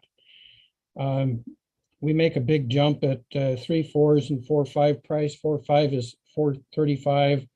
3/4s is $2.90. Those may have adjusted by a dime, but they're well within the current market range. Our pots, we've almost gone exclusively to pots in less than 3 years here at FDOA in our boats to get away from the whale depredation. And the 1-2s are still a lot of them out there. The Pacific Council, their whiting fleet doesn't typically get into these fish, but they got into 1-2 here about 100 tons worth a couple of weeks ago. And then the squid fishery down off of Southern Oregon and off of Northern California are getting into 8-inch black cod chasing squid, so in their seine nets. So we expect other year classes, and we're happy about that, but we seem to be on the good side of that, and we'd like to be able to release those smalls, let them grow up. That concludes my comments, Mr. Chairman. Thank you, Mr. Alverson. Any questions? Don't see any. Thank you. Thank you. Thank you. Okay, next up is Linda Benkin. Good afternoon. Thank you, Mr. Chairman. Linda Benkin, testifying for Alaska Longline Fishermen's Association.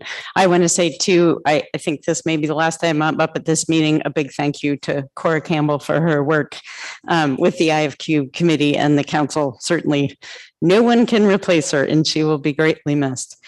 I just have 3 issues I'll speak to. I think you've heard some about the first one, so I can be fairly brief, but we also support bringing the small sablefish release back to the table. But before it comes back, it's really important there be some revisions made to that analysis. The study that was done by Koopman and Kanucky, well, there's been 2 done, and they took a second pass through the same data and came to some different conclusions about what that mortality might be on released fish and how it might affect the stock. And just to read one quote from their work, put simply, given the current selectivity of the fixed gear fleet, the high survival of released fish when handled properly, when large numbers of small recruits enter the fishery, as has occurred in recent years, the prohibition of discarding will result in a level of growth overfishing that could be reduced if small fish were able to be released. Further, the relatively high survival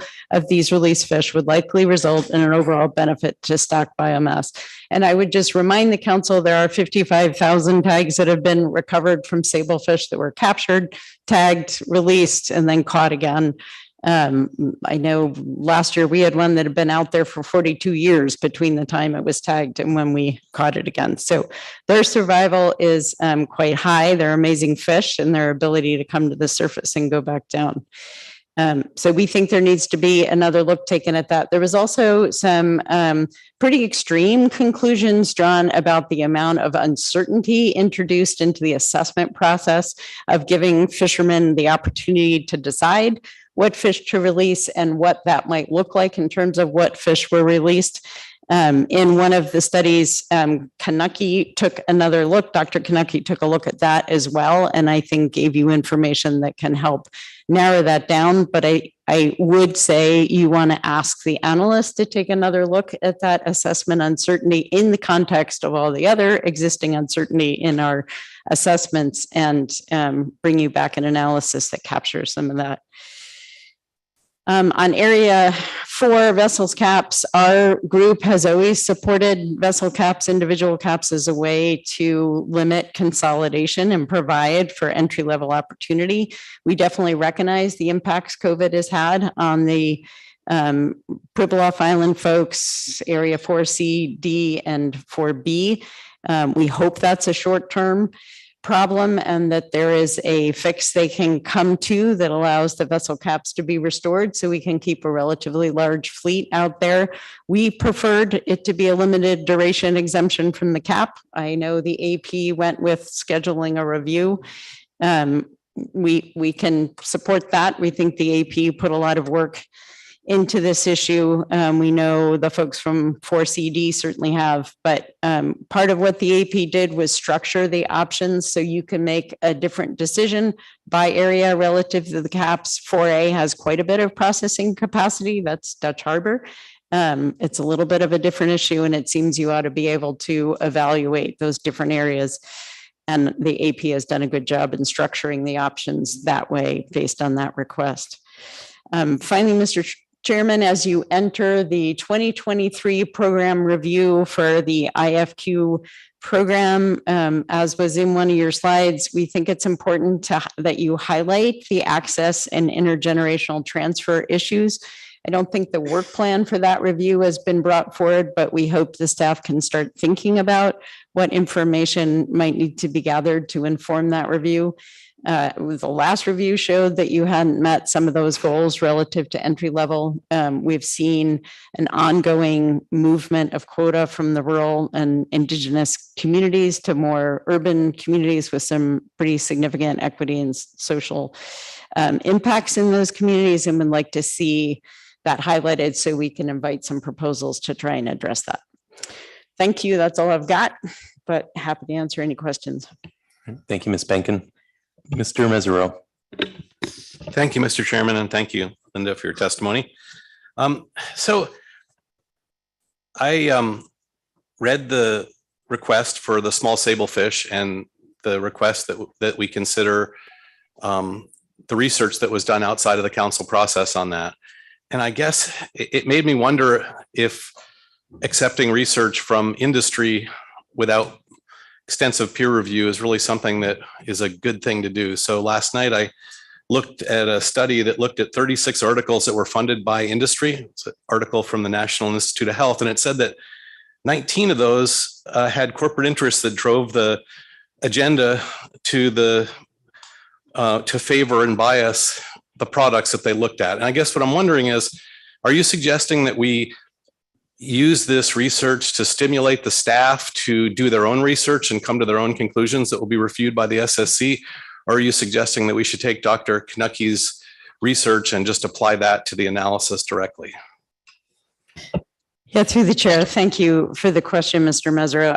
I think it's always important that the staff, your SSC, the Alaska Fisheries Science Center is part of the conversation and has to drive the analysis that drives your decision making. It just our evaluation of the analysis that was brought forward on this before set some pretty wide parameters around what action fishermen might take in making choices about what fish they released. And you ought to take another look at that, because that wasn't backed up by science. And there's been a lot more talking to fishermen and Kanucky's work, looking at the price ranges and how that motivates what fishermen do. There was also a really wide range of potential mortality rates that were looked at in that analysis that did range from the 12-18% that's been used in other sablefish fisheries to a 40% range.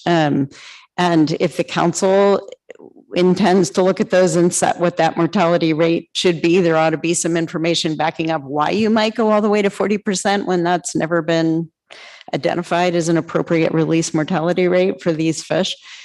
So yeah, it's just bringing that information forward, asking the Fisheries Science Center, who did most of that analysis on sablefish, and council staff to take a look at that analysis, that information provided by Dr. Kanucky, and go back and look at the conclusions they came to in that previous analysis, and think about what might be revised. Thank you. Further questions for Ms. Benkin? Thank you. Heather McCarty. Mr. Chairman, can you hear me? Yes, we can. Good afternoon. Excellent. Thank you. I'm Heather McCarty, and I'm testifying on behalf of Central Bering Sea Fishermen's Association, CBSFA, which is the CDQ group for St. Paul Island. I'm directing testimony to the vessel cap issue that was taken up by the IFQ committee. First, I want to thank the IFQ committee, the chairman in particular, who we will miss so much, and the staff.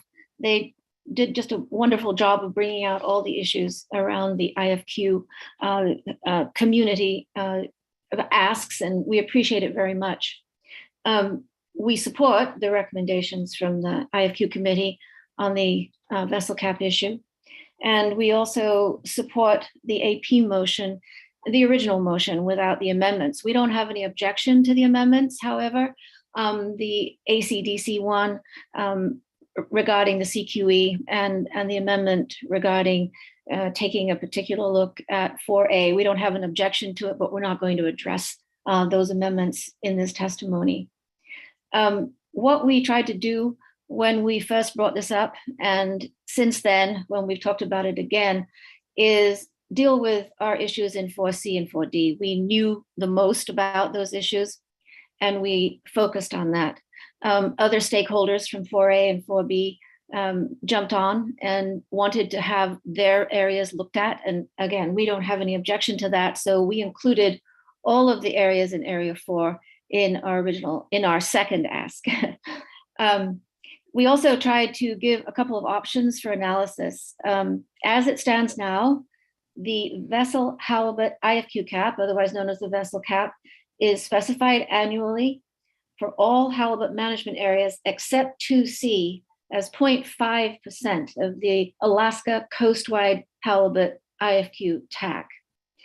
And right now, that in 2022 is that number would be 101,000 pounds, give or take. And a decade ago, that vessel cap, based on that computation, was 295,000 pounds. That low vessel cap has hindered adequate harvest of the fish in Area 4C and 4D and in Area 4A and 4B. So we understand. We have several reasons why we're asking for this. In addition to that, we have a serious problem with a reduction in our fleet because of the COVID restrictions over the last couple of years. It's going to take us a while to build up the fleet to its original strength. We also have a problem with processing because of the low numbers in Area 4C and 4D. It's clear that the processing plant on St. Paul will not be open again this year in 2022, which means we have to do a relatively elaborate process of tendering and delivering. And it requires larger vessels because we have to take the fish elsewhere in larger vessels because they can't be processed on St. Paul. We also need larger vessels because of the whale predation issues. I think you've heard many times that fishing in the normal areas close to St. Paul has been relatively difficult because of whale predation. And so now many of the folks who hold 4C and 4D quota have to go as far as St. Matt's. Again, regarding the dangers of the Bering Sea at most times of the year, particularly in early spring, and we don't start fishing till June. So we have a short window there and a requirement for larger vessels for safety considerations. So given those harvesting and processing limitations, we need larger vessels to come in and help us, help the IFQ holders who are members of CBSFA harvest their fish and get them safely to market. We'd also tried to address a couple of things that the IFQ committee has brought up. One of them is this combination of say a vessel fishes in both Area 4 and outside Area 4. How do you treat that vessel? And we've tried to explain, and I think it's pretty well dealt with in the rationale from the AP, but very briefly, those two vessel caps are not separate and additive. The vessel cap under some of the options that we've suggested, say 4% of the combined Area 4 halibut IFQ TAC, would be larger than the current coastwide TAC. The coastwide TAC still applies outside Area 4, but if you're in Area 4, you can take up to the Area 4 cap. It is a little complicated to understand, and it took us a couple of tries to come up with the right language to describe it. But we've tried to, both in the motion at the AP and in some of the rationale that was provided by the AP. If you have questions on that, I'm happy to answer them. We also are fine with the action being reviewed. We suggested 3 to 5 years. If you want it to be a shorter time, that's understandable. We recognize and sympathize with the concerns of other IFQ holders regarding over-consolidation.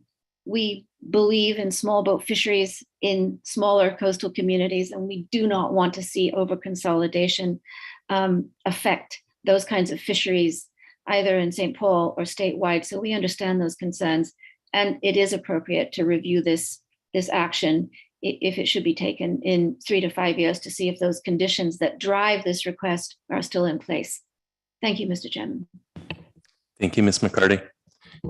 Are there any questions? I don't see any. Thanks for your testimony. Thank you. Next up is Jeff Farber.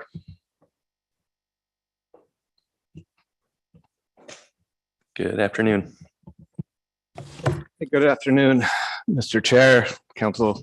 It's been nice to have you guys in Sitka, and I just want to echo Heather and Linda's comments about how good of a job Cora does at the IFQ committee meeting. She'll be missed as well. I'm sure we'll find a good replacement, but having somebody that's that intimate with our fisheries and had done that for a while is certainly a big help.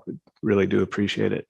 So right to it, on the area 4, vessel cap limits, as a participant in this fishery since 1995 and a non-initial issuee, second generation fisherman who's bought in, I've observed this fishery. I think you need to look at the longer time series of what's gone on in this fishery, make sure that analysis includes that. We've lost 2/3 of our fleet, and with halibut, at least most of the halibut was caught in all areas until recently. And there's a couple of reasons for that. These last couple of years, COVID, of course, and then in St. Paul, of course, the plant closure. So consolidation and entry-level issues and maintaining an owner-operated fleet, which has been a struggle as well, are things that are going to fly in sort of the face of this issue that you'll have to look at closely, and just hope all those things are considered in that way. I guess regarding some of the other issues that the IFQ committee brought up since before this program began, I imagine, which is 27 years ago, every year people bring up the issue about not having access to the fishery, and which is largely driven by consolidation and a byproduct of catch shares being very expensive to get into. So I think the council should deliberately solicit calls for measures that help address that. And that could be done through the review. I'm nervous that that won't happen for a few years. And also that you don't get these complete reports of the fleet that really help describe and let you see what's going on. So I think just with those, when those issues, and of course, you know, the careful release of sablefish is something Bob Alverson and I tried to bring up when I was on the AP even, and I think it's definitely a worthwhile endeavor, and hope to see that go through sometime. So thank you. Thanks, Mr. Farber. Any questions? Thanks. Last up is Ian Kaneki. Yes, thank you, Mr. Chairman. Ian Nucky here. Just to the small sablefish, I was contracted by the Fishing Vessel Owners Association, Halibut and Sablefish Pot Association, and Deep Sea Fishermen's Union to look into the issue of small sablefish discards. And I prepared a paper last year looking at the fishery-wide implications when huge cohorts of undersized fish come through the fishery. In following that up, we looked further into what is a fairly simple approach, a yield per recruit approach to the issue. And yield per recruit is determined by the amount of fishing mortality and the age or size at first capture. And the fixed gear fleet have been catching a lot of this small recruits into the fishery and look like they will continue to do so over the next year or two as these smaller recruits, which are ultimately of benefit to the fishery, come through. But as we pointed out, they have a lower value. And also what we pointed out this year is from simply a very simple per recruit analysis based on the data we had from the stock assessments. We showed that they were starting to catch fish at the lower end, which were well under the size at maximum yield per recruit. And ultimately that results in potentially a waste of the resource and also an economic cost to the fishery as well, as you are catching fish before they are reach their maximum yield per recruit. So we looked at sizes of where that would occur, and if they are starting to catch fish that are indeed in the fixed gear fleet, some 40 to 50 centimetre long fish, or 2 pound to 3 pound fish, they are well under the size that would yield the best per recruit from the fishery. The issue is encompassing this is that there is reasonably good survival, very good survival, it would appear, from the fishery when captured by these fixed gear fleets. And it is that survival rate, and as pointed out previously, yes, it may not be certain, but it would appear from the fixed gear fleet that there is reasonably high survival to the tune of about 90%. And if that is the case, then the fish, when they are thrown back, will survive and can add to the per recruit and the yield from that fishery. So there is an economic win and also potentially a stock win from doing that and catching the fish at a larger size. I'll point out this is a very simple analysis, and the question came up before regarding whether it would benefit from, I suppose, government agencies looking at this. Yes, it would. They have very high level stock assessment products that they use, and they have also each year's the data that can be used. And I think it would benefit from looking into that, and it would reduce some of the uncertainties. Certainly the very simple approach here holds nonetheless, that if you have a high amount of juvenile fish and they're getting caught and they would survive being discarded, there is some advantage to that being the case. And for those smaller fish, it may add some 10% onto the value of the smaller fish, accepting that those gears also catch larger fish as well.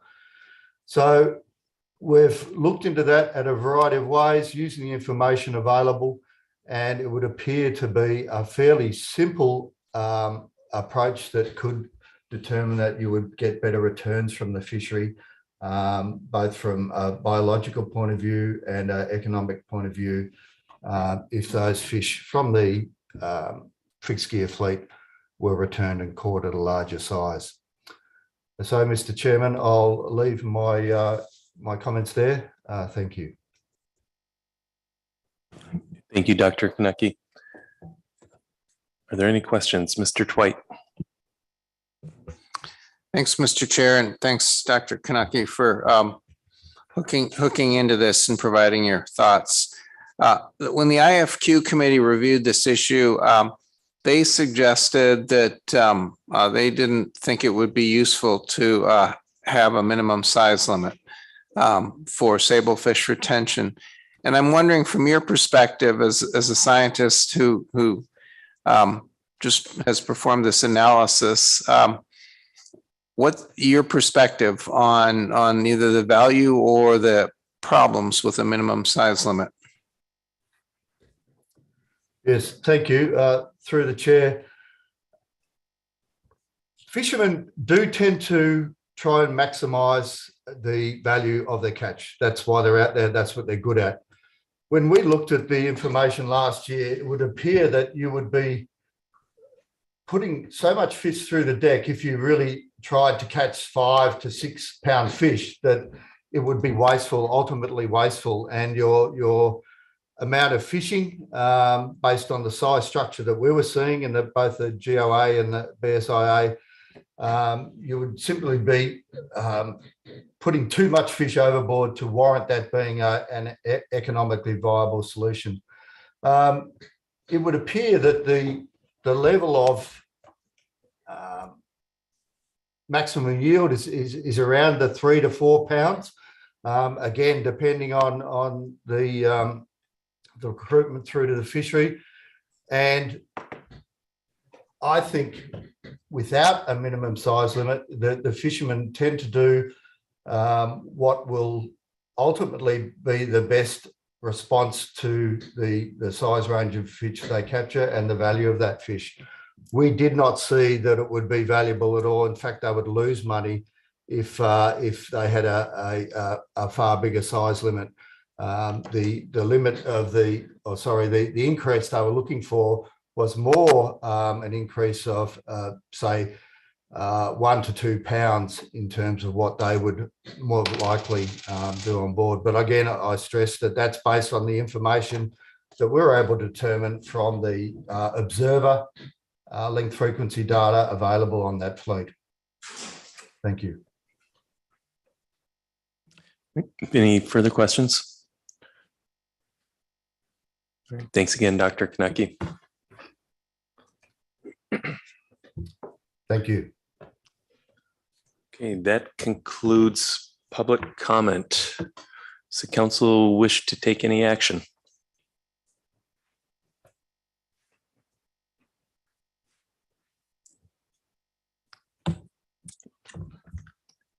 Ms. Campbell.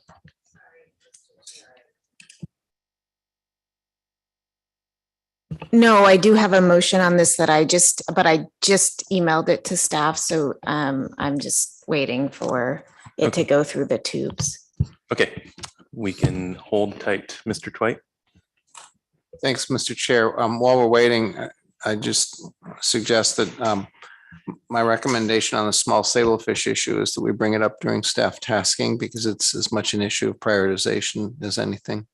And I don't believe that anybody had a motion on it at this point, but there are other aspects that I'm sure Ms. Campbell is going to be bringing forward. So with your leave, I'll just put that in the docket for discussion during staff tasking.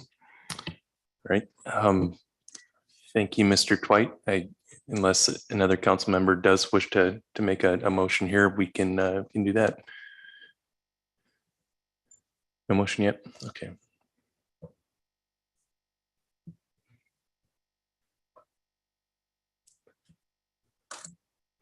Let's just stand down, stay close here while we wait for the motion to come through.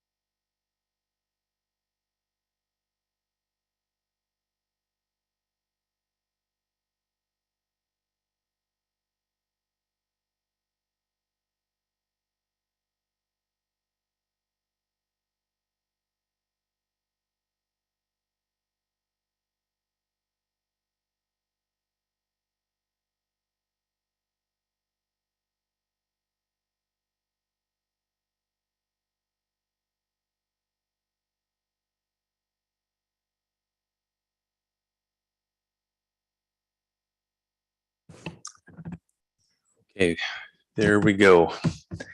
All right, Ms. Campbell, whenever you're ready. Thank you, Mr. Chair. My motion reads as follows. The council adopts the following purpose and need statement and alternatives for analysis. Purpose and need. In recent years, utilization of halibut quota in Area 4 has declined, and conditions, including lack of processing capacity, COVID-19 concerns in communities with limited medical infrastructure, increased killer whale predation, increases in operating costs, and reductions from historical tax have all contributed to fewer vessels participating in the Area 4 fisheries. The Council is considering adjusting the vessel cap for Area 4 halibut to recognize these conditions and increase utilization of quota in the region. Alternative 1, status quo. Alternative 2, create a halibut vessel cap for Area 4 of option 1, 4, 5, or 6% of the Area 4 halibut TAC, or option 2, 150% of the coastwide halibut vessel cap. There are sub-options that can apply to either option. Number 1, specify that halibut IFQ held by an Area 4B CQE does not accrue towards the Area 4 vessel cap. And the second sub-option, this action will be reviewed in A, 3, or B, 5 years after implementation, or this action will be included in the next halibut sablefish IFQ program review. The Council requests NMFS evaluate options for extending the temporary rule to waive vessel use caps in Area 4, while the Council considers permanent changes to this provision. Mr. Chair, that's my motion. Thank you, Ms. Campbell. Is there a second? Seconded by Mr. Jensen. Ms. Campbell. Thank you, Mr. Chair. Just getting to my rationale. So in speaking to the motion, the Council has heard from Area 4 stakeholders on the need for this action, and our IFQ committee and advisory panel recommended that we proceed with it. I have chosen to go directly to an analysis. We've been addressing this issue since the advent of COVID-19 through emergency rules. And the analyses that have accompanied those rules have provided a thorough fleshing out of all the issues.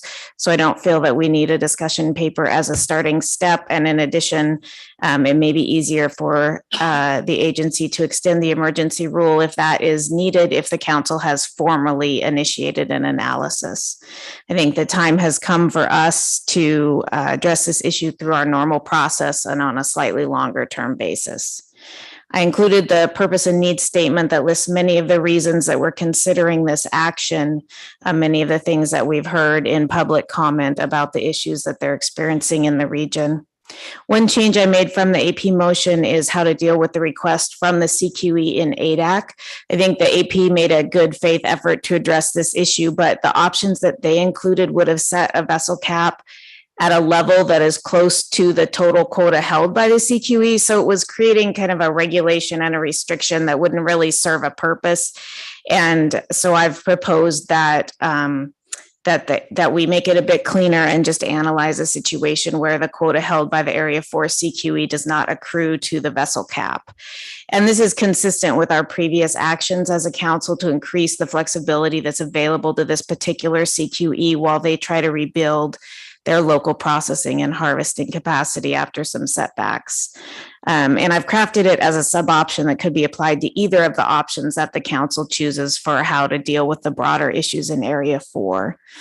Also, we heard some desire that this be reviewed. The council could choose to review it in 3 or 5 years in the next program review, or choose to not be explicit at all and just let the course of things roll along. And just the final sentence in the motion is intended to recognize that this package may not dovetail exactly with the expiration of the emergency rule, and just requesting that NMFS assist us with options to ensure that we don't have an awkward gap between when the emergency rule expires and when we're able to implement the permanent provisions, if indeed the council chooses that final action for changes under alternative 2. So that's what I have, Mr. Chair.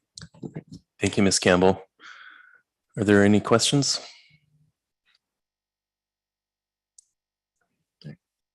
Any amendments?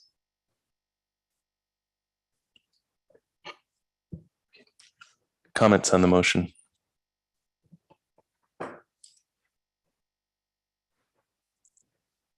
Mr. Mesereau. Thank you, Mr. Chairman, and thank you, Ms. Campbell, for your motion. I was a little apprehensive the last time this came up because of my concern for the small boat fishermen in St. Paul that I saw from my own eyes that clearly identified with being halibut fishermen. And I was concerned that this might reduce that opportunity. And I think that looking at this action and the language from the IFQ committee, it becomes clear that it doesn't do them much good to be small boat fishermen if they have no place to unload their fish. And I think that's really the thing that sort of changed my mind regarding vessel caps in that area.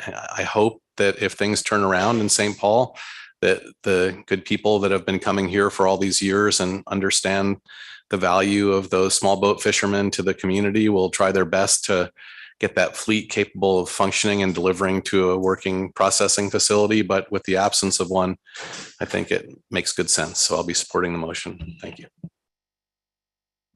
Thank you, Mr. Mesereau. Any additional comments? Right. Is there any opposition to the motion? And the motion passes unanimously. Anything further on D2? All right. That concludes agenda item D2. So let's go ahead and move into the staff report on staff tasking. Mr. Witherell.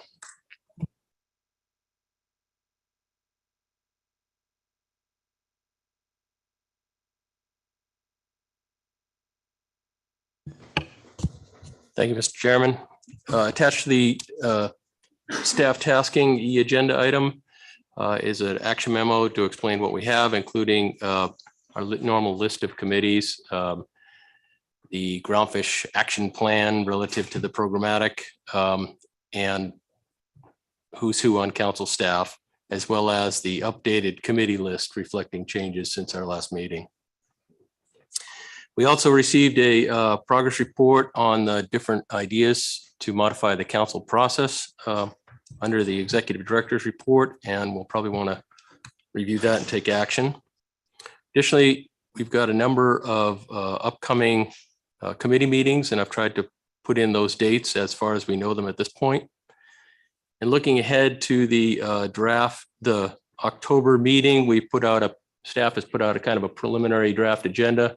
And you'll note, if you look at the schedule, that the SSC's agenda is really overfull. And so we'll need to have a discussion with them about priority issues to address in a 3-day meeting. We have this council scheduled for day 4 because we need to get the crab specifications done. We set that for October 6th and in times to issue the quota for the season. So looking at that, the other thing I'll look at is the 3-meeting outlook, and we'll walk through that, but I wanted to read through kind of the tickler list first, so that to give you really what I've heard during this meeting of issues that you probably want to address during your deliberations. In the ED report, you note that we had a number of 6 plan team appointments. Those the SSC reported back that they recommend that all those nominations get approved. And typically you do this during an executive session, but we didn't have one at this meeting. So I think you can go ahead and do that by motion, Mr. Chairman, and that way there's full approval by the council. We also talked about commenting potentially on the NMFS's EEJ strategy. And so you may want to have staff prepare a comment letter. We also heard a report from Lauren O'Brien on MRIP, and I didn't know if you wanted to send a letter of support or indicate some support for MRIP in our region. We had the reflections paper, and we'll probably want to take action on that. I noticed that during the discussion we had vacancies on the FMAC, an observer seat on the FMAC committee, and the Gulf, a seat on the CEC committee for a Gulf rural person. We may want to discuss the nomination process for this new salmon work group that we've established. We may want to make comments on the National Marine Sanctuary presentation that you received.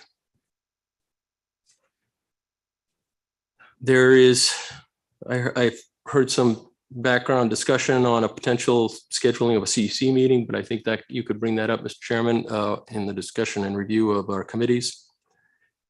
And I know that there's some suggestion on how to handle, based on the last agenda item, how to handle that area use vessel cap through extending the existing provisions. So while we work on this change, so that may come up as well. That's what I have on that list. And now I'll turn your attention to the 3-meeting outlook. So we have a very full agenda for October scheduled. I have a couple of items identified as a tentative, depending on how we might prioritize some other items. We've got the crab specs is probably the first thing on our agenda. And like I said, I have a schedule posted. We have a couple of items in groundfish. In addition to the preliminary specs, we have 2 discussion papers resulting from our spatial management policy, and an update on stock prioritization from the Alaska Fisheries Science Center that at one point we had scheduled for this meeting, but realized we couldn't get to it. We have some actions relative to reporting and monitoring with the trawl EM analysis scheduling for final action. We have a discussion paper on follow-up from the EDR data, Universal Data Collection. We have a work plan scheduled for the Amendment 80 allocation review. And like I said, we have some tentatively scheduled actions for greenlet turbot and longline pots and the cod small boat access that will be ready for final action in October. Both of those, if you want those. And we have the request that I mentioned during the B reports for information under Bristol Bay Red King Crab. And we have some new information that was requested at this meeting on crab as well. So there's an expanded discussion paper. I said it was the last meeting. So looking forward to December, that is usually a busy meeting with the groundfish specs. We also have a big issues with the snow crab rebuilding initial review, and that looking over our schedule, we're trying to figure a way to get the rebuilding initial review done for October to give maximum time for the agency to prepare the regulations if we put off final action until February, but realistically, there's no way we can accomplish that any sooner. And we still need to get all of the modeling done to estimate T-min and T-max. So I think there's been some discussions on how to get the SSC to review that and through the plan team process in October. Let's see. We have a few other things. We have the discussion paper for chum salmon issues in October, as well as the findings of the State of Alaska Bycatch Task Force, assuming they're ready, and probably first report from our salmon work group or committee or whatever we want to call that. Right now, typically we see this in our looking from June that February appears to be somewhat empty, but invariably we fill that up very quickly with other items. So that's what I have on our 3-meeting outlook.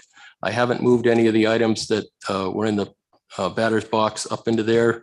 I will tell you that at our joint staff meeting we had over lunch, we talked about the small sablefish release and how soon we could get to that. And we've concluded that we could not get that to get any sooner than April, more likely June, for having an initial review on that. And part of that is for the Science Center folks. Of course, they're all busy doing stock assessments through November, and our staff and NIB staff are otherwise entirely subscribed before the end of the year. So with that, Mr. Chairman, I can answer any questions or try to answer any questions, or I know how to call for help if I can't. All right, thank you, Mr. Witherall, and I would remind members of the public who want to testify to please sign up shortly. Ms. Baker. Thank you, Mr. Chair. Thanks, Mr. Witherall. My question is on the 3-meeting outlook, and I must have missed it when you were explaining it. Can you please explain what would happen under the snow crab rebuilding item in October for the PSC discussion paper, public input, and adjust alternatives as necessary?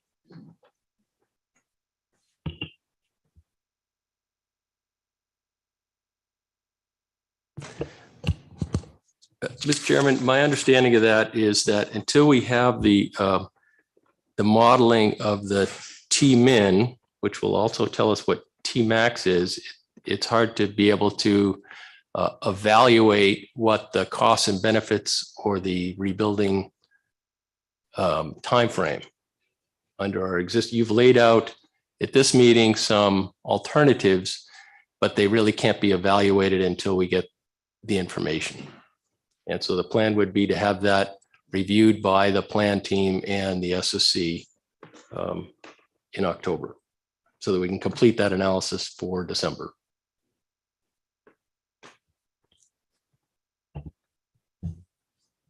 Thank you.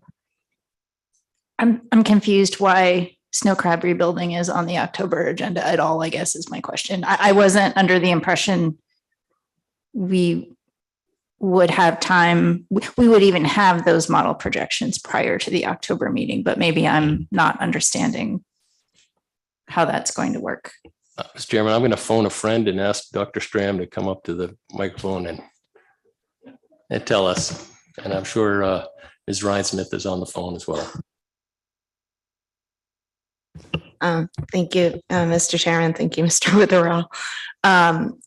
The part of my understanding, two different things, the part of that's listed under your agenda item there for the PSC discussion paper, my understanding of that was the middle part of the motion that the council took, just requesting some additional information to help determine whether the following bycatch management measures would affect the rebuilding timeline and removing the snow crab floor, counting the trial PSC throughout the full range of the stock towards the PSC limit, and the limit on fixed year, to the extent that that could be pulled together in conjunction with that.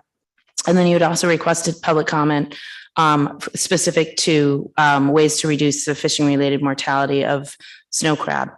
The aspect that is related to the rebuilding plan in terms of adjusting alternatives, my understanding, and again, there might be other stuff online as well, because there was such a long list of items that came out of the SSC for the assessment author to address in conjunction with the projections. The intention was to make as much progress as is possible over the summer with respect to incorporating the 2022 survey into the assessment, as well as addressing the wide range of projection mortality and recruitment assumptions that the SSC requested. But there's not enough time to then produce an initial review analysis of that progress report. However, it might be beneficial for the assessment author to be able to get feedback from the SSC to then narrow down, given the draft work that he's put forward in addressing their wide range of estimated recruitment and mortality assumptions and the projections. The SSC would then have an opportunity to narrow those so that the rebuilding plan itself that comes back for initial review in December is more simplified and straightforward and less potentially confusing to the public as to what is exactly being projected to estimate T-min and T-max.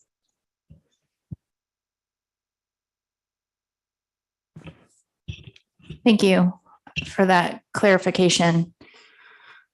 So if I'm understanding though, in October, although we may have some subset of the recommended model projections, the SSC will not be able to recommend a T-min. At October, we won't have that until December. Mr. Chairman, Ms. Baker,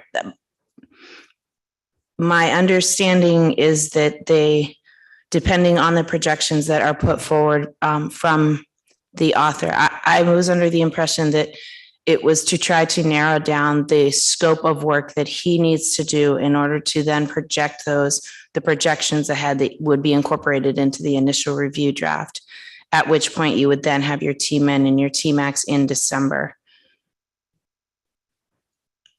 But again, if there's other staff on the line that have more recently spoken with Dr. Zawalski, would be welcome to chime in.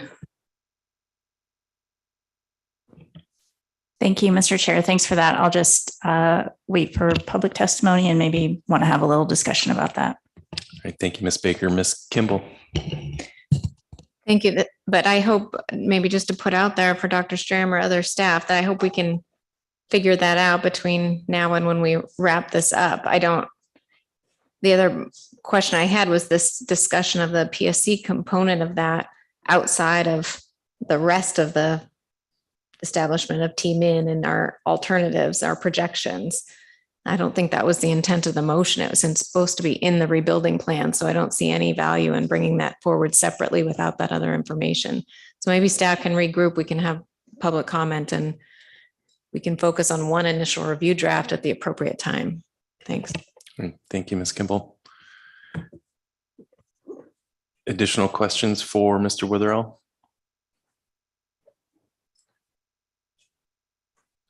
Okay.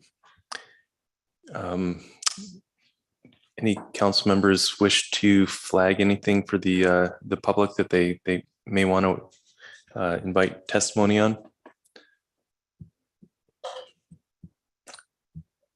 Ms. Kimball. I'm sorry, I'm not inviting too much testimony, but I couldn't recall if Mr. Witherell had mentioned the council process paper. He did. Yes, Okay. he did. Thank you. Ms. Campbell. Thank you, Mr. Chair. I'd be interested in hearing more from the public on the AP motions that were passed during staff tasking. I imagine that will happen, but just making sure to flag it. Yeah, thank you, Ms. Campbell. Okay. Okay, that will bring us to public comment.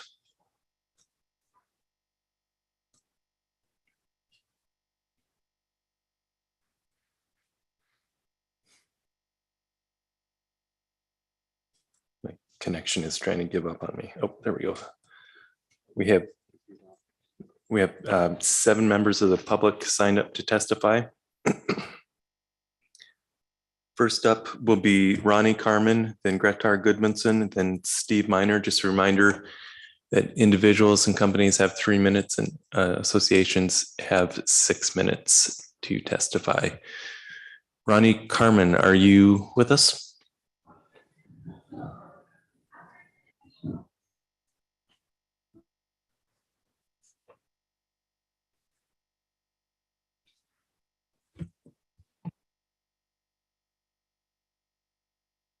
Okay, I don't think Ronnie Carmen is with us. Gretar Goodmanson.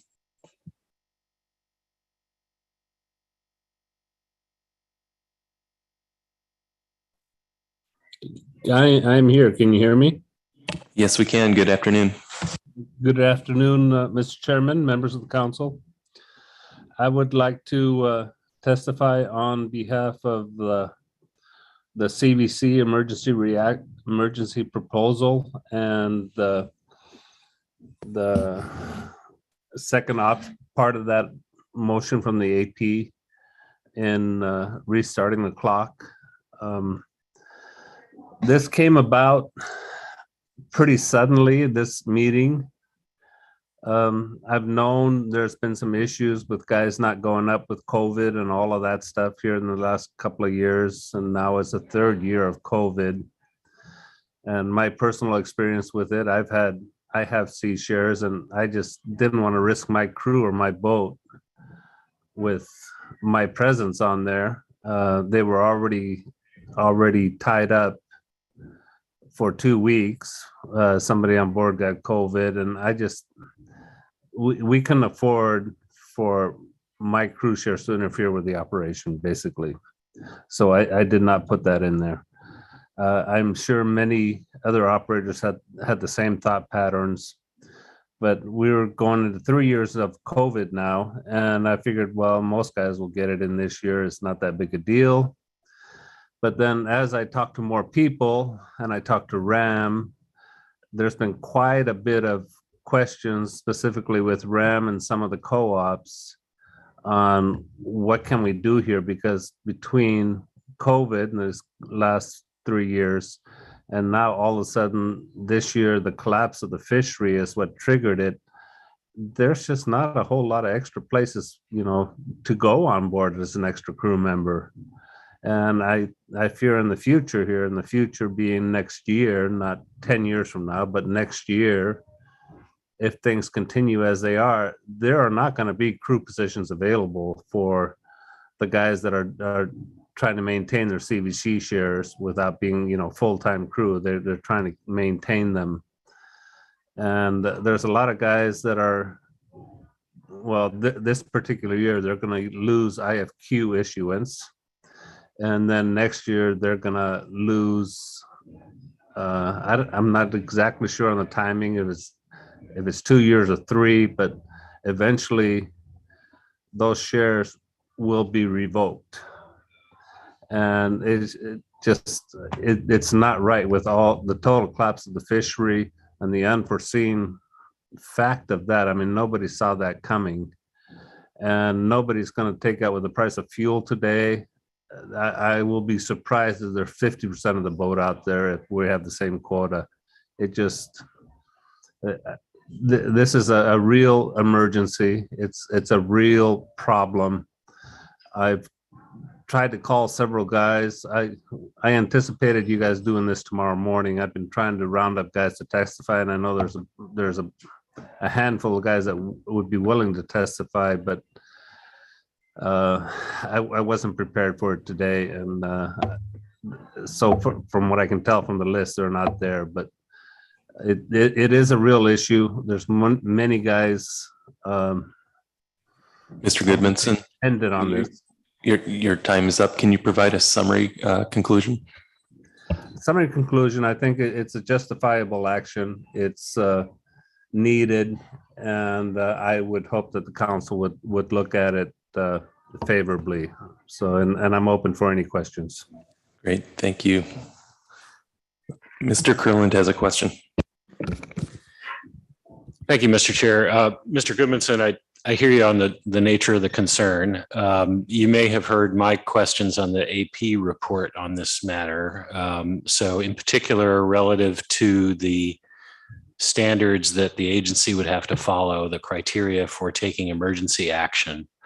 I'm wondering if you can shed any light from your perspective. I hear the seriousness of the concern, but in particular, we have to balance considerations such as it being an unforeseen event and whether the immediate benefits of taking emergency action outweigh the value of advance notice, public comment, and the normal rulemaking process. So given that there have been a couple of years of people not being able to participate, it seems that there could have been an avenue to go through normal rulemaking. So I'm wondering if you can address that and how you think this measures up to the criteria for emergency action. Thank you, Mr. Kurland, through the chair. Yes, I tend to agree with you there. We have had a couple of years. It's been the COVID thing, and it's always, another 6 months, we're going to get away from this, another 3 months, we're going to get away from this. And it just seemed to continue and continue. It really didn't seem like an issue at the time. And then the new issue on this problem, the emergency rule part, and which nobody saw, predicted, expected. You can talk to Fish and Game, you can talk to NOAA, you can talk to the fishermen. Nobody foresaw us dropping 88% in the snow crab. When we knew we had the closure of the king crab, but a total drop, I rounded off to 90% drop in the snow crab fishery. It was absolutely unforeseen from anybody in the industry, on the management side, on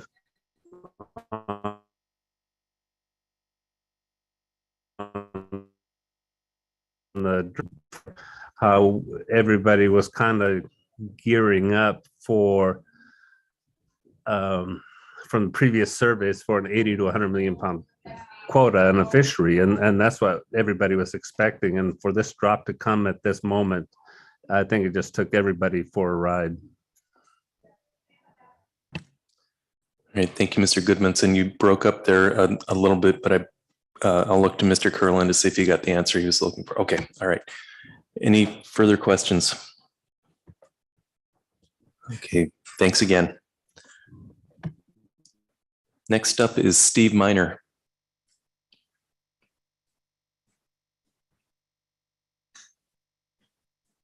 Good afternoon. This is Steve. Can you hear me? Yes, we can. Good afternoon. Thank you, Mr. Chairman and council members. Welcome to the last day. I'm speaking to you today on behalf of Ocean to Table Alaska, which is a company that I own that has crab processing quota in several crab fisheries, and particularly in the eastern golden king crab fishery. A year ago, almost all of the stakeholders in this fishery asked the council to take a look at creating the same exemptions to the facility use cap for the golden king crab fishery as we have implemented for virtually every other crab fishery. As a reminder, when this program was created, there were both ownership caps and facility use caps. Over time, as the industry reorganized itself, first Congress and then this council created custom processing exemptions to virtually all the facility use caps except one, and that was for golden king crab. And it only applies to a single plant, the Unisea plant on Alaska. The problem now is there are several of us that have spent the last couple of years independently working to develop live crab and other markets for golden king crab. But because of this facility use cap and a lack of an exemption, we're unable to work together. The council heard us clearly last year. We have harvesters, processors, and the city of Unalaska all in support of this. It's a year later and we're about to start a new season, and we are looking for a way to try to expedite this. In discussions with the staff, it seemed like there might be a possibility of moving forward a little more quickly if we separate the facility use cap issue from the golden king crab start date issue, which are right now both in the same package. Second, that the council consider accepting staff's background document as the discussion paper. We don't say this lightly, but in discussions with the staff, they said that the discussion paper would be essentially a repeat of the background document you've already received. That you consider a purpose and need statement that we've submitted collectively and the alternatives. I would point out that we believe the quickest way to address this is simply strike the language under prohibitions that left this cap in place. I'm not sure what additional analysis or public notice would be required, but we would like to see if there's a way to expedite this so we can start working together to try to develop these important markets. Thank you very much. Thank you, Mr. Miner. Are there any questions?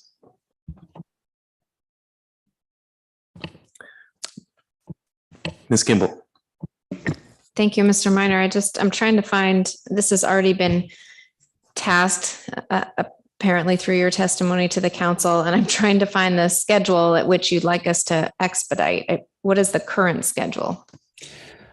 Yes, Ms. Kimball, through the chair, on the 3-meeting outlook, the discussion paper for both issues was to come forward in December, so well into the next season for us. Thank you. Any further questions? Thank you, Mr. Miner. Thank you very much. Next up is Jim Armstrong.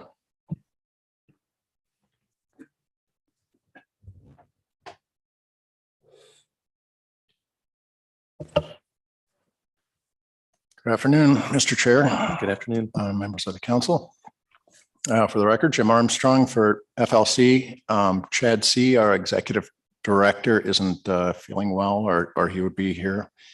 I'm just going to speak briefly to an item on the 3-meeting outlook, specifically the initial review for longline pots in the Bering Sea Greenland turbot fishery.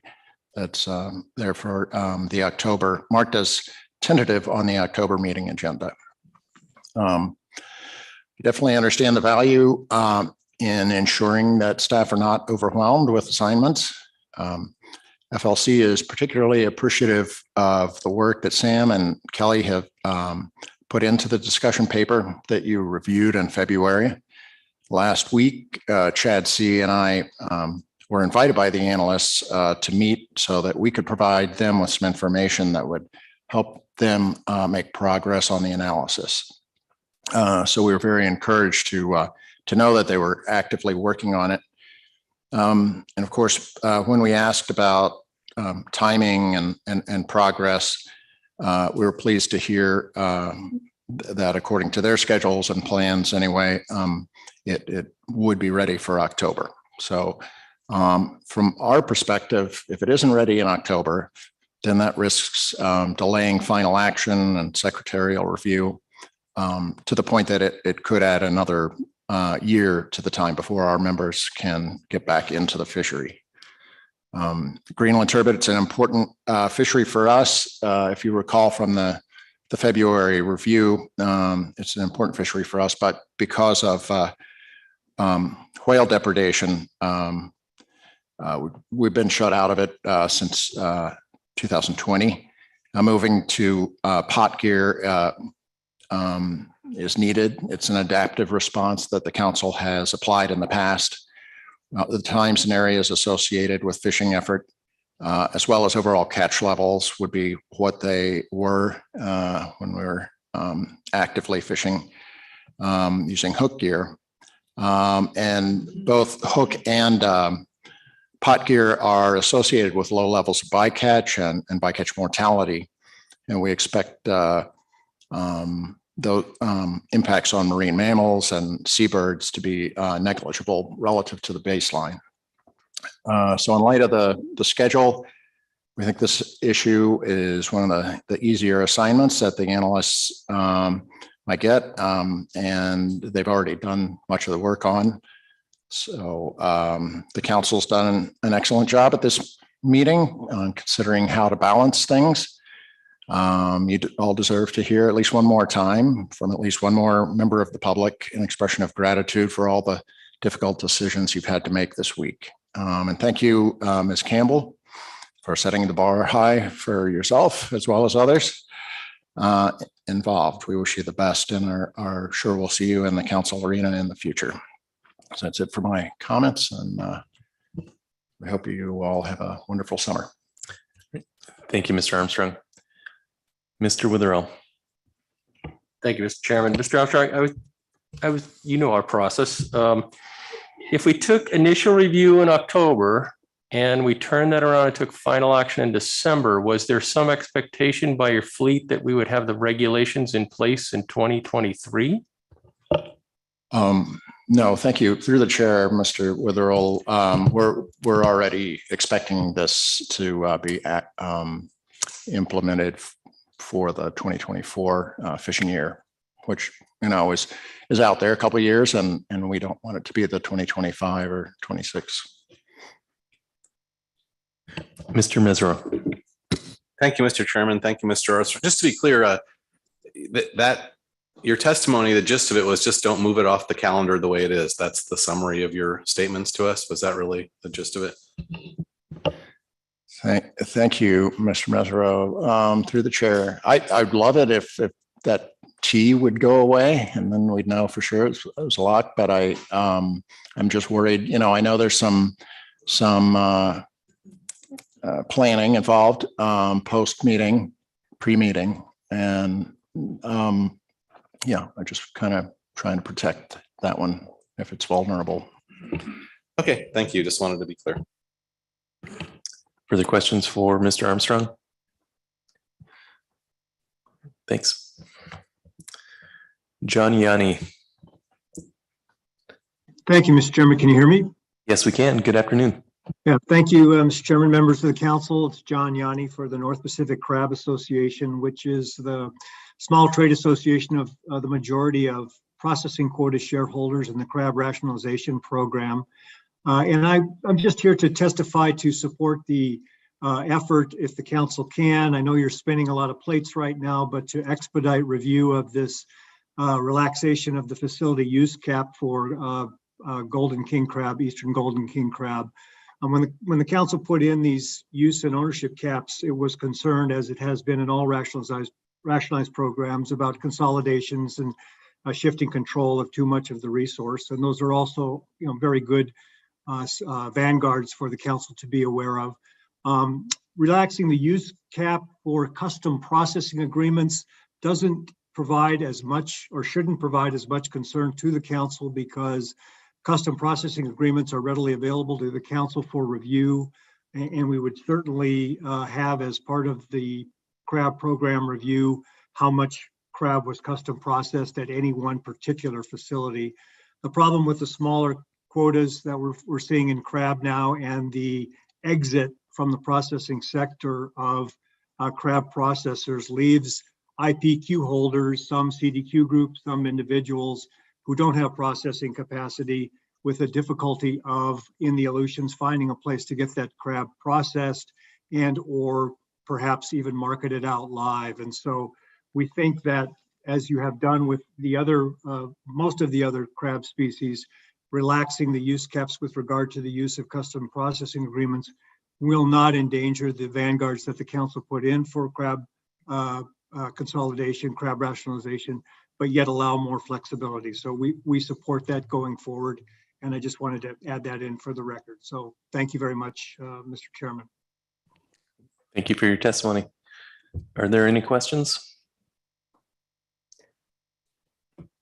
Don't see any. Thanks again. Brendan Raymond Jacobian.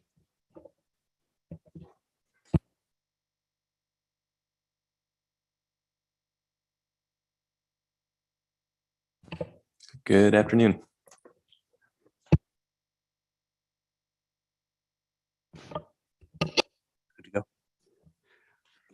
For the record, my name is Brendan Raymond Jacobian, testifying on behalf of COERIC, the Alaska Native Nonprofit Tribal Consortium for the 20 federally recognized tribes of the Bering Strait region. We're providing comment during staff tasking today on the formation of the working group to be established as a result of the action earlier today during agenda item D1, if you take that up today. We'll keep our comments brief.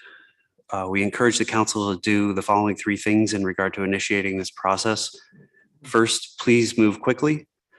The salmon crisis is dire and we need to move as promptly as possible. We encourage putting out a call for nominations now with the intent of constituting the body later this fall.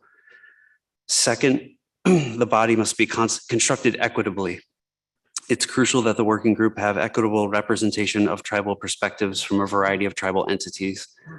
While it is very important to ensure the group is diverse and includes expertise from across the necessary range of perspectives, including tribal, Western science, agency, and industry, it is absolutely critical for the Constitution to be equitable, particularly in light of the brunt of this problem being borne by tribes and the relative exclusion of their perspectives and knowledge from the federal fishery management process. And finally, the body must be established, in our view, with the expectation it has a duration and scope to carry us through to a resolution of the crisis and to produce meaningful, durable, and acceptable outcomes which will carry us into the future. Thank you. Thank you for your testimony. Do you have any recommendations on the number of seats? I know you want it to be equitable, but I'm just curious how many tribal seats you see, for instance. That I don't, just because I'd have to also think about how many other total seats there would be, and just all the perspectives that need to be on it. So I would say that, yeah, I guess I couldn't answer concretely in terms of numbers. Sorry. Yep, fair enough. Okay. Mr. Kurland. Thank you, Mr. Chair. Thank you for your testimony. I wonder if you would care to elaborate a bit on the third component of your request. Sure. About the duration and scope. Yeah, thank you for the question, through the chair.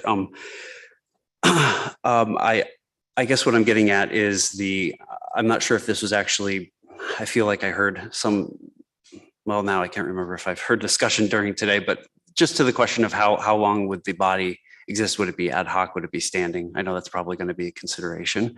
And just in regard to how other bodies have been constituted at the council. And so to our mind, the body's duration should be guided more by the idea that and its scope would be guided by the idea that the body would be helping the council do what it can to get through the crisis, so that it's not sort of set in stone that this is an X number of years body, or it's necessarily producing, X, Y, or Z products, but that its purpose is set by the goal. I mean, its duration is set by the goal, which is basically helping to get through the problem, if that makes more sense. Yeah. Any further questions, Ms. Kimball? Thank you. Thank you for your testimony. Is a little bit off the chair's question.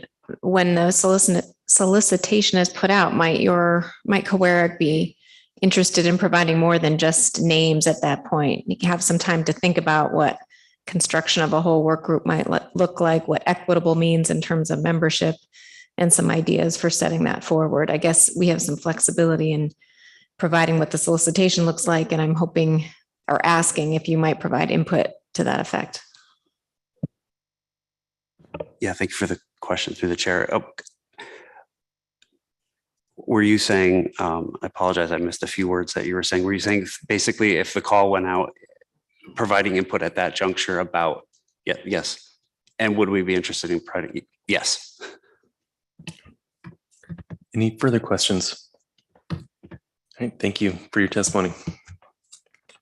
Jamie, go on.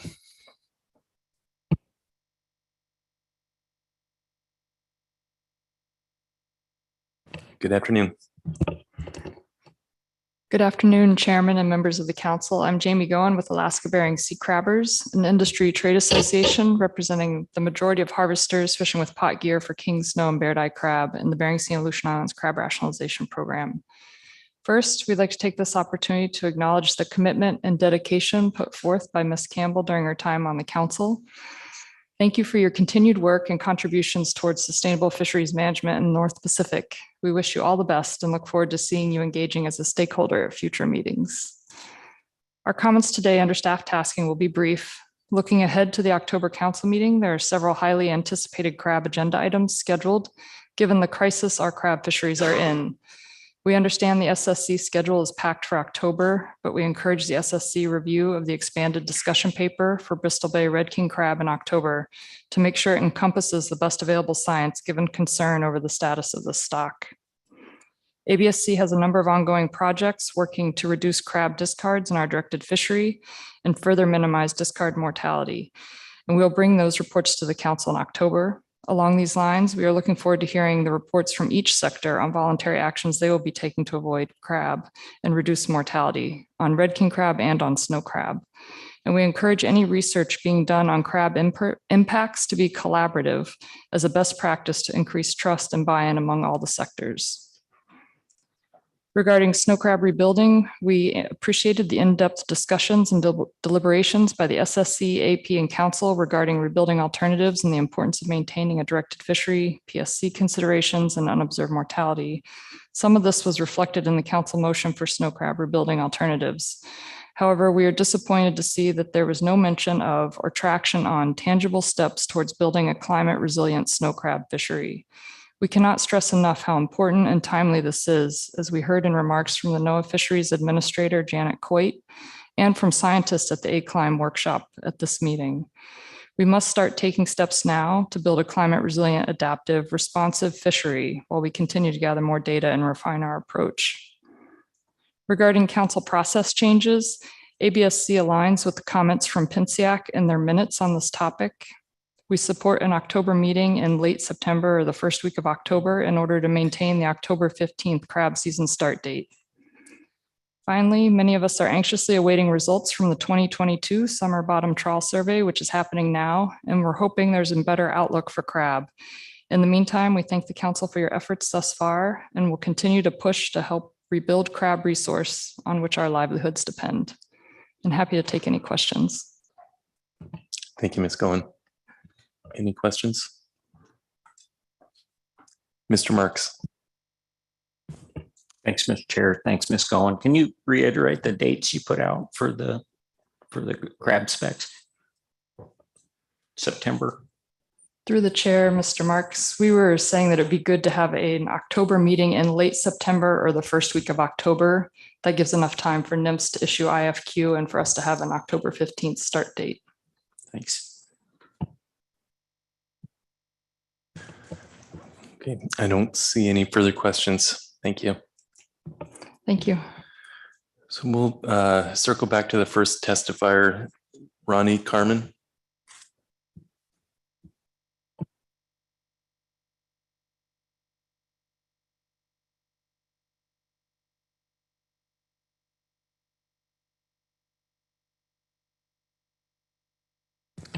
Okay, you're not available. So let's go ahead and let's see, we have the room until 7 o'clock tonight. And I think we have time for a break and potentially come back and wrap up the meeting. So let's go ahead and take a break. Is 10, 15 minutes good? All right, let's come back in 15 minutes. Come back at 4:55 and we'll wrap it up.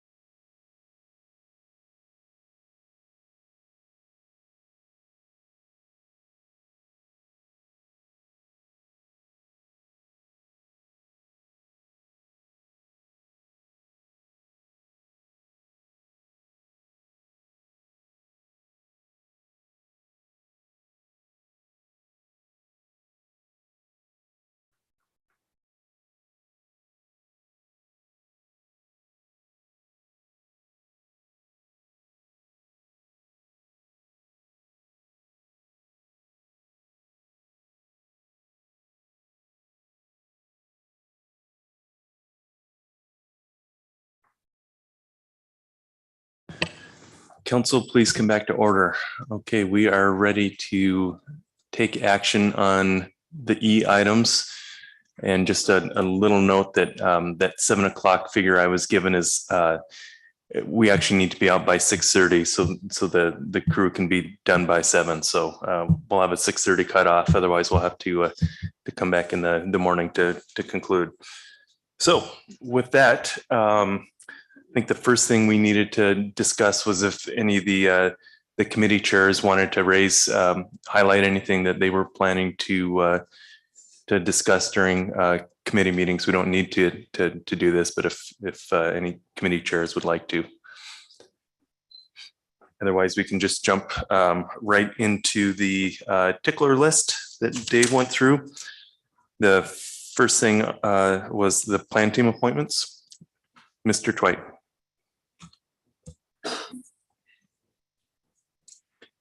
Thank you, Mr. Chair. I move that the council appoint Ms. Caitlin Allen Axelrod, Ms. Beth Mata, Dr. Andrew Seitz, Dr. Michael Smith, and Ms. Jane Sullivan to the Bering Sea Solutions Groundfish Plan Team, and Ms. Kristen Blackheart to the Gulf Groundfish Plan Team. Second, I can speak to it. Seconded by Ms. Vanderhoven. Mr. Twite. Thanks, Mr. Chair. Our SSC has reviewed these nominations, finds them to be well qualified, and has recommended them to us for approval. All right, thank you, Mr. Twite. Any questions on the motion or amendments or comments on the motion? Okay, we can vote. Any opposition on the motion?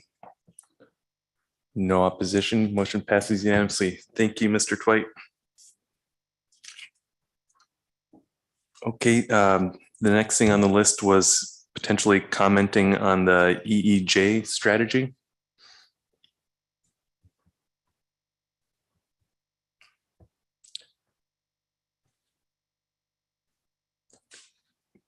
Mr. Witherell. Mr. Twite. Thanks, Mr. Chair. I think it might be best if at this point, if staff could draft something and then circulate via email to council members, ultimately for your review and approval, Mr. Chair, after council members have all had a chance to comment. I think that sounds like a good idea. Okay. Not seeing any further discussion, so we've got a plan there. We also let's go to the council process reflections. And Mr. Marks. Thanks, Mr. Chair. I have a motion. Motion is the council adopts the following changes to the council process as outlined in the discussion paper. Advisory panel, SSC nominations and reappointment process. Open the call for AP and SSC nominations at the June council meeting and extend the open period through October 31. Augment language in the AP handbook section 3.3 to include the following. AP members are expected to work collaboratively and professionally in a public, high-pressure environment requiring problem-solving skills and ability to compromise. Third item, provide additional support to new AP members, and that would include things like 1 to 2 opportunities per year for council. Council staff-led AP training to review the AP handbook, relevant federal laws, or other types of training. Next bullet, request input from the SSC on expertise needed for new membership and identify specific expertise in the SSC call for nominations. Last bullet, request SSC members to help with recruitment. Next item, agency B reports. The council requests written and oral briefings from agencies and partners. However, standalone written reports are sufficient when reporting on non-time sensitive or routine administrative information.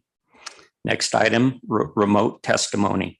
It is the council's intent to provide for remote public testimony at council meetings.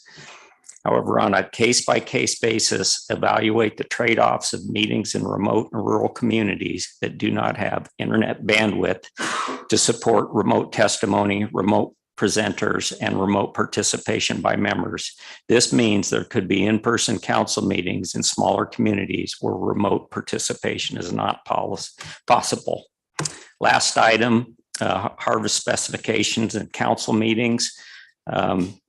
The council proposes to convene a meeting with council members and AP SSC leadership ahead of the October meeting to discuss timing of crab and groundfish harvest specifications in light of fishery needs and stock prioritization, and evaluate potential changes to the annual meeting schedule for the council, including reducing the number of annual council meetings from 5 to 4, dropping the February meeting, as well as consider circumstances where virtual meetings are appropriate.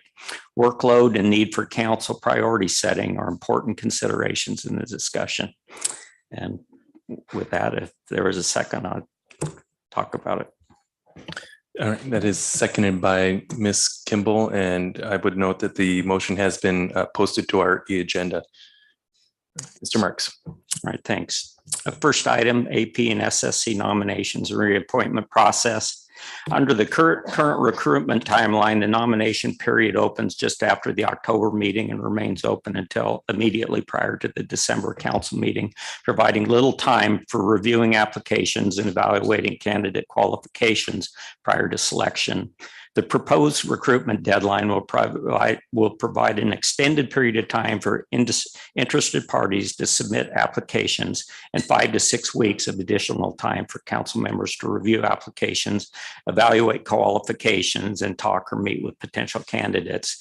These conversations provide opportunity to discuss the council process, role and responsibility of committee members, and share information regarding time required to prepare and attend meetings.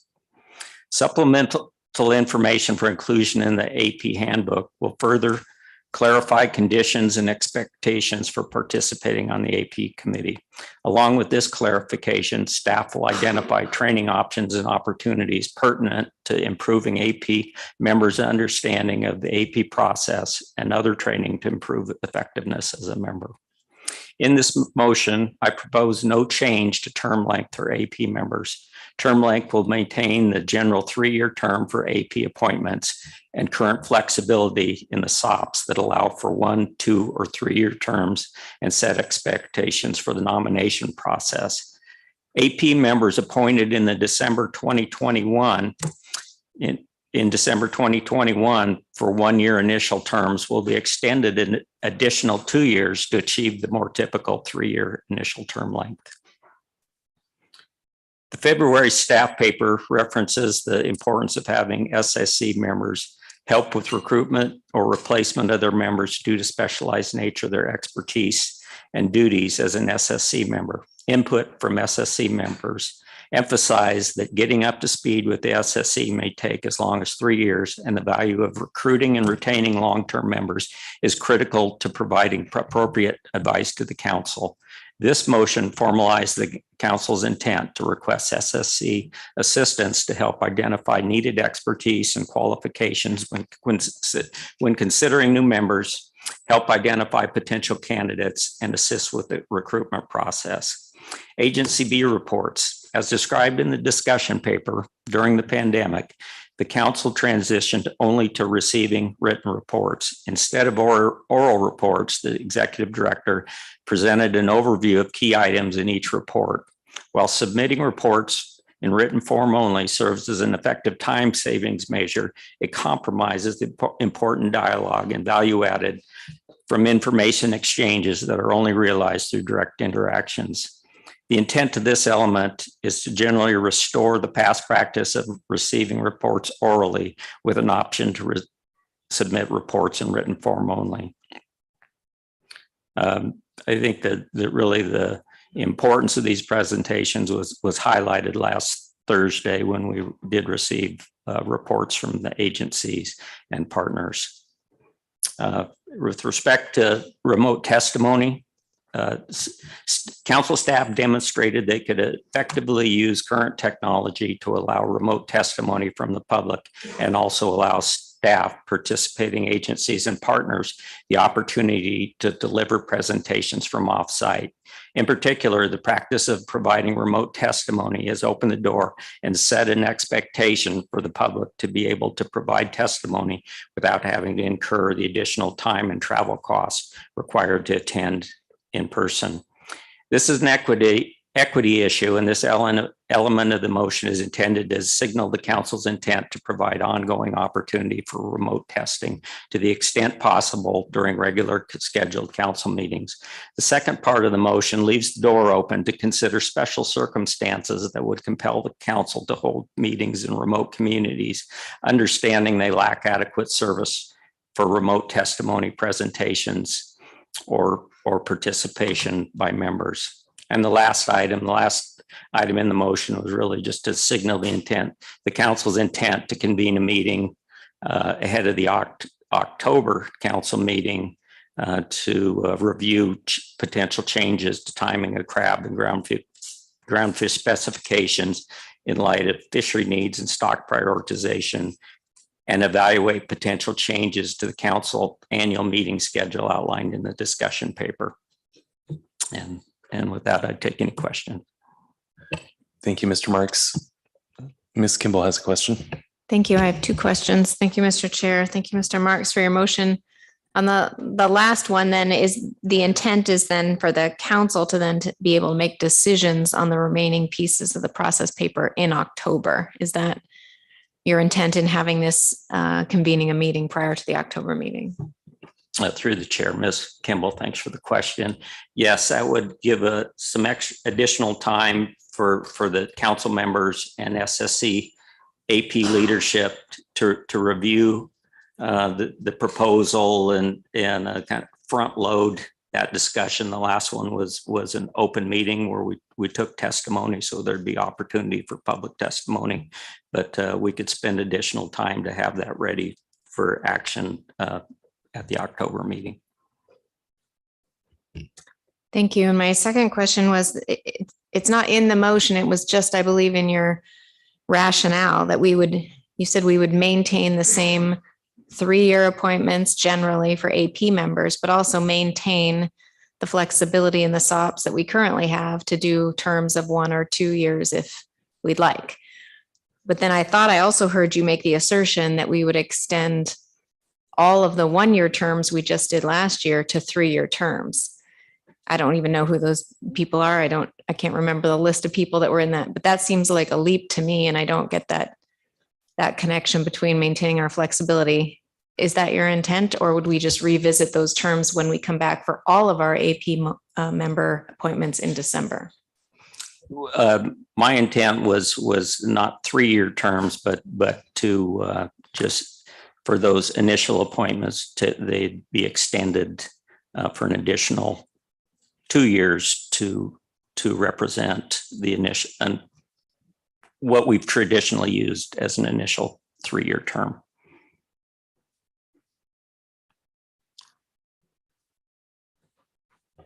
Ms. Baker. Thank you, Mr. Chair. I have a couple of questions as well.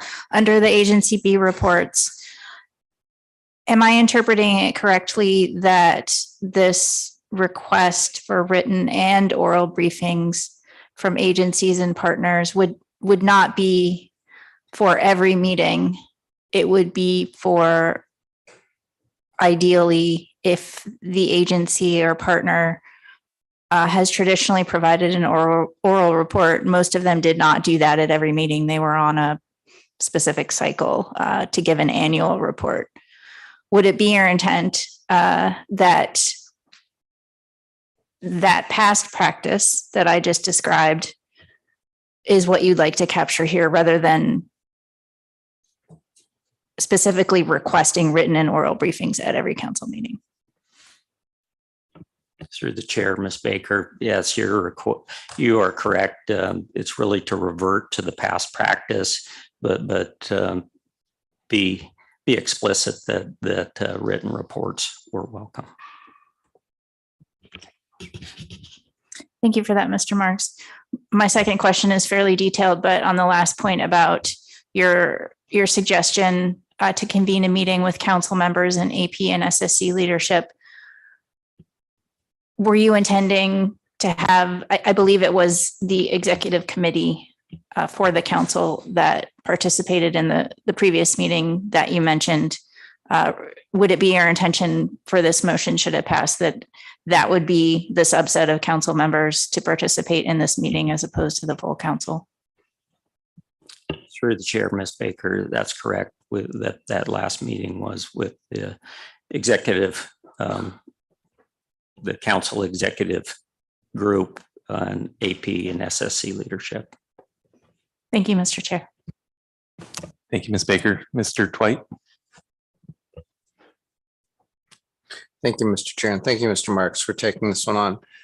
Can you help me unpack the very last sentence in the final bullet there about workload and the need for council priority setting are important considerations in this discussion? The aspect of that I'm specifically interested in is whether we'll continue to discuss the potential value of some form of a strategic planning exercise to help us set priorities.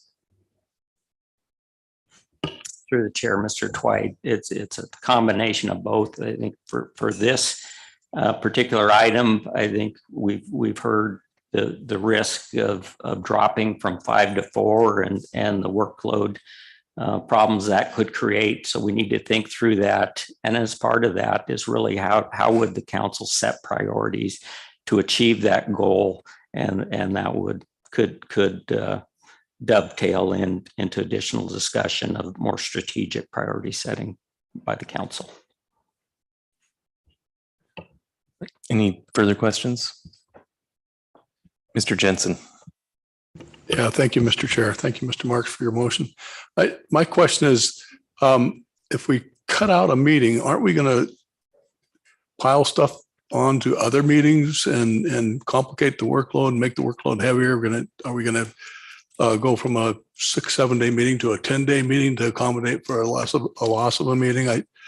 We keep hearing that they don't have time to do stuff, and if we take another meeting away, I'm concerned we're just going to push things out even further than they're already pushed out. I'm just curious what your rationale was for that thought. Thank you. Yeah, through the chair, Mr. Jensen, you're exactly right, and that's why I did include that last sentence regarding workload management and priority setting is the way we'll get there. And also circumstances where virtual meetings might be appropriate. Would there be administrative items or other actions that we could take virtually that may open the door to address workload? But I mean, certainly it was clear at the last meeting. I think we all appreciate the opportunity for in-person meetings and the importance of those for the constituents, but just leaving the door open to think outside the box as we work through the changes. Thanks. Thanks, Mr. Marks. Thank you, Mr. Chair. Further questions? Counselor. Thank you, Mr. Chairman. Mr. Marks, I'd like to follow up on a question that Ms. Kimball asked. You mentioned that one of your intentions was that AP members appointed for a 1-year term last December would be extended to a 3-year term. And I wanted to ask if your intention was that the council would take up that in the normal course, meaning when the council typically makes its AP determinations or appointments, I should say, or if your intention is that the council should make that decision now at this meeting. Thank you. Through the chair. Yeah, that was just a reference. There was no action on that. We would revert to the normal process, but that would be in December.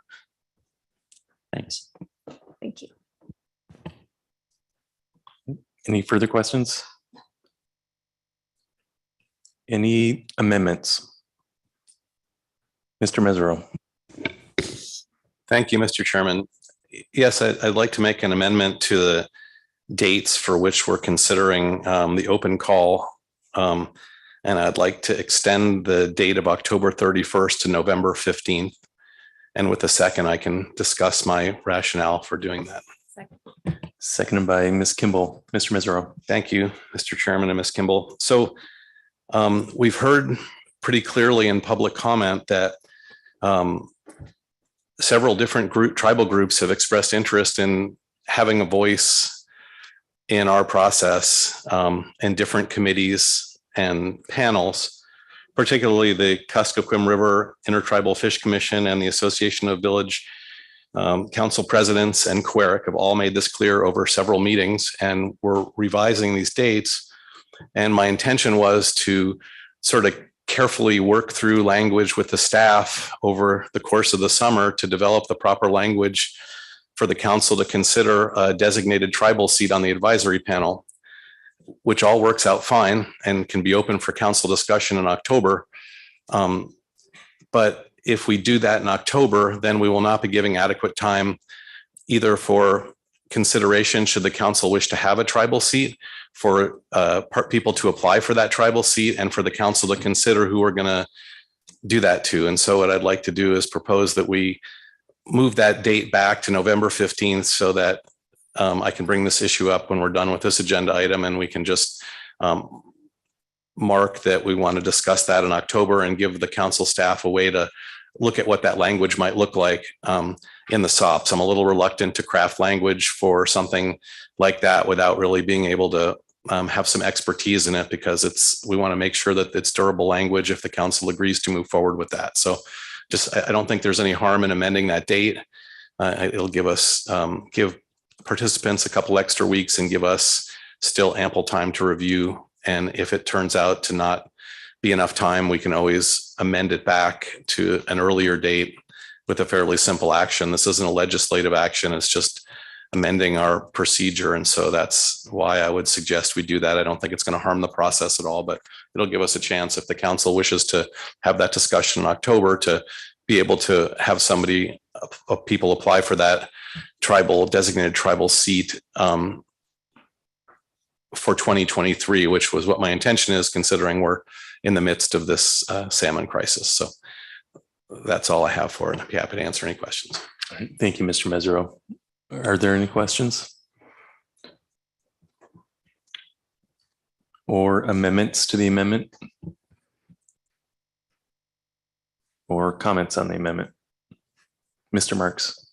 Thanks, Mr. Chair. Thanks, Mr. Mesereau. I support what you're proposing. We may want to do it this year and then consider moving it back. I know I find it valuable to have some time to talk with candidates and maybe a couple times in preparation. So I think about it more, but I certainly support where you're going with this. And if we want to revise back at a later date, that works too. So thank you. Any other comments? We can vote. Any opposition? The amendment passes unanimously. Further amendments or comments on the main motion? Ms. Campbell. Thank you, Mr. Chair. I didn't make an amendment because I'm probably the least affected stakeholder at the table, but I disagree with the language in this motion suggesting that the council revert to our prior practice on B reports. There were many times in the past where we spent 6 hours or even a full day on non-action administrative items, and we've been successful in gaining some efficiencies. And if the council chooses to move to a 4-meeting schedule, those efficiencies are going to matter if we want to stay away from Mr. Jensen's concern about 10-day meetings. So I'm just noting that. But again, because I'm unlikely to be as directly affected as the rest of you, I'm not proposing a change, just noting my disagreement. Thank you, Ms. Campbell. Ms. Kimball. I have an amendment. My amendment would, under agency B reports, replace the word requests with allow. The council allows written and oral briefings from agencies and partners. However, standalone written reports are sufficient when reporting on non-time sensitive or routine administrative information. And with the second, I'll speak very briefly. All right. Thank you, Mr. Mesereau. Ms. Kimball. Thank you. And I did read the process paper, and I want to make sure all of the agency partners that provide us with information, written and verbal information, understand how valuable that is. But as our paper provided, we sometimes double, as Ms. Campbell said, our time spent on informational reports. And we also get lots of testimony from stakeholders asking us to consistently take action and fit things into our agenda time, which is limited. So I did not catch that, which is why we will miss Ms. Campbell. But I do hope that we can make that change, allowing people always to provide verbal briefings when they think that that is appropriate or an issue comes at hand, but really that the expectation is just a written report so we can better manage our agenda time. That's my amendment. All right. Thank you, Ms. Kimball. I doubt there are questions, but I'll see if there are. Any amendments to the amendment? Okay, comments on the amendment? All right. Any objection? The motion is amended. Any further amendments or comments on the motion? Mr. Kurland.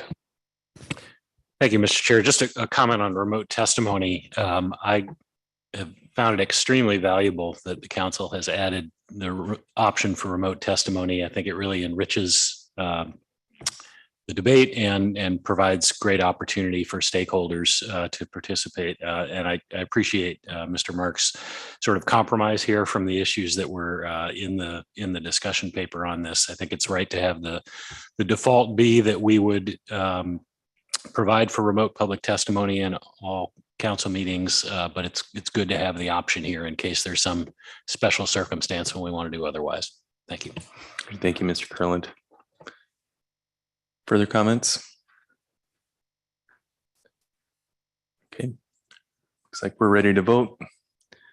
Is there any opposition to the motion?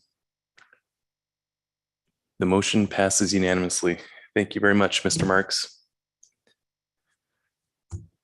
Mr. Mesereau.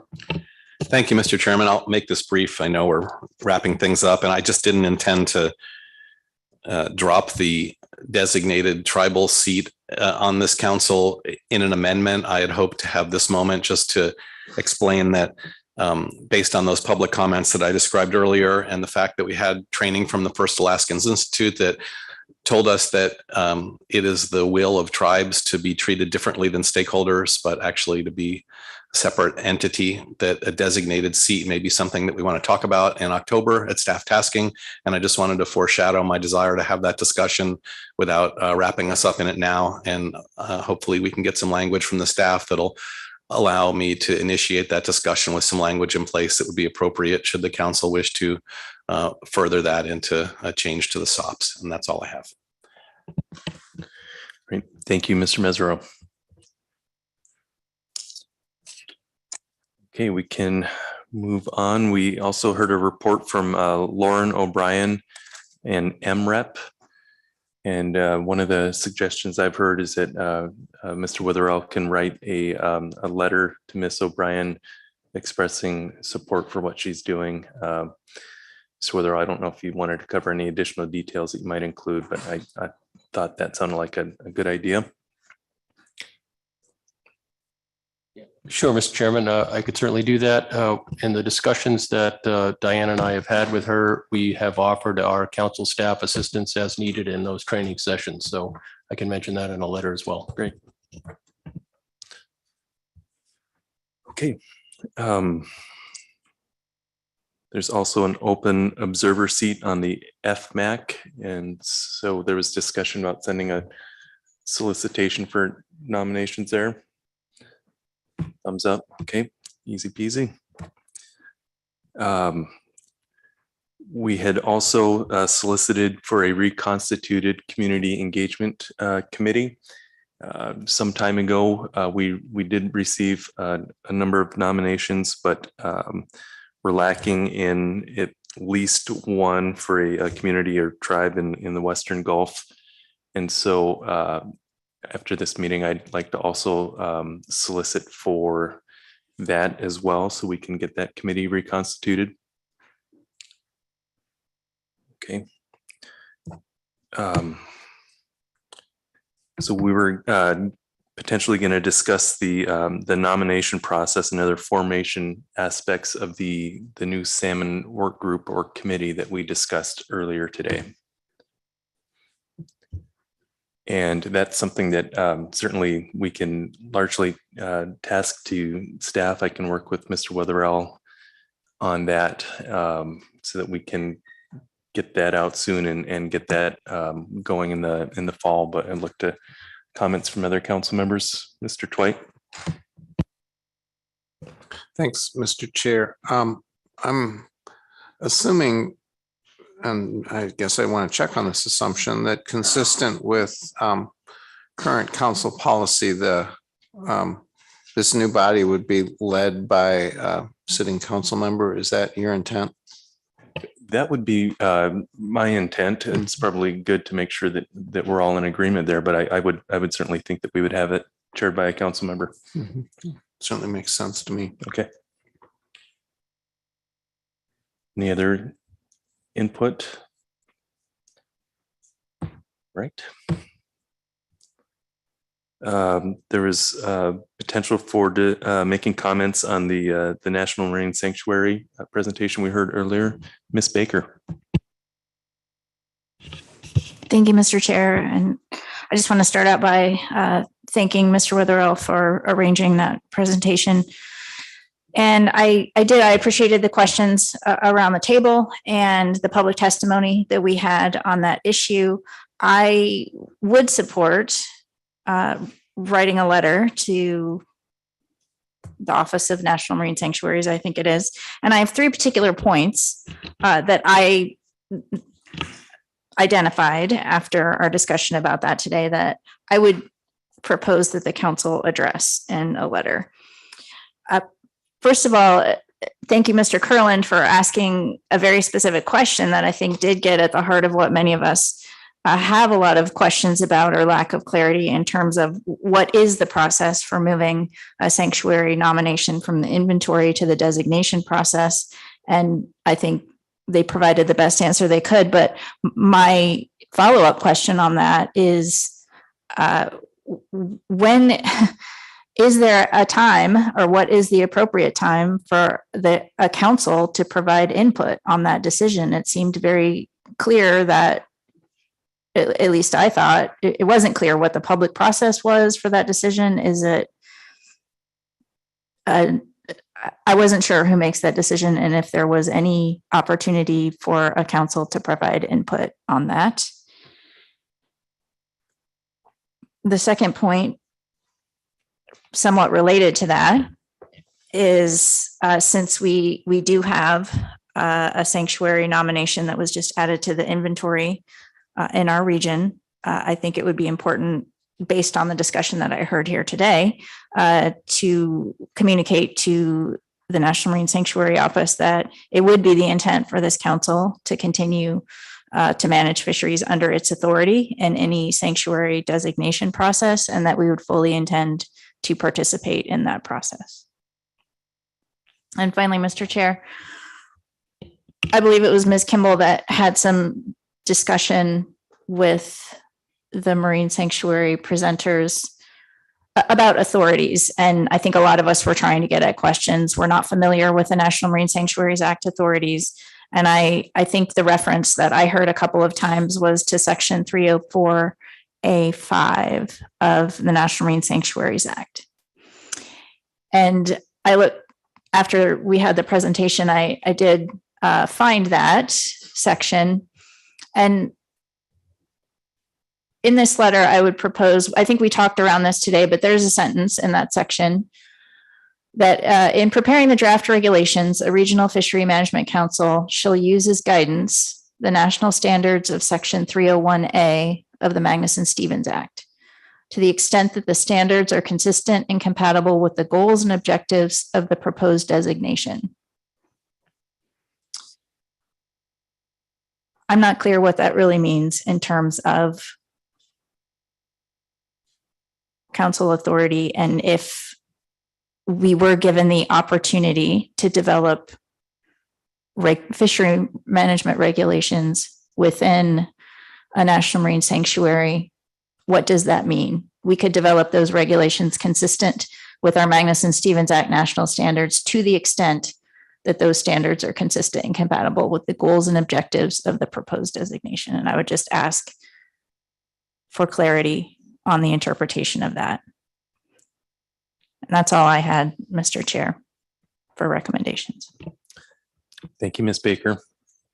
Mr. Kurland. Thanks, Mr. Chair. On the first of Ms. Baker's points in trying to ask for input from the sanctuaries folks on the process, with all due respect to my NOAA colleagues, I don't think we're likely to get a very satisfactory answer to that question. I wonder if the council has views on providing input to the process. I wonder if it might be more constructive to simply offer that, to suggest how or when in the process the Office of National Marine Sanctuaries should engage specifically with the council, or for the council proactively to offer input on that. I'm afraid we may get a little bit of a slippery answer, to be perfectly candid. So.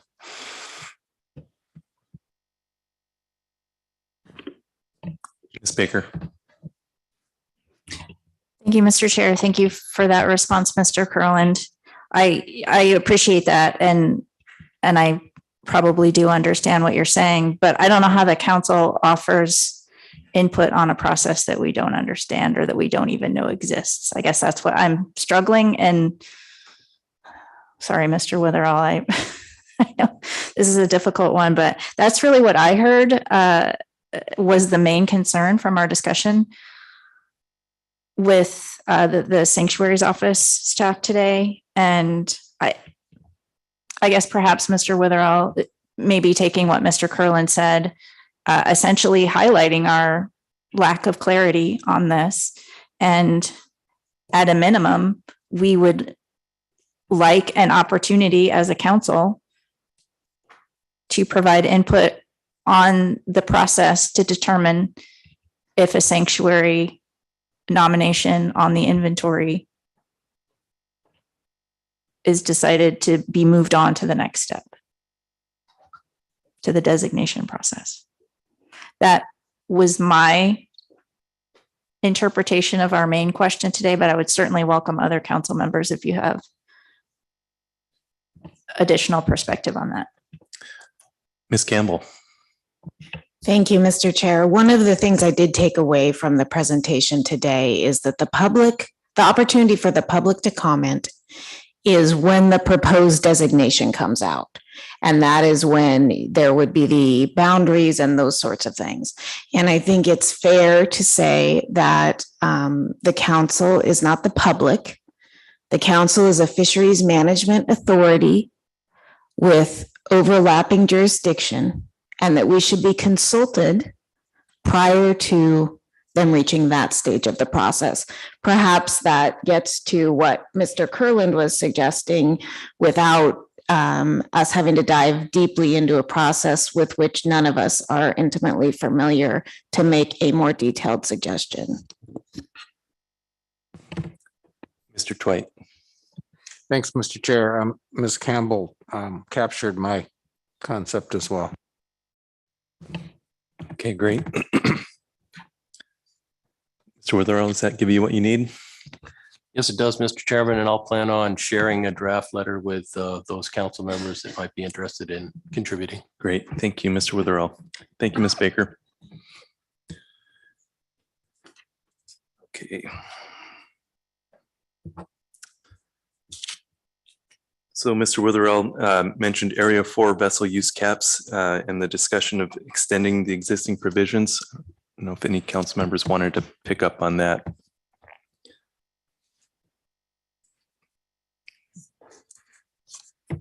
Ms. Campbell.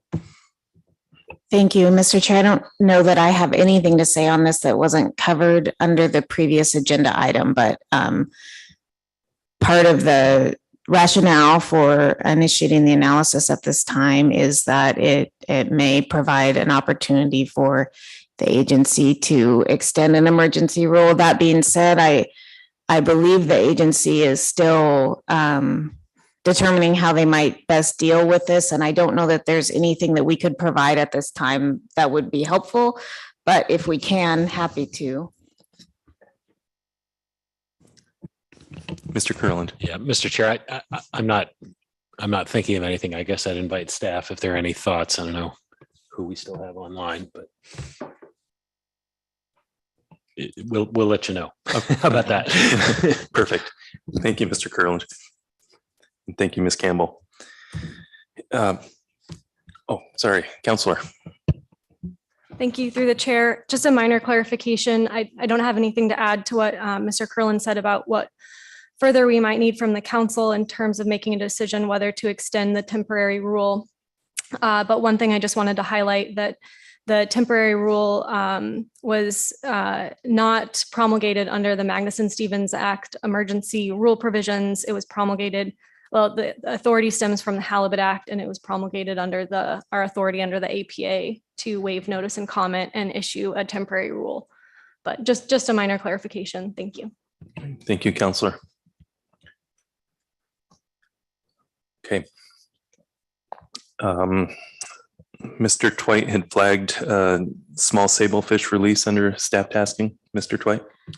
Thanks, Mr. Chair. I just wanted to suggest that since staff has identified their earliest opportunity as April or June, I wanted to suggest that we do schedule additional initial review of an updated analysis in April preferentially. Obviously, June is the fallback, and then provide just a couple quick thoughts about what the updated initial review could include. And that would be recent data on recruitment, growth rates, market conditions, as well as revisiting the discussion on assessment uncertainty. And then note that the IFQ committee recommended that a minimum size limit for sablefish retention should not be considered as part of the analysis, and that could also streamline a revised initial review.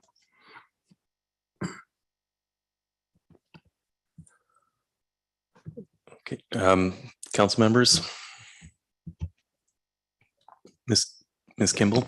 I apologize. I didn't catch the last part, Mr. Twite. I just wanted to ensure we're not changing any set of alternatives or options that we haven't noticed the public, but I might have totally misunderstood what you said.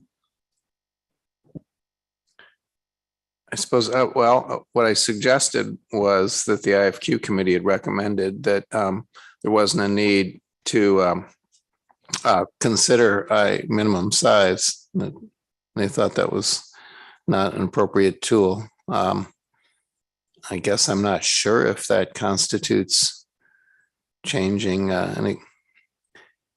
It's a draft of an initial review. The next draft would be a review of an initial analysis. There'll be plenty of time for the public to comment on whether or not that's an appropriate restructuring. If I might, Mr. Chair, it's been quite some time since I reviewed the small sablefish analysis, but my recollection was that there was not an explicit option in that analysis for a minimum size limit, but rather that in some of the narrative that the agency provided to help us evaluate, that there was perhaps a mention that is something that could be explored. And so I don't believe Mr. Twite is changing anything in the analysis at all. I think he was just noting that there is some narrative in the analysis around that, and that there's some sentiment that that's probably not where the IFQ committee would recommend going with a future version. So I think it's clean from a notice perspective. That would be my thought. Thank you, Ms. Campbell. Okay, Mr. Twites laid out a suggestion. Council members? Okay, thank you, Mr. Twite. So that covers the particular list as I had it. Then there was also the request from the advisory panel, and we also heard some comments in public testimony. Any council members want to pick up on any of those? Ms. Campbell. Thank you, Mr. Chair. I do have a motion that has been sent to staff, and it's part of what came out of the AP motion.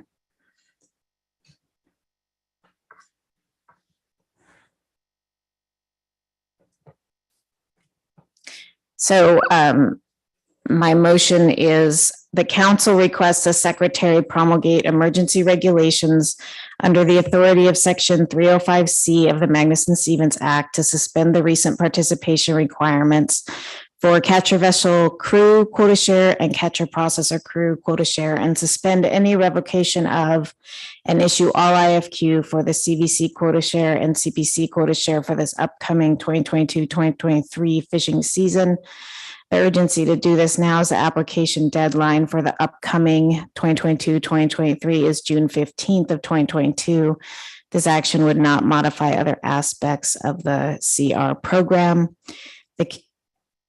And so then it goes on to say the council initiates analysis to modify the CVC QS and CPC QS recent participation requirements with the following purpose, need, and alternatives for analysis. So the purpose and need is the CVC and CPC shares have a participation requirement of one delivery during the previous 4 consecutive years. With the ongoing impacts of the COVID-19 pandemic now in its 3rd year, some crew members have not been able to comply with the participation requirement. With the unforeseen circumstance of the decline of the BSS stock and potential fishery closures, there will be less opportunity for crew to participate in crab fisheries. Alternative 1 would be no action. Alternative 2 would be to modify the CVC quota share and CPC quota share recency requirement. Option 1, restart the recent participation requirement beginning in 2023-24 fishing year and do not count 2019-20, 2020-21, 2021-22 toward the recent participation requirement. Option 2 would be give the regional administrator the authority to suspend the CVC quota share and CPC quota share recent participation requirement. And that's my motion. Seconded by Mr. Jensen. Ms. Campbell. Thank you, Mr. Chair. Speaking first to the emergency piece of it, this recommendation that we received from our advisory panel, I have had a chance to consider whether it meets the emergency criteria. And one of the requirements is that it must result from recent unforeseen events or recently discovered circumstances. And I believe that COVID was unforeseen and unprecedented, and was certainly expected to loosen significantly far before now. But we are now in the 3rd year where it is still a real issue that prevents travel to remote communities and has reduced the number of crew changeovers on vessels as vessel operators strive to maintain a safe working environment. It was also certainly unforeseen that the Opelio fishery would crash suddenly. But between the closure of the Bristol Bay Red King crab fishery and the dramatic reduction in the Opelio fishery, the number of vessels that are operating has been dramatically reduced, and there has been a loss of hundreds of crew jobs. And these are the reasons that I feel like the council's dealing with unforeseen circumstances where our active participation requirements might lead captains and crew to have their quota share revoked due to these recent unforeseen events beyond their control. We must also be looking at something that presents a serious conservation or management problem. And I consider our skippers and crew losing access to a fishery due to a global pandemic and fishery collapses a serious management problem. And that's the advice we received from our advisory panel as well. The 3rd requirement is that the immediate benefit must outweigh the value of the advance notice and deliberative process. I think in this case, the value of avoiding a circumstance where somebody's quota could be completely and permanently revoked while the council wrestles with this issue, outweighs the opportunity for public comment. In this case, the harm to the quota shareholder is permanent. It can't be undone, while any harm to the policy goal of active participation is temporary. I also think considering an emergency rule here is equitable with the consideration that both the council and the agency provided to quota shareholders in the halibut and sablefish IFQ fisheries during the pandemic. The fact that the participation requirement in crab is different and that quota shareholders only recently ran up against the hard edge of their requirement doesn't make this situation any less meritorious or deserving of swift action. I just think that revoking quota share from skippers and crew who plan to meet the active participation requirement in a recent year and aren't able to do so based on fishery collapse and the downturn in the paleo fishery is the literal definition of kicking someone while they're down. I do want to express that I support the continuation of active participation requirements for these C shares. These shares do trade at a significant discount to the unrestricted shares. They provide a more achievable entry opportunity. So my desire to explore addressing this unique and unforeseen confluence of events should not in any way be interpreted as backing away from that important policy choice that the council made with the C shares and the active participation. So that's my thought on how this might meet the emergency requirement and why we would be moving this forward at this time. It also has an element here of initiating an analysis on the council side that might be a way to address this as well. But in truth, I think that the emergency rule from the agency would certainly be the most responsive to the concern that we've heard. So thank you, Mr. Chair. Thank you, Ms. Campbell. And before we go to questions, I'm going to look to the counselor for a discussion on this being constituted as a final action. Counselor. Thank you. Through the chair, under the recusal regulations, a council decision includes a finding that an emergency exists involving a fishery, including recommendations for responding to the emergency. Because of the now pending motion, NOAA GC will offer our recusal determination on the record and our written memorandum will follow. As you are aware, we review potential council actions under 2 recusal regulations, 50 CFR 600.225B92 and 50 CFR 600.235. Under the former, we determine the pending motion for emergency regulations does not constitute a particular matter primarily of individual concern, and none of the council members are recused from participating on this potential action under that regulation. Under the latter, as I already mentioned, the pending motion for emergency regulations does constitute a council decision. However, we have determined that none of the appointed council members would be required to be recused from voting on this council decision. And as you're all aware, although the regulations do not require any recusals, anyone may voluntarily recuse themselves under 50 CFR 600.235D if you believe that the council decision under review now would have a significant and predictable effect on your individual financial interest. As I mentioned, our written memorandum documenting our determinations will follow. Thank you. Thank you, Counselor. Okay, are there any questions on Ms. Campbell's motion? Ms. Kimball. Thank you. Thank you, Ms. Campbell. I appreciate putting work into this motion and try to deal with this situation. I recognize that in the, I think in the early part of your motion, you mentioned the urgency is around the application deadline of June 15th of this year in 2 days. So I guess I'm trying to understand the value in also initiating a council analysis when we really, an emergency regulation seems like the only way to move forward with this confluence of events. Ms. Campbell. Thank you. And through the chair, Ms. Kimball, there's a couple of things going on here. So the way that the CRAB active participation requirements work, there's 2 stages, I guess I would say. So if you're inactive in the first year, they will not issue you quota share. And if you don't meet the active participation requirement for the second year running, they would actually revoke your quota share. So my understanding is that right now, with the application deadline this week, we have people that are in both situations. Some, I don't know that it is some or many. We just don't have full information, in part because the application deadline hasn't occurred yet. So I guess my point is the council does not control what action is taken on an emergency rule request. And if the agency were to come back and decline to implement the emergency rule that the council requested, we would want to have something in the queue so that we would have some ability when we get to this application deadline next year, when more people are in the situation of having their quota revoked if they've been unable to go fishing.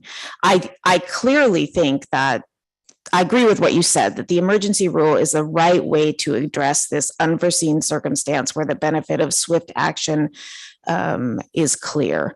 But in the case that the council isn't successful in our request to the secretary, I essentially wanted to have a backup plan. I went back and forth on whether to include the council action piece of it. And I think another path that I considered would be to just make the emergency rule request and then wait for the agency's action on that before initiating council action. But I think you could have done it either way. I chose to be consistent with the recommendations of our AP. Thank you. Maybe a follow-up question to Counselor or Mr. Curlin about timing. If we pass this motion on emergency regulations, how soon would we know the outcome of that request? Mr. Chair, I can't tell you exactly, but review of an emergency takes precedence over other actions and can delay the review and promulgation of non-emergency rules. So we would move quickly. I don't have a sense of exactly what that means. Further questions on Ms. Campbell's motion? Any amendments or comments on the motion? Mr. Kurland. Thank you, Mr. Chair. I think you're all aware that if there is a unanimous vote in favor of emergency action, that removes the secretary's discretion. So I'll be voting no on this.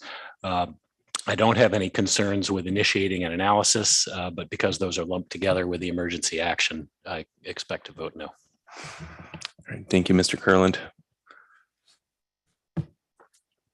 Okay, Mr. Twite. Thanks, Mr. Chair. I'll not be voting no. I do support this, and I appreciate, given the gravity of this, I appreciate Ms. Campbell's decision to try to cover both bases. In addition to the things I heard in Ms. Campbell's rationale, I just recall that this council has numerous times over the years returned to the issue of how to increase the utility of and the availability of shares to crew and skippers, but particularly to crew.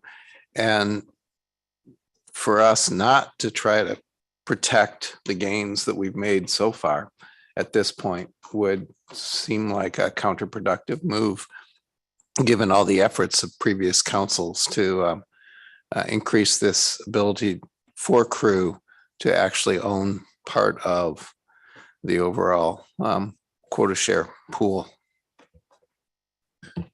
Thank you, Mr. Twite. Mr. Kurland.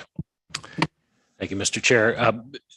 Ms. Miller messaged me that typically about 6 weeks for our determination on an emergency, just to get back to Ms. Kimball's question. Great. Thank you, Mr. Kurland and Ms. Miller. Any additional comments? Okay, Mr. Witherell. Thank you, Mr. Chairman. Calling the roll on a request for emergency rule on crab recent participation requirements and the follow-up analysis. Mr. Jensen. Yes. Ms. Kimball, Yes. Mr. Marks, Yes. Mr. Twite, Yes. Ms. Vanderhoven, Yes. Mr. Canine, Yes. Ms. Baker, Yes. Ms. Campbell, Yes. Mr. Kurland. No. Motion passes 8-1. Thank you, Mr. Witherall, and thank you, Ms. Campbell. Okay, anything further? Ms. Baker? Thank you, Mr. Chair. I don't have a motion, but I did want to acknowledge the other recommendation from the advisory panel in staff tasking in terms of taking an action to implement the Eastern Aleutian Islands Golden King Crab facility use cap exemption as soon as possible. I appreciated the clear advocacy on this issue. We received both written and oral testimony on this. And I just am not prepared to move forward with the request to essentially adopt a purpose and need statement and initiate analysis on an action for which we have nothing in front of us. I just, on principle, I'm not comfortable doing that.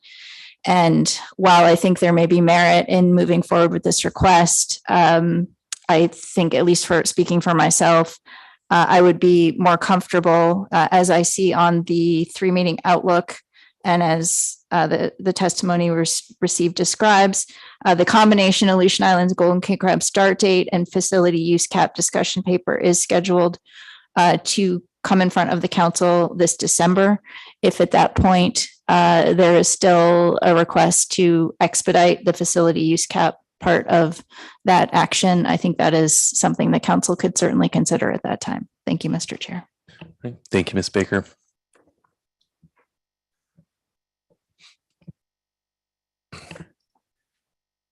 Any other business? Ms. Baker? Thank you, Mr. Chair. While we're on the 3-meeting outlook, I was wondering if we could follow up on my earlier question about the snow crab rebuilding item in October. I wondered if we could ask Dr. Stram to clarify. We were able to have a discussion during the break, and I think there was a little confusion on my part about what the intention was in the council's motion and perhaps what was scheduled for October. So if you could please clarify. Thank you. Through the chair, Ms. Baker, I would say the confusion was more on our staff interpretation. And so with apologies, we would not be coming back with a PSC measures discussion paper to address the middle part of your motion. Instead, we would be interpreting that as a sensitivity analysis of rebuilding projection time based on different levels of bycatch.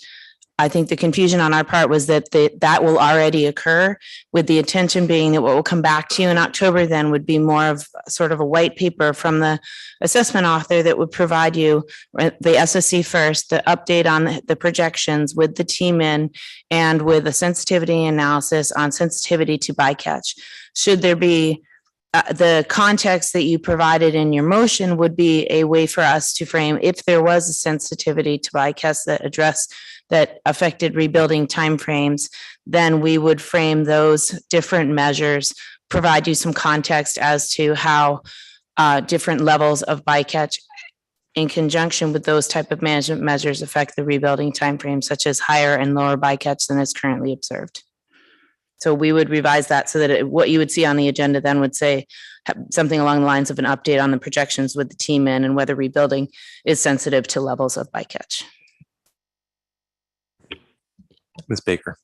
Thank you, Mr. Chair, and thank you, Dr. Stram, for that clarification. That is consistent. What you described is consistent with my intent for the motion. I appreciate your indulgence, Mr. Chair. Again, this is a bit of an unusual action for us, and of course, the timeline is a challenge. So I thought it was important to make sure that we clarified this on the record. Thank you. Thank you, Ms. Baker. Thank you, Dr. Stram. Any further business for the council? Mr. Twite? Thanks, Mr. Chair. And going back through my notes, I was reminded that we got during the B reports, we got a presentation from both the Office of Law Enforcement and the U.S. Coast Guard on their respective participation in the Operation Pacific Guard, which you may recall is patrolling the international waters of the North Pacific, south of our Aleutians, under the auspices of the new convention, the North Pacific Fishery Management Convention. And they uncovered a fairly significant number of violations of that new convention. Those are violations that should be of concern to us. And so I was going to suggest that a letter to the appropriate authorities of both the Coast Guard and the Office of Law Enforcement, thanking them for their efforts, thanking them for the report, and suggesting that the council certainly strongly supports that, but hopes that those enforcement efforts can be not come at the cost to their existing enforcement responsibilities within the federal waters that the council manages. Thank you, Mr. Twite, for circling back to that. I think that's a good idea. Other council members? Okay. All right. Thank you, Mr. Twite. Okay. Anything else? Excellent. Well, Dave, as usual, you and your staff have done an incredible job putting the meeting on, and certainly appreciate all the efforts to get us through this. Also like to thank the community of Sitka. We also had some great receptions from both Alpha and Silver Bay Seafoods. That was very much appreciated. And as usual, an incredible amount of great public comment that is so critical to this process for us. And Ms. Campbell, we're going to miss you. We heard a lot of positive comments about you, and you've just been such a huge part of this process for us. We're certainly going to miss you. Hope you will not be a stranger, but certainly understand and appreciate your decision to move on. So we're going to miss you.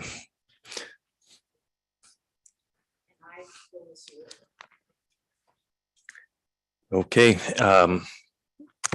With that, we will see you in October. This meeting is adjourned.